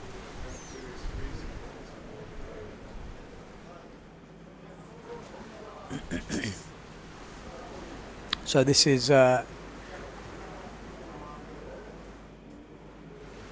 Tajima rounded first. Tomizawa in second. At the moment, Yamada in 4th place, and then we've got the Loft in 3rd. I couldn't quite get the number on that one, but I have a feeling it's Takeda 562. Ooh, wind is definitely dropping. You know, we might just see this 3rd elimination. Could be the last elimination for the day. You never know, the race crew. They always tell me we're not going to do as many today, and then smash out one every couple of minutes. Good jibing from the Japanese boys here. Because he's had a pretty good day on the water. Tajima.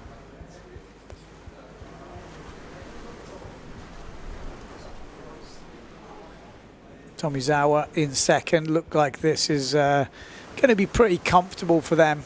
Yamada in 3rd place. And then it's a bit further back, and it looks like we had a change in 4th place with Takeda, who's dropped back a little bit. So 4th place might be a bit different now.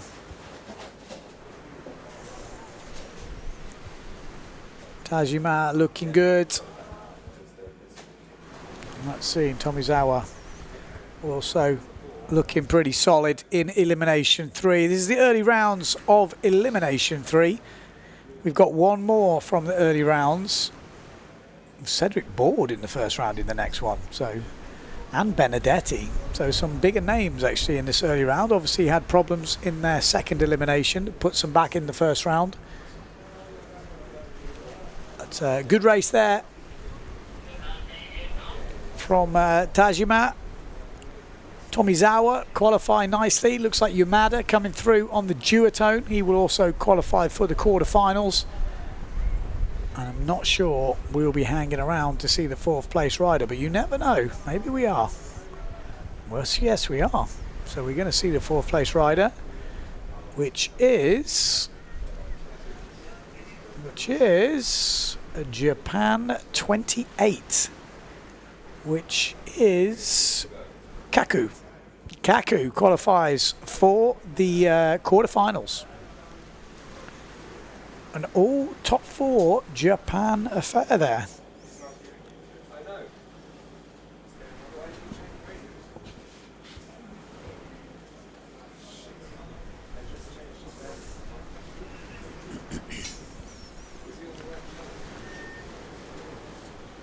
So where's everyone watching from? I'm interested to know who is stayed up in Europe. I'm pretty impressed if you have, because I'm guessing it's pretty late back there. What time is it in Europe? It's probably, what, 3:30 in the morning? Here we go, straight in, the last of the early rounds. Heat number 4. We've got Cedric Board in this, Benedetti, expecting those guys to push through. But who is going to make up the rest of the heat? We've got Japan 6 on the 0.7. That is Kenta. He's been going pretty well today, so he could be making a challenge here. Kudu as well on the Gastra. The GA, sorry.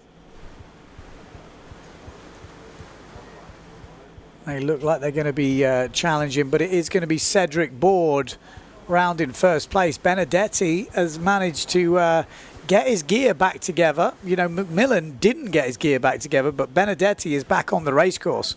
Kudu goes round. Kenta goes round, qualifying.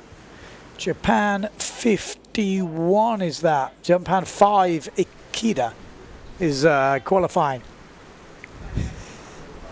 We've got JC in the house. Obviously, if you want to check out the pictures from the competition, go on the PWA website. That is how it's looking. I'm going to put on my commentary face. Yeah. That's what it sounds like when someone's trying to take a picture of me. So, if you are watching the racing right now, Benedetti, Board looking comfortable. Kenta, Kudu. That looks to be the top 4 at the moment. Ikeda also in the mix. I'm not quite sure what shot we're looking at here. Okay, we've lost the drone by the sounds of it. And this is not the shot that is the race, just so we know that.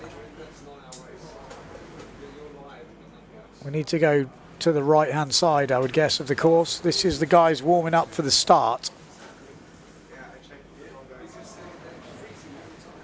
Yeah, we got a few drone connection issues at the moment. Looks like there he is, Cedric Board, that's the leader. And the yellow sail of Benedetti in second.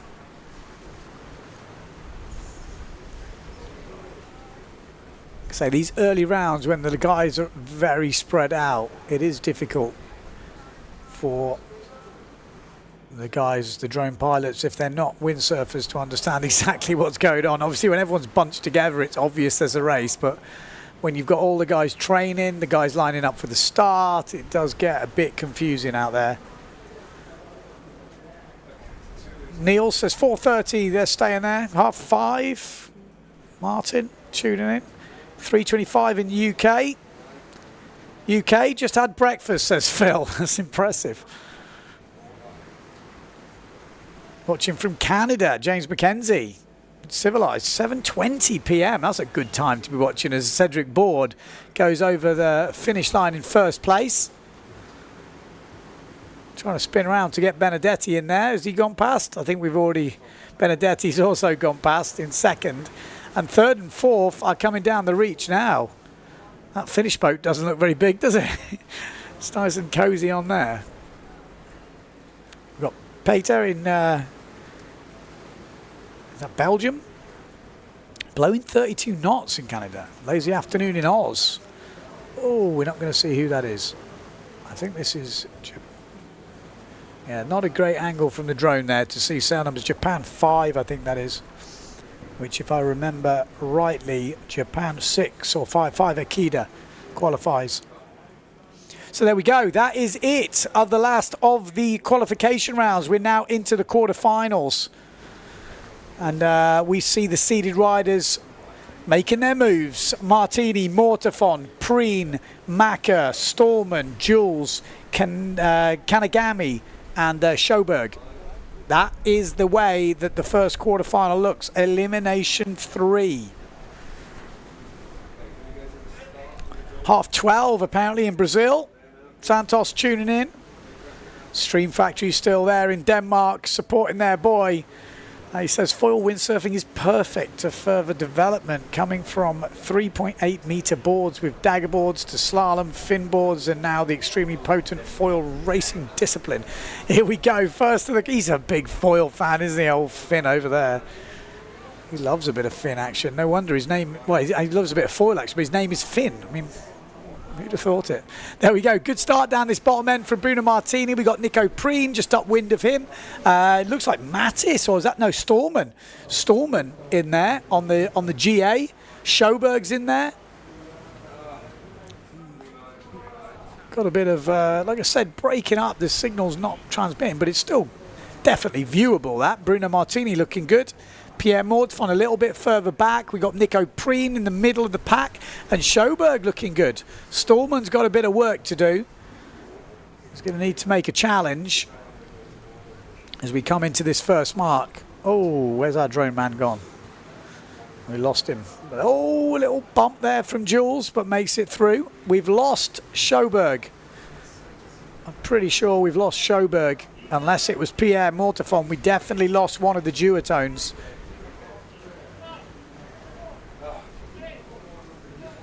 Like I said, I seem to remember last time we were in Japan, we did have some sort of connection issues with the drone, and it was to do with the local thing, the TV company or something, with the signals. Oh, big moment at the front of the fleet there. Wow. The Neil Pride, I think that was either Preen or Bruno Martini, had a little bit of a scary moment. Stallman looking good. Bruno Martini, Nico Preen, and I have a feeling that's still Schoberg, so it could be Pierre Mortefon that went down. Again, we're going to need to get a better camera angle at some point, but that looked like it was Schoberg, which would mean Pierre Mortefon went down at that mark, which would be a disaster for his world title hopes, especially the way the results have gone so far. Out in the front, Bruno Martini. Second place, Stallman, having a great race here as the wind has dropped a little bit. So Scotty Stallman. Then we've got Neil Prides. Do we have Pierre Mortefon, or is that Schoberg? I have a feeling it's Schoberg. If it is, that's Pierre Mortefon back there, which he won't be qualifying, but we'll hopefully get a better view in a minute. Bruno Martini, Scotty Stallman in good qualifying position at the moment. But the chase in pack is where it's at. Bruno Martini. Then we got Stallman. Then we got the Neil Prides. It is Schoberg. So Pierre Mortefon was the duotone that went down at the first mark, and he is not going to be getting out of the quarterfinals. That's a disaster for Pierre Mortefon fans. It's not gone well for the Mortefons so far today. Bruno Martini going to be qualifying very nicely here. Just cruises over the line. Bruno Martini, Stallman, good race from him. And then it looks like the two Neil Pride boys, Nico Preen and Pierre Macaire.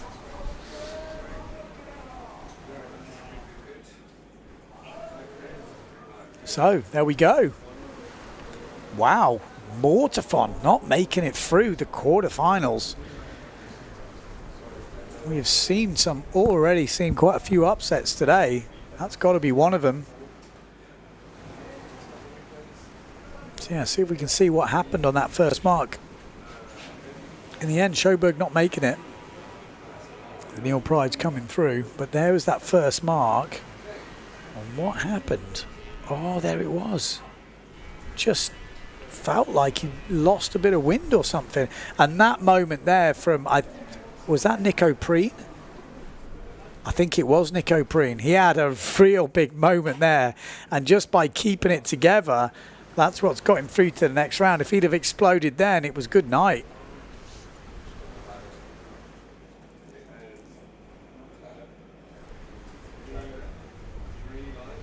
We'll give you official results as soon as they're updated. Heat number 6 is up next. Rakowski, Yakino, Mattis, Everard, Jazanas, Anami, Junhao, and Kitahara.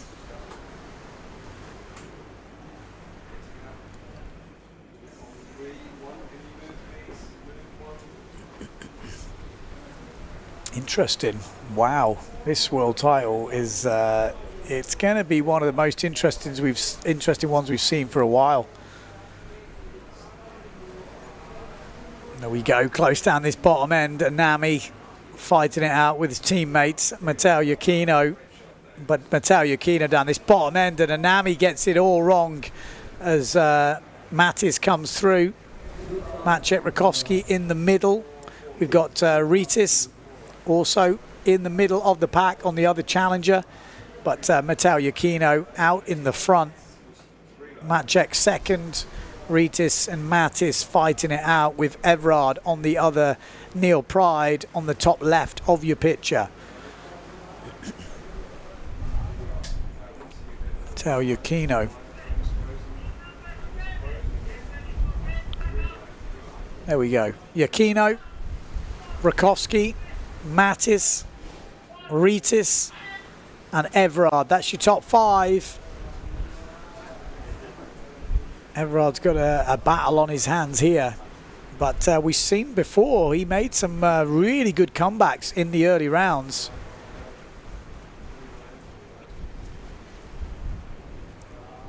Matteo Yukino needs to get back on that consistent horse, probably needs a bullet in this round, you know, just to make things closer. He can't let things get away from him. We really are freezing up on this drone. We'll have to try and figure out what it is, but I mean, I'm pretty sure I know it's a connection issue back to here at the main base. So a lot of technology in the air over here in Japan. Last time I'm pretty sure it was caused with the TV, local TV company, but again, let's see what happens. Matteo Yukino looking good, Maciej Rakowski, Ritis and Mattis. That's your top four at the moment. Everard out of it at the moment, but still in the race. And Nami just behind him. Any mistakes from the top four, they'll be there. They're not that far behind. But are we going to see any mistakes? With the wind dropping, the sea state getting easier, I think we're going to see less mistakes from the top boys, although we did just see Pierre Mortefond make a mistake, so it's not unheard of. But I think it will be unlikely with the amount of pressure on these guys at the moment. They're pretty spread out. Don't need any heroics, just need to stay out of trouble and get through to the semi-finals. The top four here will get you through to that semi-finals in elimination 4.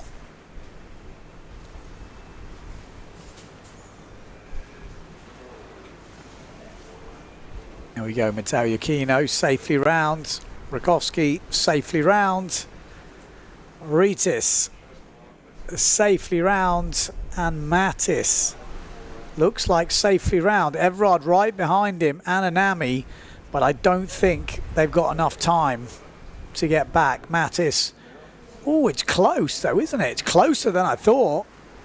Everard could have been having the comeback here. He's got a very good race on with Mattis. Keep your eye on 4th place. It's not over just yet.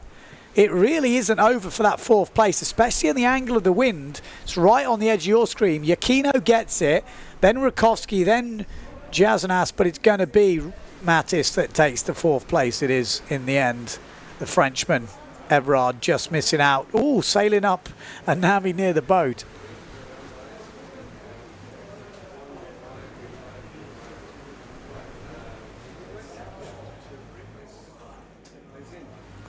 Have a look at the replays. Mattis that takes the 4th. From that. There we go, that was Anami on the start, trying to slow it down, but it was pretty much follow my leader there. All the top guys kind of knew they didn't need to push, just needs to sail through, get into a qualifying position. It sometimes can work out like that in the qualifying rounds. No need for any heroics, just make it through. Thank you very much. So, pretty solid race from the boys. Next up, we've got heat number 7, which is the 3rd of the quarterfinals. We've got Becker, Vonk, Colombo, Cousin, Tajima, Tomizawa, Yamada, and Kaku. So the Japanese boys have got some fights on their hands here. Can they get into the top 16? Top 4 would get you into that top 16.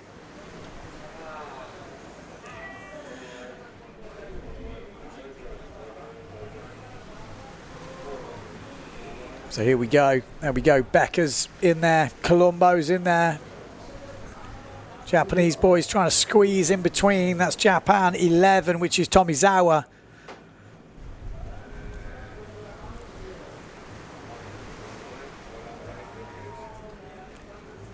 They're racing quite far away at the moment.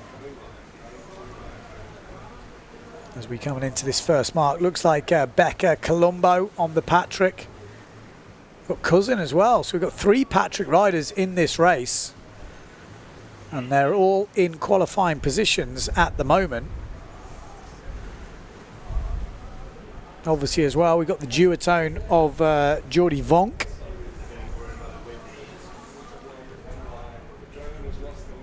The drone has gone AWOL. We've got the local Japanese pilots doing the droning here, obviously in Japan.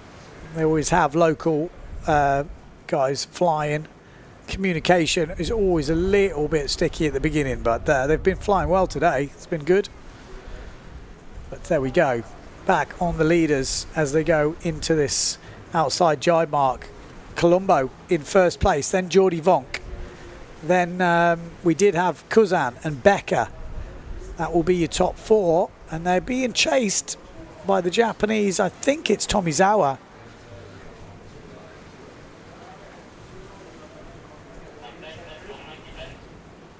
So it's heat number 7, which is the 3rd of the quarterfinals. Elimination number 3, day 2. Here in the Fly A&A Japan Windsurfing World Cup. Yokosuka Beach. So Colombo still in first, Jordi Vonk second, then Becca, Kuzan.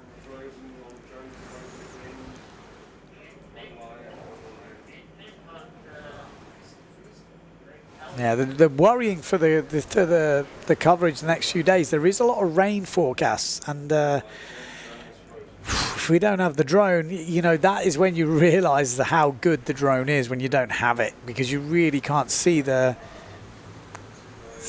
I mean, the difference between the beach shot and the drone shot is night and day, isn't it?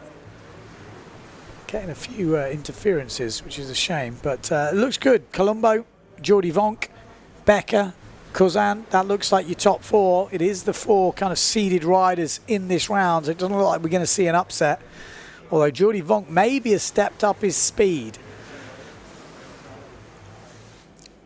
I'm just going to open up the results on a separate tab for this competition. Justine Lemaitre is leading this competition at the moment. In the women, Blanca Alabal second, Hella Oppendahl third. In the men, obviously, we've got Johan So leading. Bruno Martini is in second place. Marlo Vrieswijk in third. Matteo Iachino in fourth, Maciej Rakowski fifth, Becca sixth, Pierre Mortefon seventh, Mattis eighth, Alexander Cousin ninth, and William Hubert 10th. Those will definitely change after this elimination, that is for sure.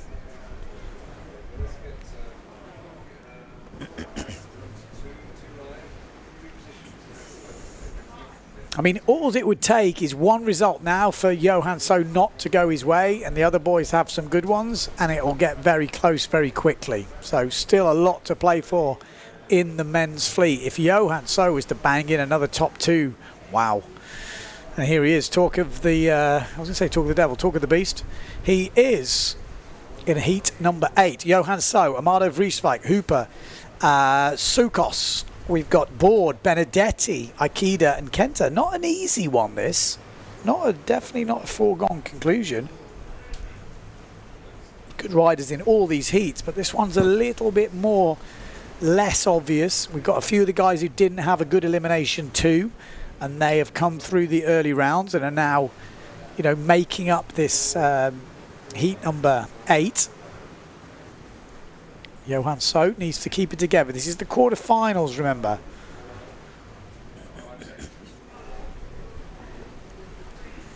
Here we go. Start's getting ready. Sukas up that top end with a good start, but it's near the starboard end. Benedetti down this bottom end. Board down the bottom end. We've got Amado Vrieswijk in the middle, and the Beast has had a terrible start in the middle He is really far back in the pack. And like I said, it's no foregone conclusions in this. We've got some good riders. Benedetti is one of the guys coming from the early rounds. We've got Hooper in this. So the Beast is outside the top 4. He's got a battle on his hands. No two ways about it. This is the quarterfinal stages. We know how fast he is. But he's still got to race his way through. And if he's in the pack, there's more chances for things to go wrong, although he's gone straight up into 3rd place here.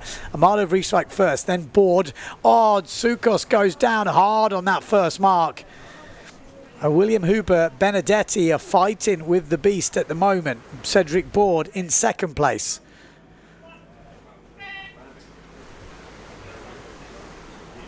So this is the last of the quarterfinals. Next we'll have women's semi-final.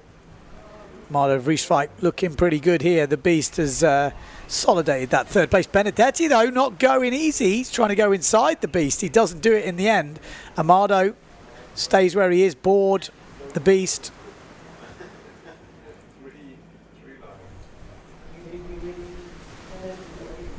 So Amado Vrieswijk, Board.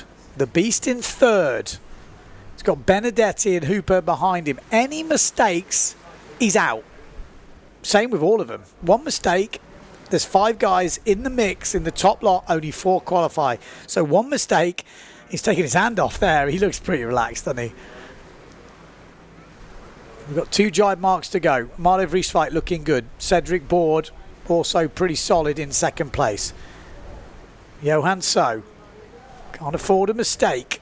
Doesn't look like we're going to get a mistake, and it's not looking good for Hooper at this point. He's dropping off from the main 4 riders, and it's getting harder and harder for him to get back into this. He needs a mistake. He's not going to be able to make a tactical move from there or a speed move from there. He needs a mistake. He's right in position. A mistake would cost anyone in that front 4. He's within striking distance, but it's going to need an unforced error. Or forced error, let's see. Amado Vrieswijk, Cedric Board, Johan So, Benedetti. No mistakes.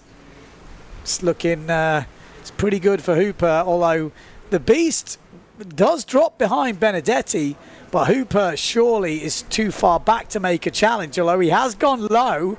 The Beast is having an eye on him, isn't he? He's not totally, he's having a bit of a wobble.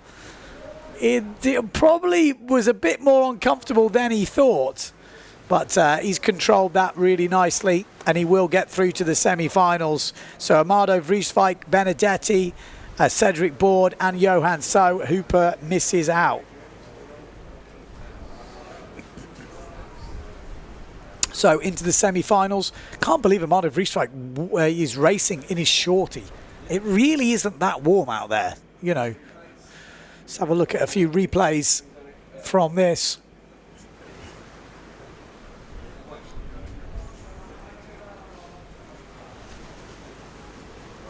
There we go. It was, I mean, at one point, Hooper was looking very solid. Benedetti was the guy that came back into the mix. Goes inside. I mean, Hooper went super high there. Kind of left quite a big gap for the boys to go into, and then from then on he couldn't get back in the race.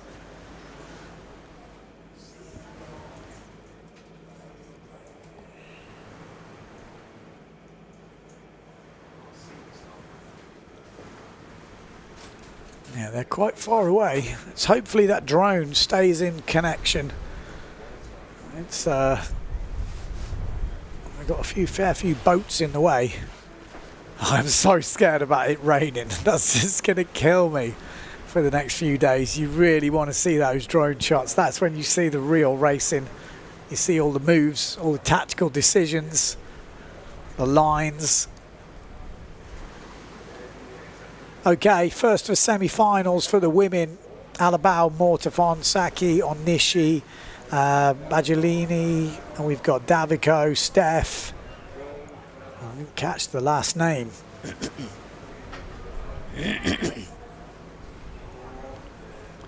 There we go. So we've started. Looks like Onishi down this bottom end on the 0.7 starboard. Looks like we got Sunaga maybe in this. Let me have a quick refresh women's elimination. No, we haven't. Maybe it's Saki. Daviko, sorry, on the loft. There we go. Oh, even Japanese. So, Blanca Alabao, Marion Mortafont, Daviko looking pretty comfortable in this. So far, it's been pretty plain sailing for Blanca Alabao in terms of the world title bid. Needs to finish in the top 2, sitting in second place at the moment, equal with Justine Lemaitre. Blanca Alabao, Marion Mortafont, Daviko, that's your top 3. We've got Neil Pride on the fin in 4th place. Interesting. Haven't seen many Finns qualifying in the positions, but we'll have a look at this. I think my voice is already breaking. That's not good. First day of commentary. Blanca Alabao going round. Marion Mortafont. Daviko. And we've got the Neil Pride, which is Japan at 71, which is Saki. Did I say she was on a fin?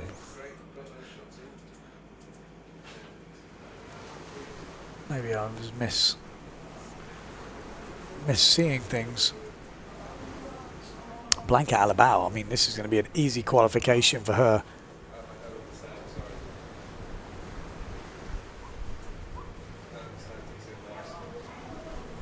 So if you are just tuning in, this is day number 2 of Japan. No action yesterday on day number 1, but today has been action-packed. If you got up early or if you were watching from early days, you would have seen some crazy crashes and some pretty epic racing this morning. The women is being led by Justine Lemaitre in the overalls. Blanca Alabao is right next to though, and that would mean she would win her first ever PWA World Slalom title in 2023. In the men, super close as well. Amado Vrieswijk kicked off with a bullet, but Johan So was the man in the second elimination, and he is now leading that world title race. The rest of the boys have had some wobbles early on, but the young Dane is looking fully in control. Just a 1 and a 2 on the board. It's looking pretty ominous, isn't it? Could he be the youngest rider to take that PWA Slalom title probably since Bjorn Dunkerbeck? Which would be an crazy, massive feat. That it's still early days in this competition. It's not over yet. But this woman on your screen now, Blanca Alabao, is in control of her world title destiny. And she is looking good to make another final here. Elimination 3. She will be there in that final, looking for another bullet and to get ever closer to that world title. Final bid. We got another jibe. Oh, this race seems... I thought that we were... Oh, and as I say that, she's gone down on the jibe. Wow. I mean, she's got a lot of room to play with. But, I mean, when I say a lot of room, she has got... Am I missing something here? What? Maybe I'm confused.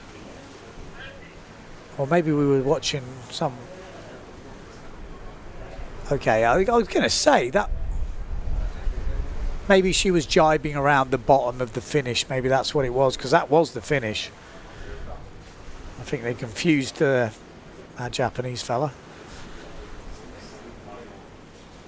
Yeah, Justine Lemaitre is in this one. We got Oppendal in this, Erzin, Anayama, Sunaga, Ishii, Suzuki and Erkin. We've seen Erzin step up the pressure, especially in the lighter winds. Erzin looked like she'd got some speed and could challenge maybe for a podium here in Japan, and that would be really impressive stuff. I'm so used to seeing Lena Erzin in the freestyle. It's nice to see her taking it on in the racing as well now. So we said it earlier, but qualified for the Olympics already apparently. Now she's having a little dabble with the PWA. And she was actually leading the Elimination 2 final, but crashed at the last jibe mark, unfortunately. Could have got her first win on the PWA Tour. Will she get it in Elimination 3? This is just a qualification round. Oh, there's a slam jibe there. Oh, and that slam jibe has cost her. She's outside the top 4. Look at that. That's how quickly things change.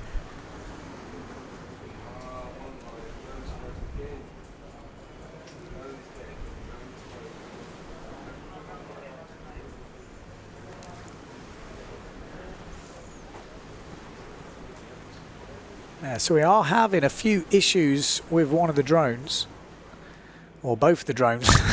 The signal keeps stepping out, which is, like I said, doesn't usually happen. It's not a common problem. As I said that, it's going to work perfectly well now. So there we go. Looks like we've got up and down now leading. Sunaga in second place. I think we've got Justine Lemaitre in third place. And then it's a bit of a fight for fourth place. It could be Anna Yama fighting it out with Lena Erzin.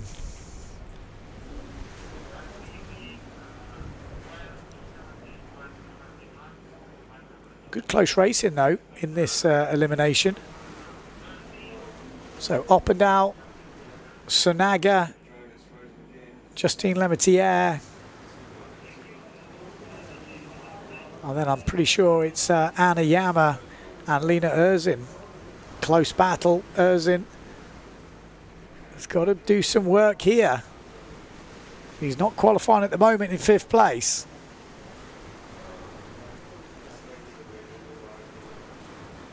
One jibe mark to go, all to play for. This is where you make your money. Oh, and Erzin's making a move on the inside, so she's going for a much tighter line. Anna Yama trying to go with her. She's definitely got the overlap in. It's going to be down to the jibe mark here, and she has really cut the corner there. Look at that, straight up into third place. Oh, Anna Yama, big catapult. Big catapult from the Japanese rider, and that is going to open the door for Sunaga to take fourth now. Lena Erzin will take third, Justine Lemaitre second, and Oppendow will take the win in this semi-final, Elimination 3.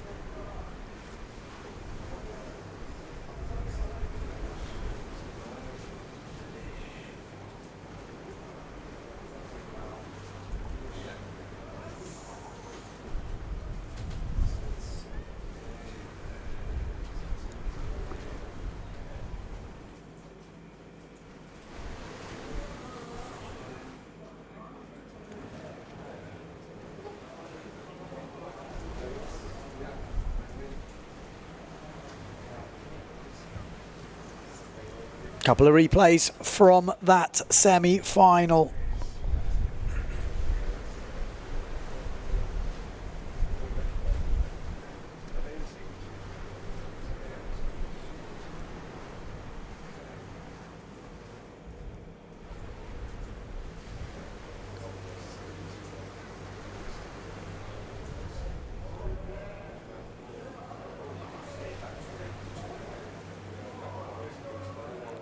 Okay, here we go. We go men's semi-final. Lots at stake here. Heat number 9 up first. First for semi-finals. Bruno Martini, Stallman, Macker, Preen, Yakino, Rakowski, Ritas Jasnas and Mattis.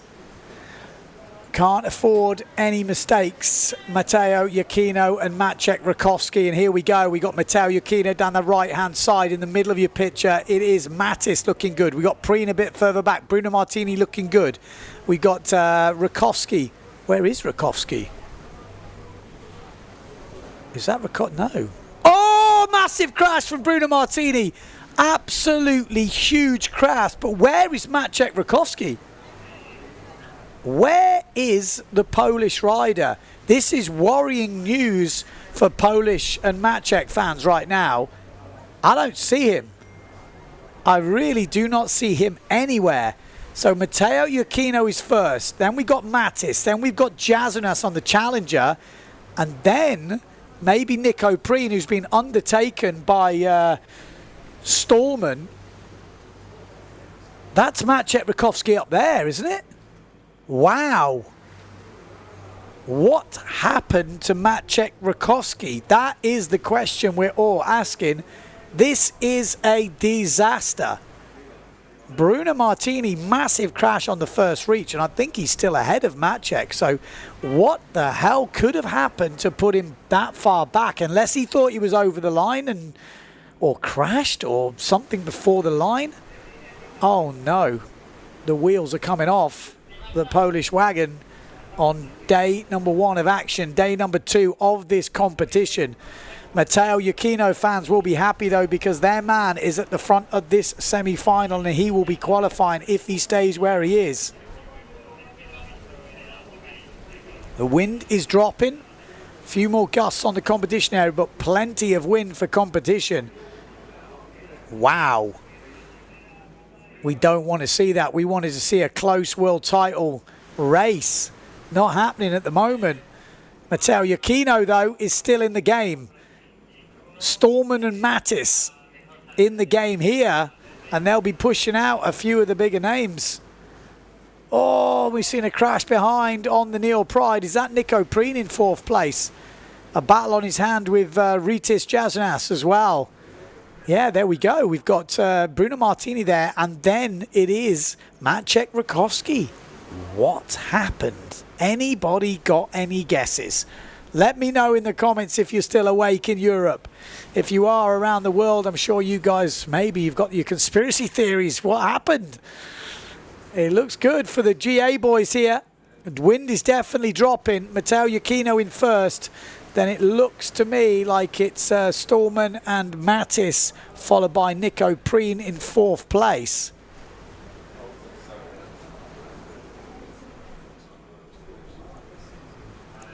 Wow. I am definitely confused to what happened to Maciek Rakowski. Obviously, we saw that big crash from Bruno Martini. Bruno Martini was sitting in 2nd place for this competition with a 5th and a 3rd. He's now not made the 3rd elimination final. Matteo Iuchino has, Stallman, Mattis has, and Nico Preen has. And there he is. That is the Polish rider. Came into this competition leading the world title race. We really want to know what happened. I'm still waiting for some guesses. Paul Van Bellen said he must have fallen. Yeah, I don't see him. He wasn't even on the start, so he must have fell on the jibe or something on the outside. It's the only thing I can think of. All got stuck. Oh, big crash there from... What? Can we rewind that? Something happened there. I thought I saw a bit of movement behind him, and if there was some sort of rope. Interesting. But Matteo Iuchino fans will be happy with that result. One of his rivals has had 2 bad results on the first day of action. Matteo has had 1 bad result by his levels. You know, if he wants to win the world title, he can't afford finishes like he had in the last elimination. He was 7th in the last elimination.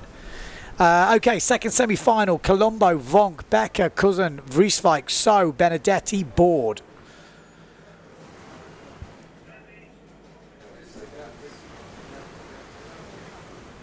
I mean, it's great news if you're a Beast fan. Not good news if you're Polish or a Maciek Rakowski fan. Here we go, lining up for the start. Are we going to see any bigger upsets here? Johan So needs to qualify. Tough one, this. Not an easy qualifying. Well, none of them are, to be fair. But here we go. Good start. Ooh, that was... I was about to say, that looked very close, and it is a general recall. The Beast was close there. I think Alexander Kuzan was maybe closer. I don't know if we've got a drone shot from that. It's very difficult to see from any other angle.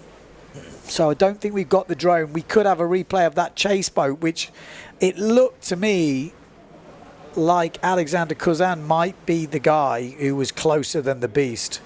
So Alexander Kuzan was down here. Becker slows up. Oh no, it was Colombo, was it? Was it Becker? Wow. Your guess is as good as mine. The beast was close. Was he close enough? If he's out in the semi-final stage, that just will put this whole world title race wide open, because that would probably be a discard. Let's wait and see. Like I say, without the drone, very difficult to guess.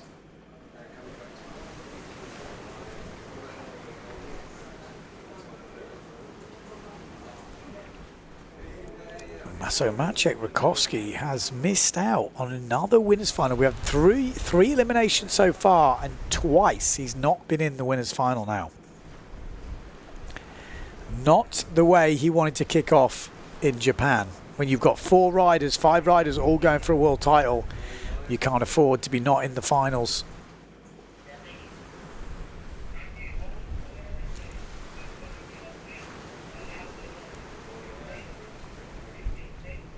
Giacchino, I mean, he's in this final coming up, but he needs a good one in the final.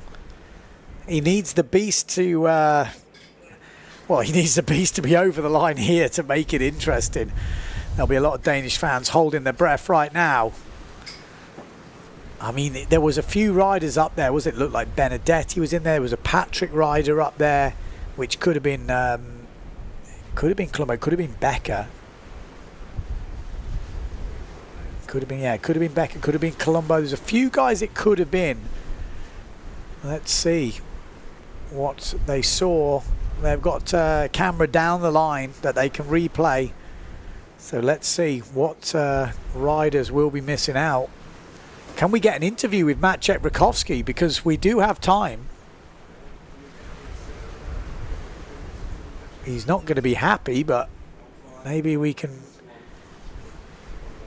Well, that was a weird one, wasn't it? A shrug of the shoulders. So something happened, which I'm guessing he fell off the jibe on the outside, or got stuck in a hole. I think if he'd got stuck in a hole, there might have been a bit more craziness. So I'm guessing that was his fault. That's just looking at body language. It was like a shrug of the shoulders, like crashed the jibe, or you know, something like that. I could imagine. We'll hopefully find out what exactly happened, because we're still waiting for this. I don't know if we can just get a quick... Okay, yellow flag is up, so we should be getting confirmation soon of who was over the line early. If anyone hears before me, let me know. Benedetti is heading off downwind a little bit. The Beast... No, they're just going away from the boat. That's not very telling. Oh, no one was over, apparently. Wow. So after reviewing the footage, no one was over. Okay. So it must have been super close, but when they reviewed the footage, they looked down the line. They must have thought it was just over. But in the end, no one is over. Whoa, drama. The VAR, yeah, exactly. I think the VAR is worse than our VAR. So yeah, it's that's a shame for the guys who had good starts there. That's always the problem. But no one is over the line early. Apparently there was 3 guys right on the line, and I have a feeling I know which 3 guys they were. So that is lucky. Makes it interesting. I'm guessing that timer's wrong, as the yellow flag is still up. So when the yellow flag goes down, we've got 1 minute until the start. Have we heard from Maciej Rakowski any news of what happened? It's kind of interesting to just understand what happened.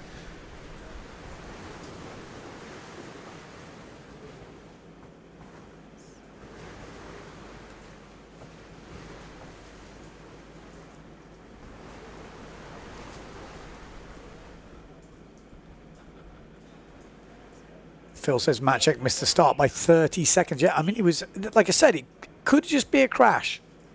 The way he looked on the beach, he didn't look angry. It was like, well, I messed up, or something happened that was his fault, would be my reading of the body language. Not that that's very accurate at all, but I have a feeling it'll be something like that.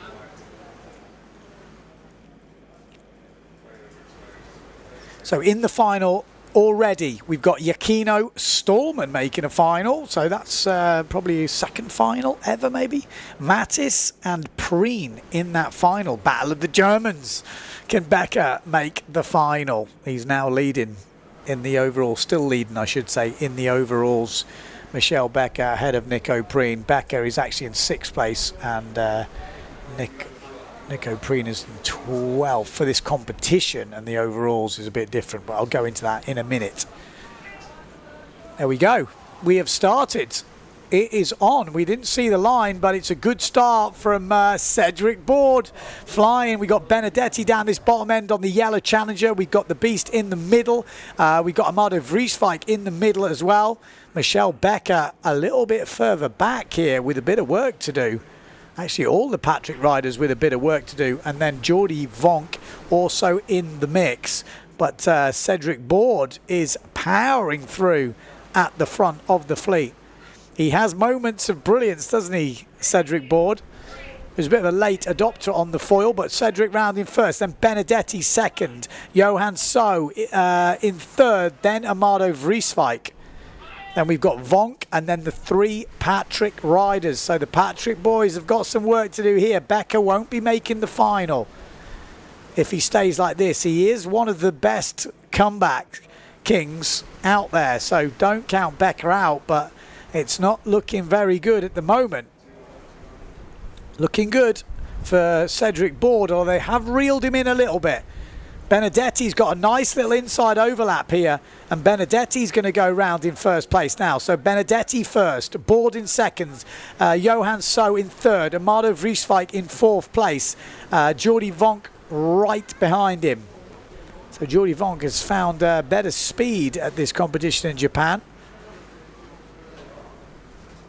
Definitely looks like he's back on his game. Benedetti looking good though down this bottom end. You can see the top of his sail really is fighting. So Benedetti just closing up. Maybe a little bit of a change of wind angle there. That's why it was flapping a bit.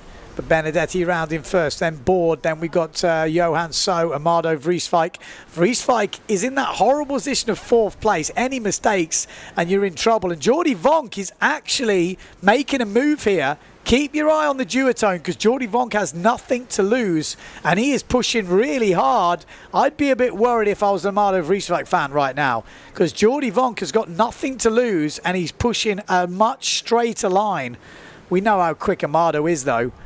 Benedetti, he's safe. Benedetti round, then Board, then Johan So, and Amado Vrieswijk just closes that gap on Jordi Vonk, and I think that's it.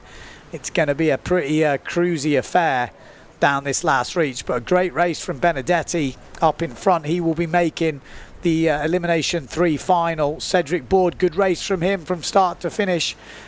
He's going to be making his first final of this competition. And then Johan So keeps the dream alive. So does Amado Vrieswijk. Day number 2 here in Japan for the Fly A&A Yokosuka Beach World Cup. There we go.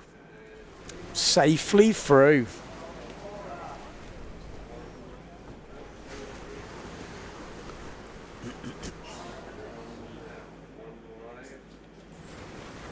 Yeah, solid. Back to women's racing now. Runners-up final, winners final.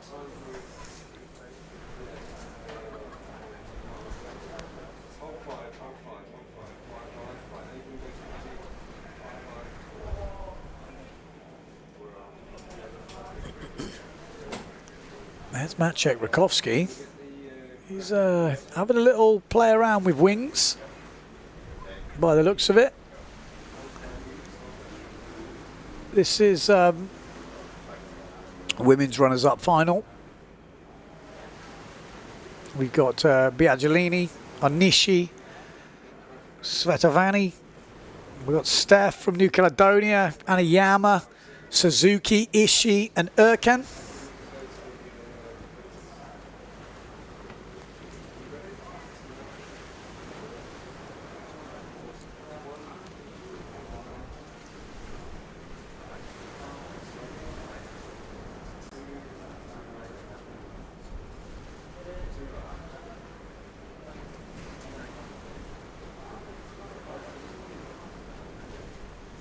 Okay, wind is definitely getting lighter as we get. I mean, that's why we had the early start today.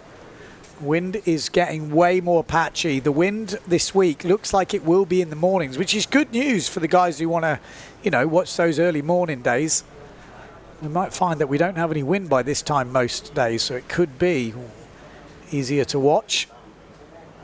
Biaggiolini in first place at the moment. We've got the chase cam in action. We've got Onishi in there as well. Anayama also in there.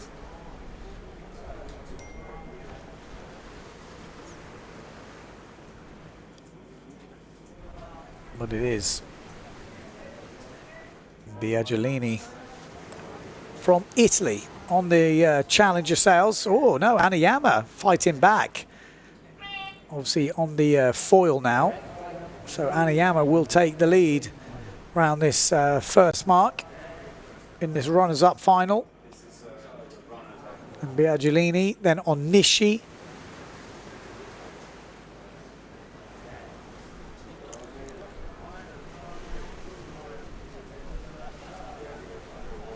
Good to see us getting some decent results in. You know, this is already a counting result now, and if you do get past 3 eliminations in the slalom, the overall result and points for that competition count for more. So less than 3 eliminations, there's a few less points than when you do 4 eliminations or more.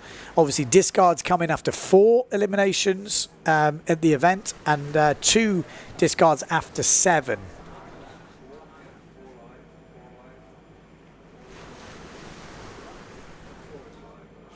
Here we go.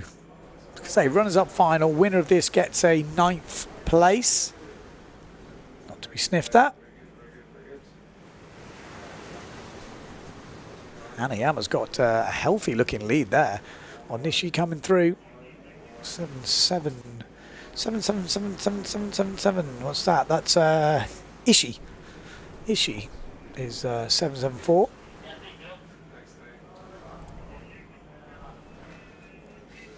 Any keen racers watching? Any guys thinking, or girls thinking of getting into racing? Does it inspire them watching these guys, or does he just think, ah, you know, it's good to watch? Quite interested, because not everyone watching obviously is a racer. I always get a bit inspired after watching this, and I always go home and then realise it's pretty scary going very fast on a foil. Stream Factory saying, do we expect one more round today after the final of Elimination 3? Well, I'll be honest, I don't know. The wind is dropping, so it depends how patchy it gets. They've had some good races today with 3 eliminations in a day. But knowing the race committee here, it wouldn't surprise me if they do another one. It is still 1:20 local time. Although we haven't had much of a break in between any of these eliminations, so sounds about right. Probably go straight in, back to back. Lucky there is a maximum of 4 a day, otherwise I'm sure we'd be doing more. Anayama at the moment leading this runners-up final. Onishi, 2nd place.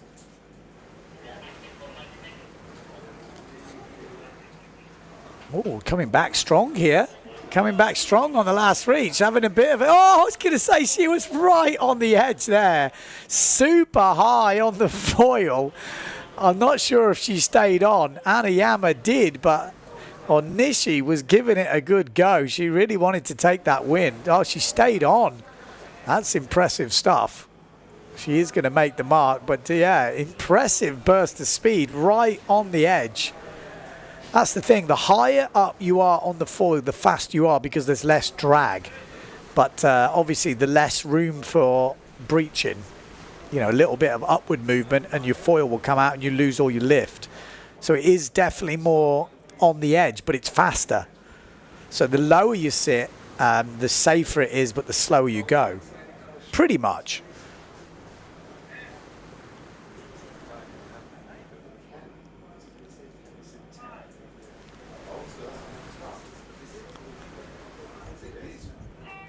There we go, straight into the winners' final. Who's going to get this? Blanca Alabao challenging. We've got Oppendow pushing hard. We've also got Erzin, Marion Mortafon, Japan 22, Sunaga also giving it a good go here.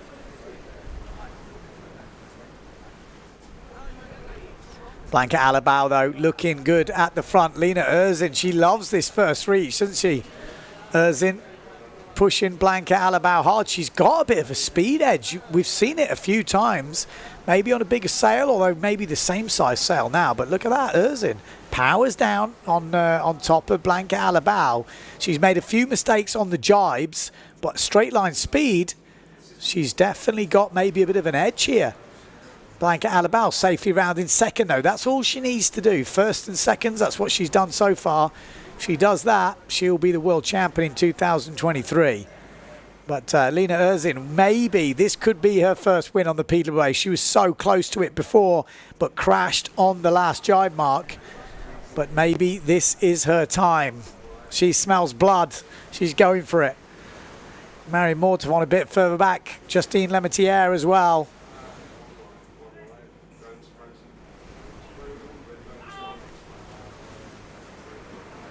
Here we go. Erzin still leading. Blanca Alabao. Sounds like we might have lost the drone for now. Marion Mortafon, Lemetier, Oppendow. All the major players are there. Could Erzin get her first win on the PWA? She's leading still. 2 jibe marks to go. Can she do it? Who's your money on? Back at home on the comments, let me know. Can Erzin get the first win? It's a tight battle, actually, to make this mark. She's having to go super upwind, so this jibe will be interesting. She'll have less room for movement when she comes around this jibe mark because it's a tighter line, and Blanca Alabao is probably going to have a bit more speed to push through. Oh, that drone is breaking down. She stays in the lead. Erzin, we've seen this position before. Can she do it? 1 jibe mark to go. Just needs to stay cool, calm and collected. I don't know if Blanca's going to push super hard. She's still in the top 2. Her nearest rivals for the overalls are not in the mix. You know, Erzin winning wouldn't be the end of the world. Is she going to push for that win? Erzin really wants the win. Can she get it? Here we go, 1 jibe mark to go. Blanca's going to give it a go here. She's going inside, isn't she? Yeah, there she go. Good jibe from Blanca. This could be an out-and-out drag race to the finish. Lena Erzin going for her first ever win on the PWA. Blanca Alabao having a go, but I don't know if she's got the legs here.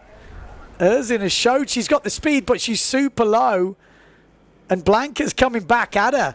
Erzin's pretty low. Blanca's got more speed. This is going to come right down to the line.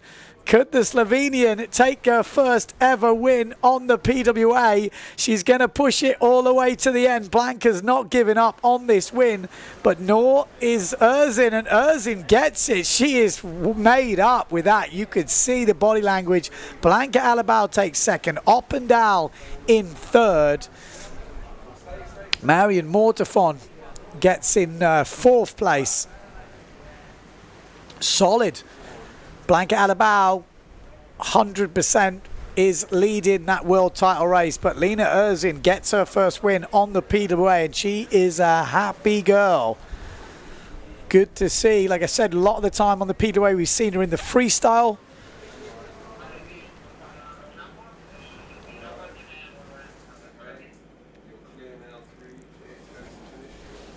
So next up, we've got the men's runners-up final and winners final.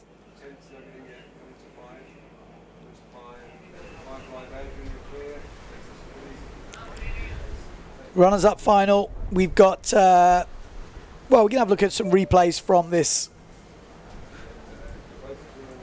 women's final.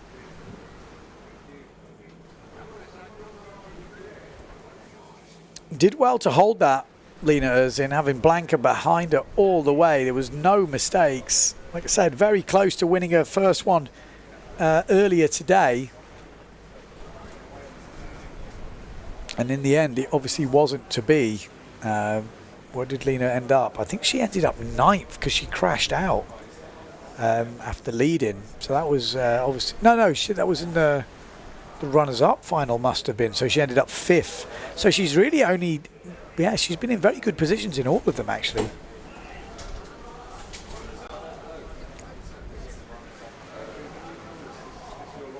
Looks like we're going straight up to the start. Runners-up final. Oh, elimination free. Someone's getting some serious height on the foil there. Like I say, at the moment we haven't got the drone on this shot, but we can see what is happening just about. 2D, bringing it back, going old school.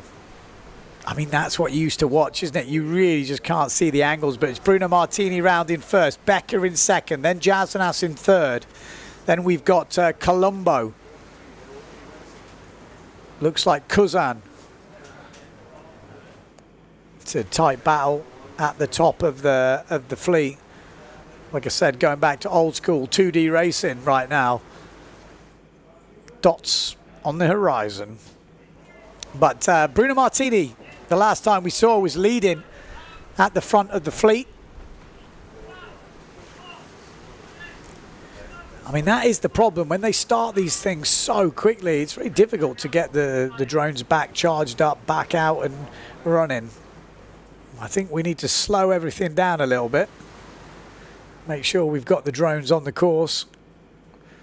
Easier said than done. But Bruno Martini leading, Jasnas looking good. Then we've got the Patrick riders, Becker, Colombo it looks like. Bruno Martini was in second place in this competition after 2 eliminations. So a 9th place here in this runners-up final will help. It's still single digits. He's been very consistent today. So a 9th is not the end of the world for Bruno Martini. We'll keep him in the running. Jasnas in second place. Then Elliot Colombo has overtaken Becker. We've got Jordi Vonk, I think, in there as well. There we go. That's much better, isn't it? Where's Maciej Rakowski? He's back right in the pack. I mean, Maciej, this is the runners-up final. 6, 7. He's in last place in this final.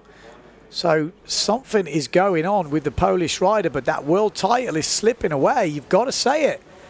You don't like to say it, but it is slipping away. And from the first day of racing, second day of this competition here in Japan, we've probably got 2 more days of racing. It looks like there's wind for the first 3, well, these 3 days, today, tomorrow, and the next day. The last day of competition is not looking good, and the next 2 days are looking like wind in the morning and then dropping off in the afternoon with rain. So there's no guarantees. So this was a big, big day to stake your claim for that world title.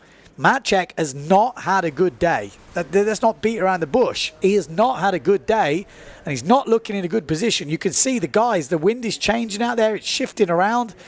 It's he came back to get 6th there in that runners-up final, but that is not going to be enough. That is not going to be enough when you're messing with the top boys. And Maciej is one of the top boys, so he'll not be happy after today. That is for sure.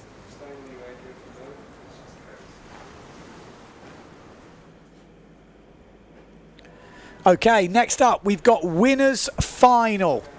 Big one this for the Beast. Big one for Mateo Iachino. Can make a huge difference depending on how results go here. Amalo Vrieswijk probably going for the event win. Needs a good result because he wants to keep that discard for the last race that he had, where it all went wrong.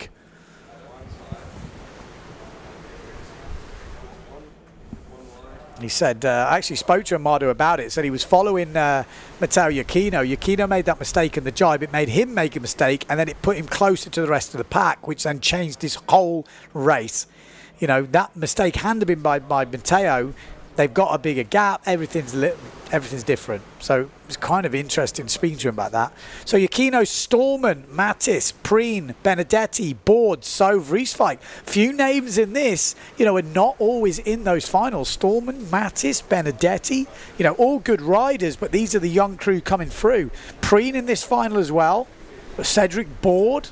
Again, a very up and down rider, Cedric Board. You never know what you're going to get. But he's definitely capable of causing some problems. Wind is dropping. Wow. This title race is going to get exciting now. Matteo Iachino needs a big result here. He knows it. He needs to be ahead of Johan So. That is for sure. Otherwise, the Danish beast is getting away from him. Look at the beast now. He's pushing that start, isn't he? He really is. If he's on the money here, it's looking good for Johan So. What a start for the Danish rider. It's a great one on the Black Point 7 sail, and the boys are outpacing the drone. But it is the beast leading it out. He smells blood. The 20-year-old from Denmark really wants that world title in 2023. He wants to kind of make history. Probably the youngest rider to win the slalom PWA, probably ever the PWA. It was PBA before, but PWA, surely he must be if he was to win it this year. And he is going to go around in first place. So Johan So is really setting the blooming pace. Oh, I think Amado's just gone down. Amado has just gone down, and there's a big hole. There's a massive change of wind. This is going to be cancelled. This is super bad news for Johan So fans. I mean, I don't know if it's going to be abandoned, but I'm sure it is. Yes, it is. It is abandoned. I mean, that was a mad gust, a change. I mean, it's quite nice to carry on racing. I come from that school, but I can understand why that has been cancelled. That was kind of freaky. Wow. You've got a feel for Johan there. You know, you were kind of thinking that was set up. He was out, nailed the start, done everything. You can't see anyone coming back at him. We know how fast he is. That would have been another bullet. He'd be sitting after elimination 3 with 1, 2, 1. I mean, wow. But now, all bets are off. It's another elimination. It's another start. Lots can change. He could end up last in this next one and Matteo winning, and the whole thing changes round. Wow, that could be a big, big moment. Are the gods not with Johan So right now? I mean, results-wise, they're with him, but wow, that could have changed a lot.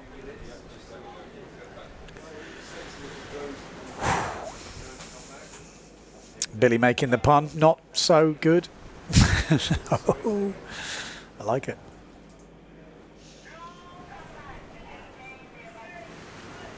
Okay, well, we're going to restart straight away. Like I said, there was just a big, crazy wind shift there. Maybe we won't be getting a 4th elimination today. I mean, it is meant to shut down the wind today. Goes a bit funky. It's 1:30 local time, so we do have, you know, hours, a couple of hours left of light. 3 hours, let's say, left of light. Okay, we got a quick interview with Lena, getting her first win on the PWA Tour. Down to the beach. Lena Erzen, first ever win on the PWA. How was it? It was amazing. It feels amazing to win a heat, and even more to be able to participate here in Japan. And I'm super grateful and very happy to be here. How's the change been from freestyle? The last time we saw you on tour, you were a freestyler. Now you're a racer and winning heats. How is it? To me, it feels amazing. I still do freestyle sometimes and I enjoy it just as much, but I also really like speed and I got used to it, so yeah, it's amazing. In the race before, you got so close, you dropped your jibe at the last mark. What was going through your head the second time? I don't know, I would just enjoy the moment, stay calm. I talked with my dad before and he said, you can do it, you know you can do it. And I just did it and it felt amazing. Congratulations, well done, keep going. Thank you.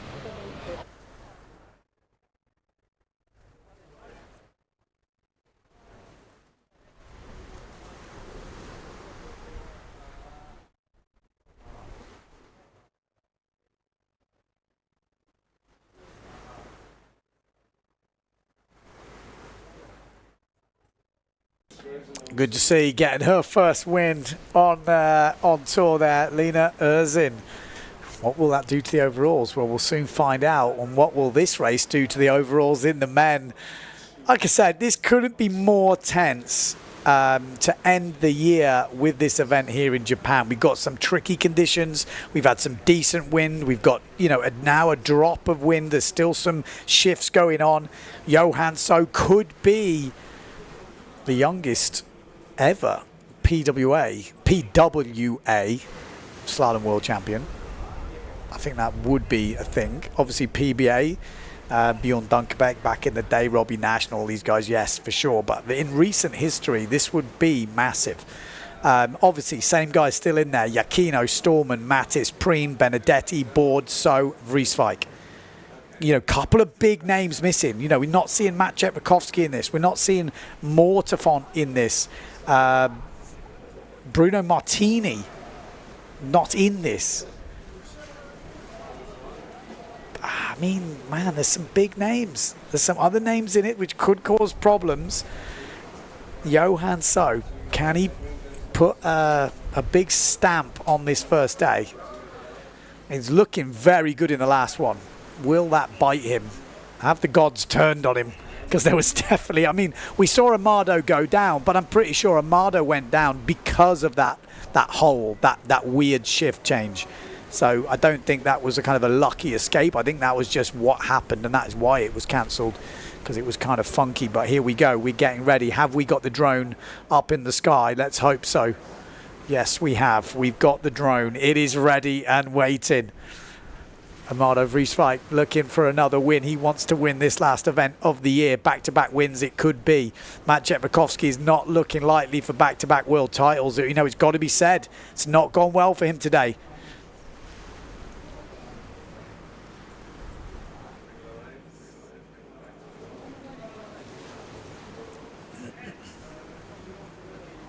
Here we go. Cedric Board, nothing to lose, full pressure.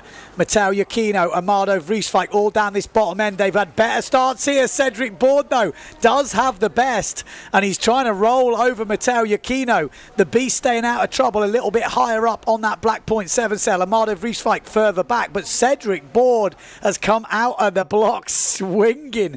Like I said, he's got nothing to lose. No world titles on the line. He's just racing for the win and to maybe upset the rest of the crew, and he will upset the rest of the crew if he does this. He is styling right now in the front of the fleet. Cedric Board, it's going to be Matteo Iachino who comes through in second place coming into this first mark. So Board round in first, then Matteo Iachino. The beast goes in the inside. Great jibe from Johan So, and I think he's just gone over the top of Matteo Iachino.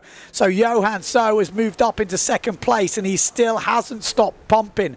The young fella from Denmark is on a tear right now. Whatever happens, if he can stay in this position right now, he has got closer and closer to this world title in 2023. Still not giving up. Matteo Iachino, Amado Vrieswijk right behind. Any mistakes, they are there. But Cedric Board is the man in the front of the fleet. Wow, it's been a long time since Cedric Board's won a final, and he gets a little bit loose on that foil, and the beast is going through on the inside now. Good bit of drive from Johan So as he moves up into first place. This guy has just got eyes for the world title right now. He is in beast mode, and he is absolutely terminating. Wow, look at the speed of this young Danish rider. His stock is going through the roof. He is going to have brands looking at him. 0.7, obviously wanting to keep hold of him. FMX Racing will want to keep hold of him. Going to be a very interesting winter, isn't it? Especially if he gets that world title. But he's going well on the gear, that's for sure.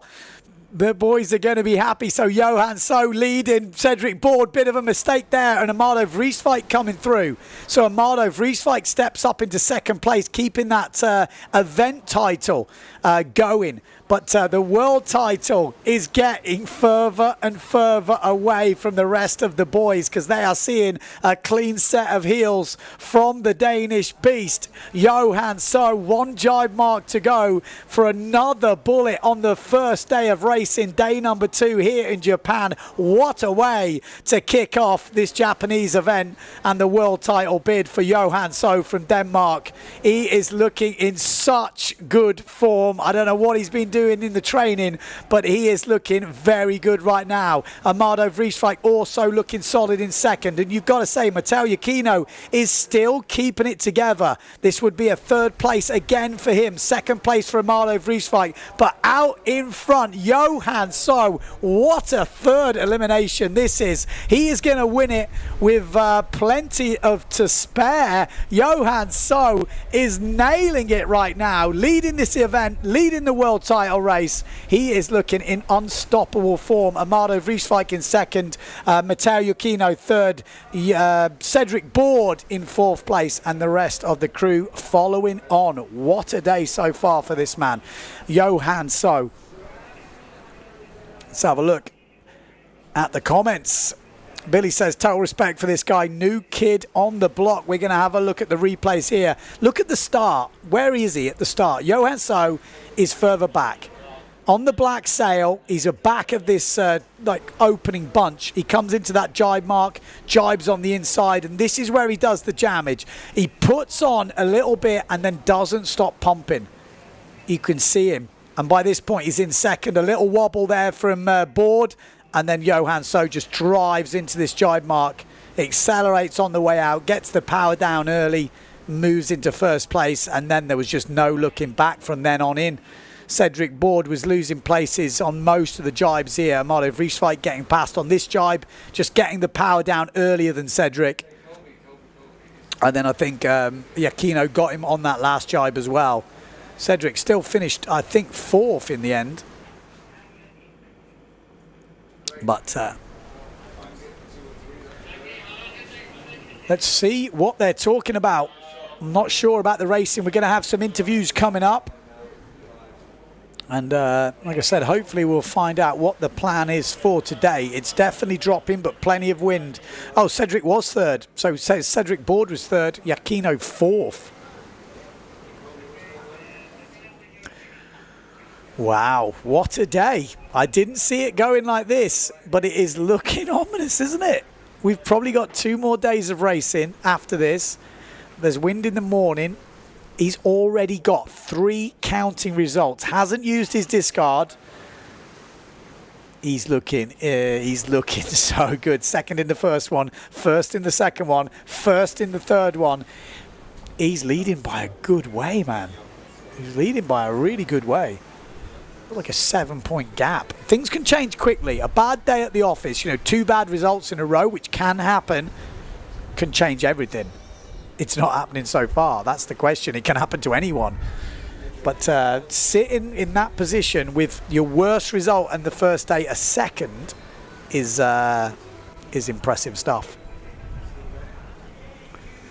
Say his stock is going to rise. I don't know what his sponsorship deals are, but they're definitely going up. The money will be coming in for Johan So.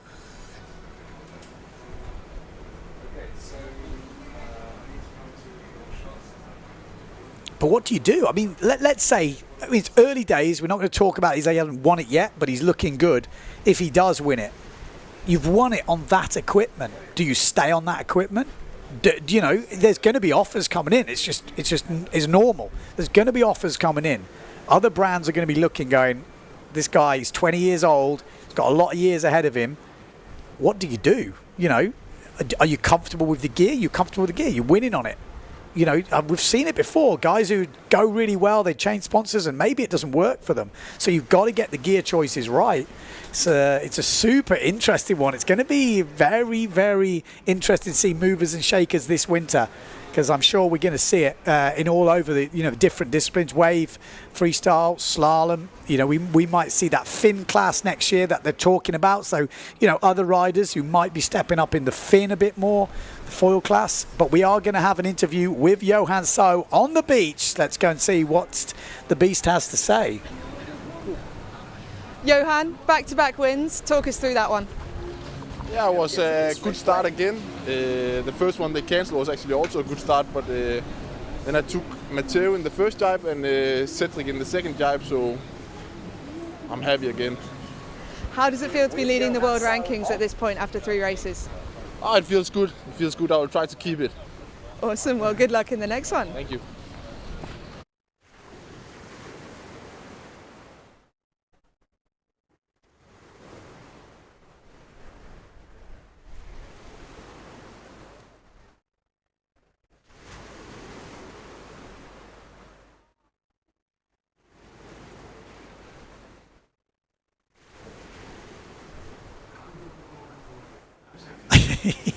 I love hearing interviews with him.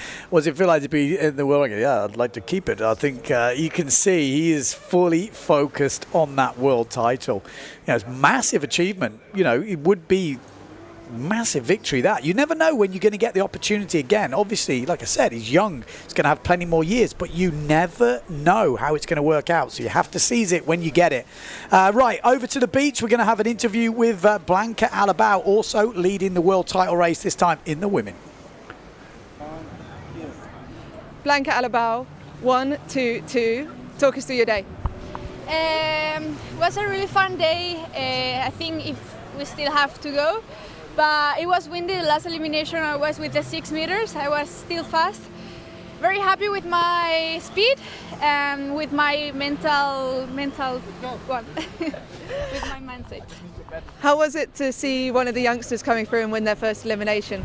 I was super happy and super excited for her. She's definitely pushing the limits, and she was super happy to make her first budget. So I'm really happy for her. Is it cool to see some of the IQ girls coming through? Of course, I have a chat with some of the IQ girls, and they are super excited to be here. They are looking forward to make more events with us, and yeah, happy to share with them. Awesome. Well, good luck in the last elimination. Thank you.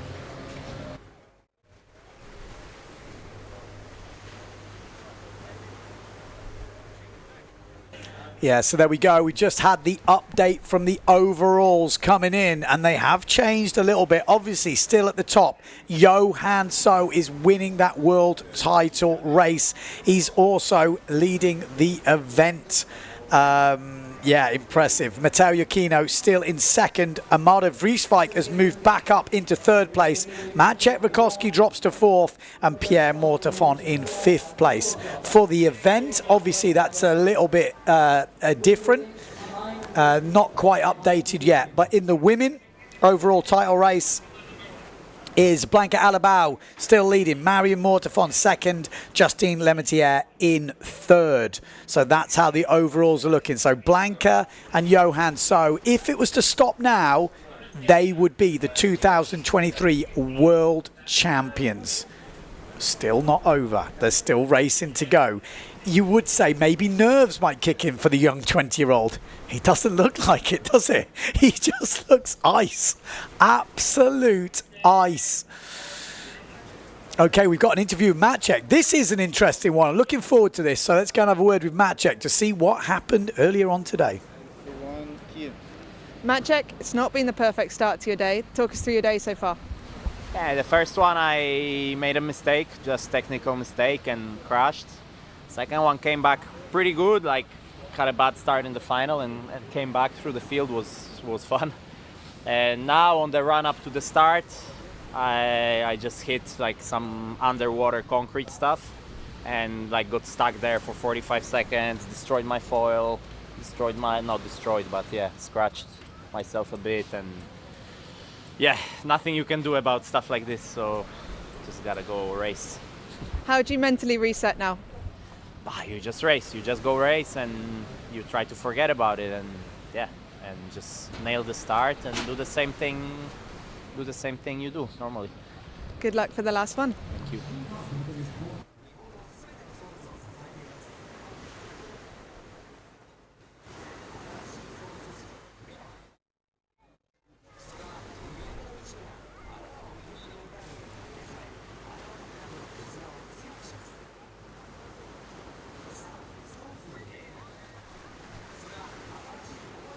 Okay, Yeah, not obviously not a happy match at Rakowski there. You can see that's a man who knows what's happened already. You know, you can carry on racing, but you can hear it in his voice.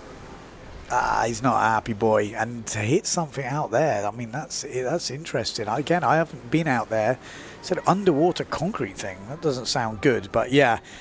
Not a good way to sail your first day of action here in Japan when you're a defending champion. I know he wanted those back-to-back world titles, but it feels like it might be a bit too far away now. I think Matteo Yukino will still have a chance. Matteo Yukino, a third and a fourth. I mean, he's going to need a massive mistake from Johan here. He really is. He's going to need... Johan is not making mistakes right now. A second, a first, and a first. He's going to need some real proper mistakes because although Matteo's been okay, a third, a fourth, and a seventh is a long way off a second, a first, and a first. So he's got a lot of points to make up. And bear in mind, he has to beat Johan So at this event. Not easy.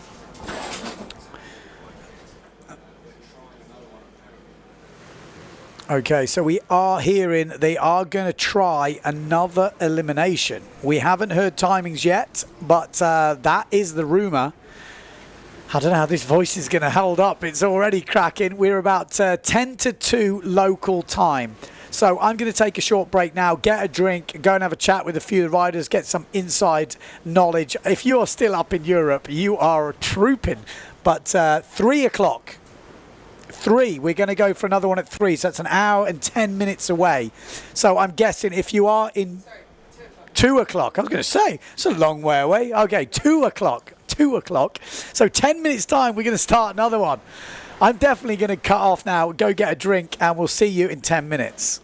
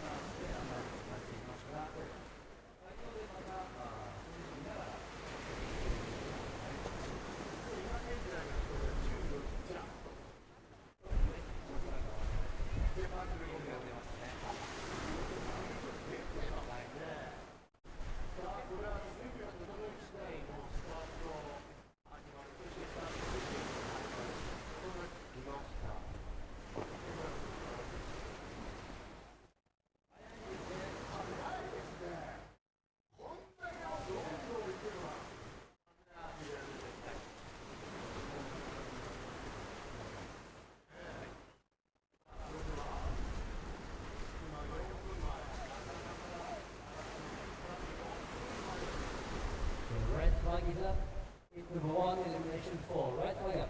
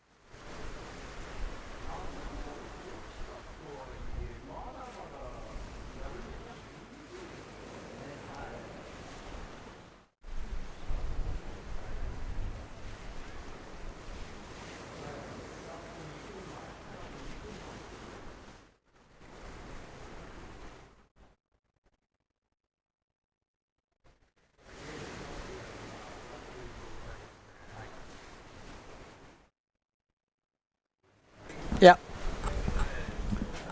Okay, so just a quick update. We're just going to reset a few things because there's a few issues that obviously everything's been running so quickly today. We're going to reset. We'll be straight back to bring you the race in as soon as possible. It won't be long, so stay tuned. It'll probably be a new broadcast as well, so just stay online. Keep a look at the PWA website.